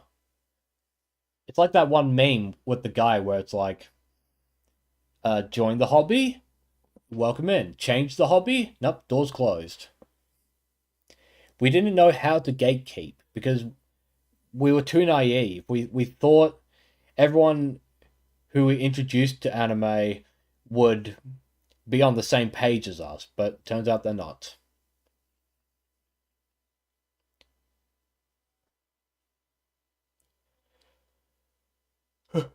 Excuse me.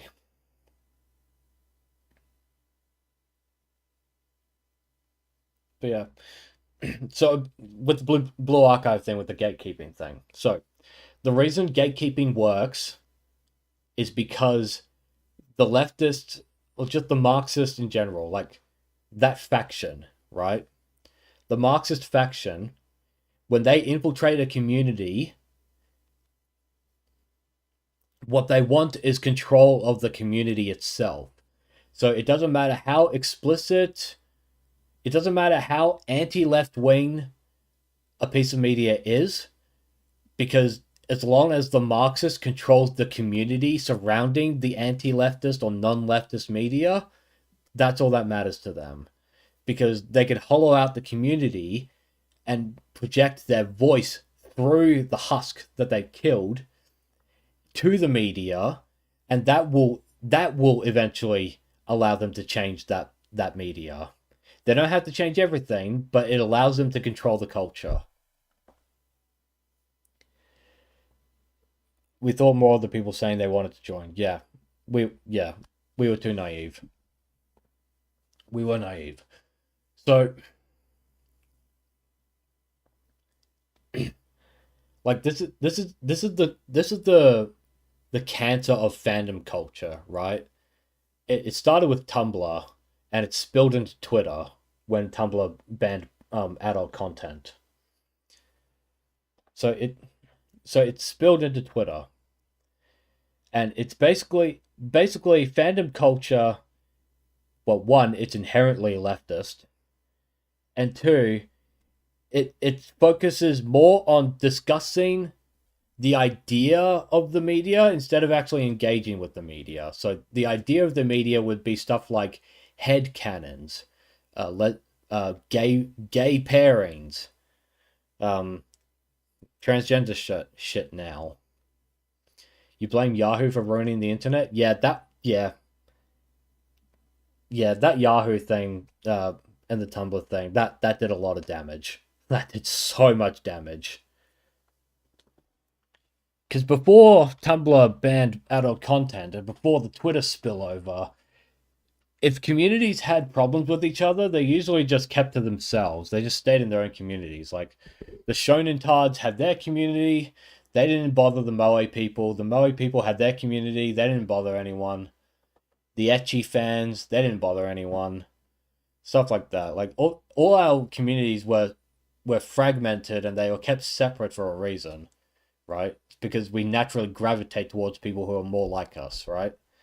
And then social media took off, and that kind of created an amalgamation, a melting pot of all the different like sub communities.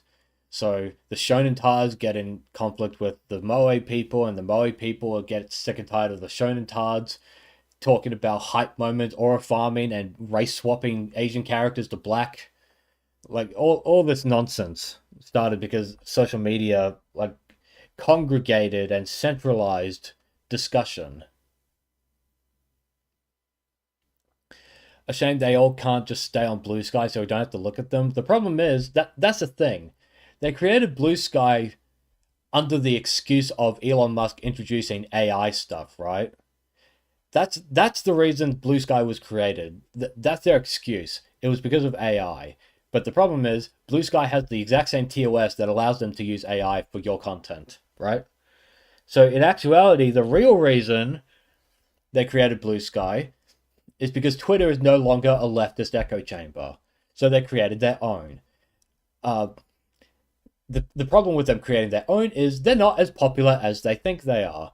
So they go back to Twitter to get that dopamine hit, that engagement bait, the the clicks and the likes and all that, the feeling of being attached to social media and getting that feedback loop where everyone can see your tweet and expand it and get the creators harassed and to agree with your demands. And they do it for the thrill. They go back to Twitter for the thrill. They don't go to Blue Sky for discussion. Blue Sky is a genuine cesspit of toxicity. They're addicted to attention, 100%. Blue Sky containment isn't going to last long. It'll probably last long. The reason it'll last is because actual big companies and celebrities also use Blue Sky. They have Blue Sky accounts. And they did that because of Elon Musk. Once again, they say it's for AI, but in actuality, it's because it's no longer a left-wing echo chamber. If they aren't getting their hit, they won't stay in the containment. Exactly. That's why they keep coming back.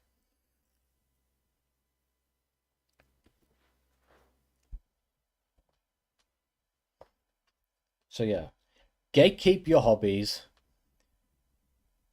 If someone calls themselves calls calls themselves a fan of something, and then they espouse leftist talking points or pro censorship talking points, or basically anything that would ruin the identity of the thing, gatekeep them, get rid of them. Oh, but ethnic weeb, that means we can gatekeep the Gooners from Tekken because of Yujiro. It's like, I think Yujiro is a fantastic pick, but the thing is, you can't gatekeep the Gooners from Tekken because Tekken still has Goon Slop, by your definition. It still has it in there. You just ignore it. So you can't really gatekeep them if those elements that attract them are still in it. If it's still in the game, they're gonna like it, right? So you can go on this whole spiel about gatekeeping Tifa fans because Tifa didn't make it to Tekken, but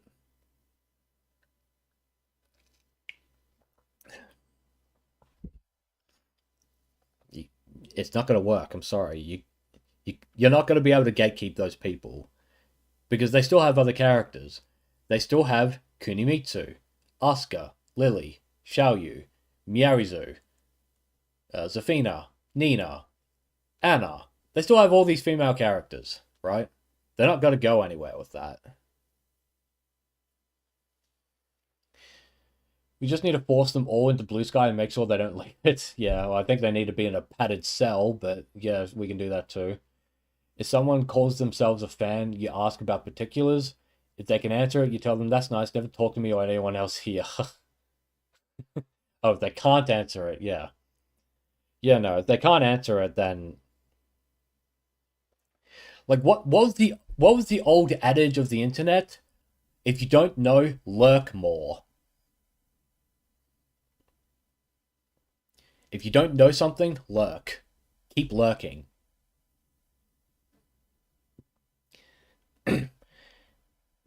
What that basically means, if in case you don't know, is basically lurking is when you don't interact with anyone in the community, you just absorb the information that they're giving you, right? Let's say Toho, for example. I am not a Toho fan, right? Toho was before my time. I did not grow up with Toho. This is how you do it. Now you know what you need to know. Yeah. Yeah, that's the point.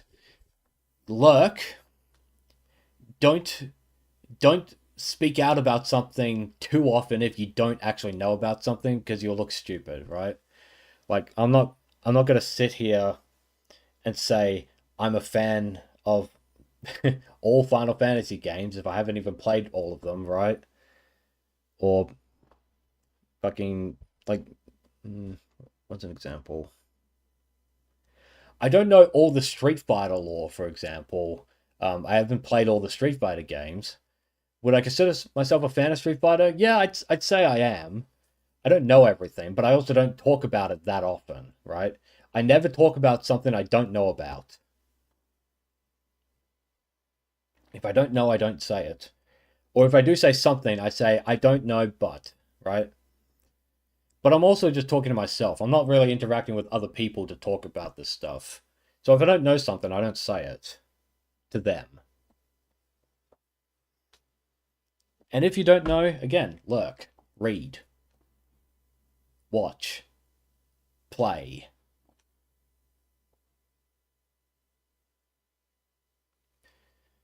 Alright. I've been streaming for 4.5 hours now. I think I've hit my limit.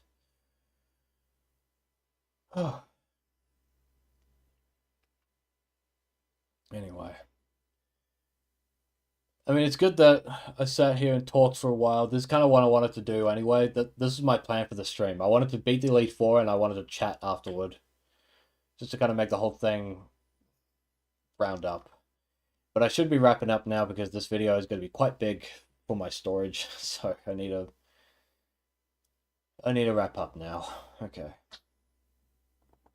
So this is probably the last Pokemon Throwback stream I will end up doing. Which is kind of sad to say. I really, really enjoyed playing this. I mean, never say never, right? There might come a day where I'll come back to this. I'll be like, hey, let's just do another stream, do the Sevi Island quest, and catch legendaries. Might be worthwhile, I don't know. Will I play other Pokemon games on stream? I don't know. It's been quite the journey, lots of good times. Yeah, no, there are a lot of bullshit RNG moments, but fuck if they're not entertaining. Like, they're annoying at the time, but I'll look back on these streams and I'll watch those and I'll just laugh. Because at the end of the day, I had a good time. You know? Green will return one day, just not for now. My knee will live on. Yeah.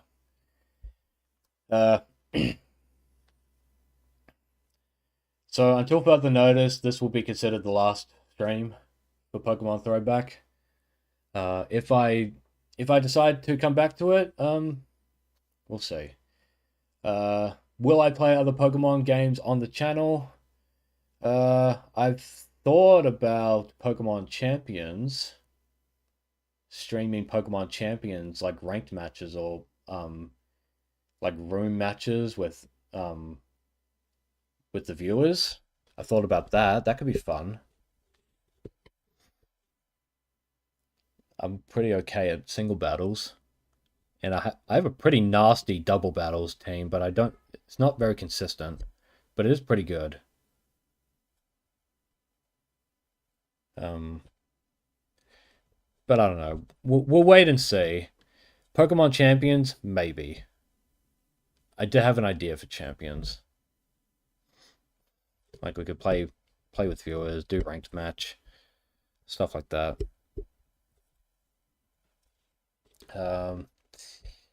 RE4, well, that will continue, obviously. That will be back with RE4. I can't say when I will do it because I have responsibilities RIL. Until then, Opie Bros will return. Yeah, Opie Bros should return. It should be this week. Pending something happening in the house, but we should be good to come back next week. Or this week even.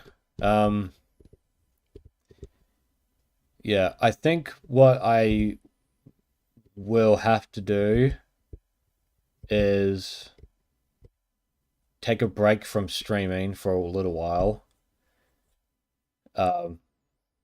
One, to get the DOA video done. That needs to get done. And two, because I have responsibilities outside of streaming that I need to attend to. I need to be on top of that for the next few weeks. So if I don't stream for a long period of time, let's say the next 5-6 weeks, that will be why. It'll be IRL stuff. And I'm sure you all understand that. We're all adults. We have responsibilities.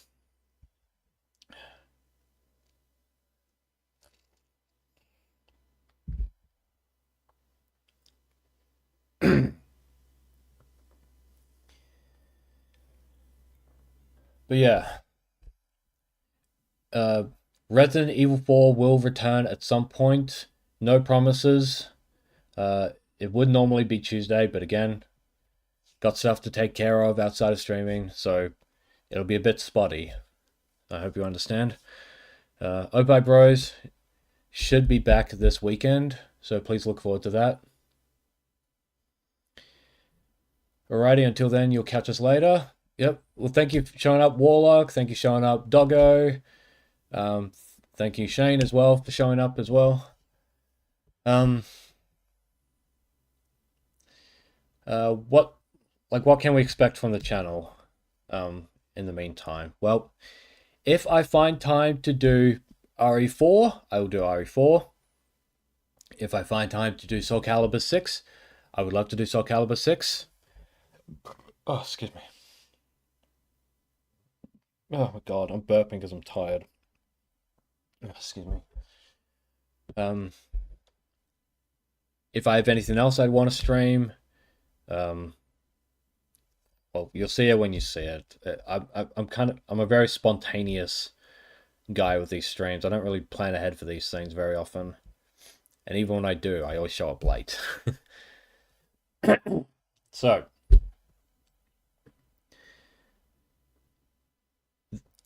that'll be all from me for now. The DOA video will be worked on now that I'm not focusing on streaming, so I'll make sure to get that done as soon as possible. No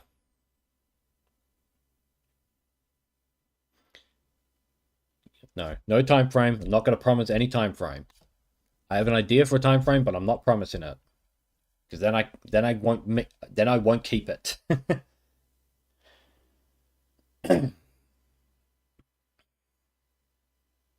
Wait, you still here? Stream's over. Go home. Yeah, I'm wrapping up now. Okay. Thank you all so much for joining me on this wonderful journey with Pokemon Throwback. This is a terrific fucking stream for Elite Four fights. That was a brilliant championship fight. That was awesome. I'll never forget that, to be honest. That was legendary. You will see me again in the future on the Opie Bros channel. You'll see me again at Ethnic Weeb at some point. I hope you all take care of yourselves. I wish you all luck, as I hope you wish me luck. And yeah. That's all for Pokemon Throwback. I love Pokemon. I love fighting games. And I'm really happy all you guys show up whenever you can. So thank you guys. That'll be all for me. And praise Lord Helix. Yeah, praise Helix. Consult the Helix. And shout out to my knee, the real MVP here. I did brilliant fucking work with it, with my knee. And yeah. Thanks again, guys. Thanks again.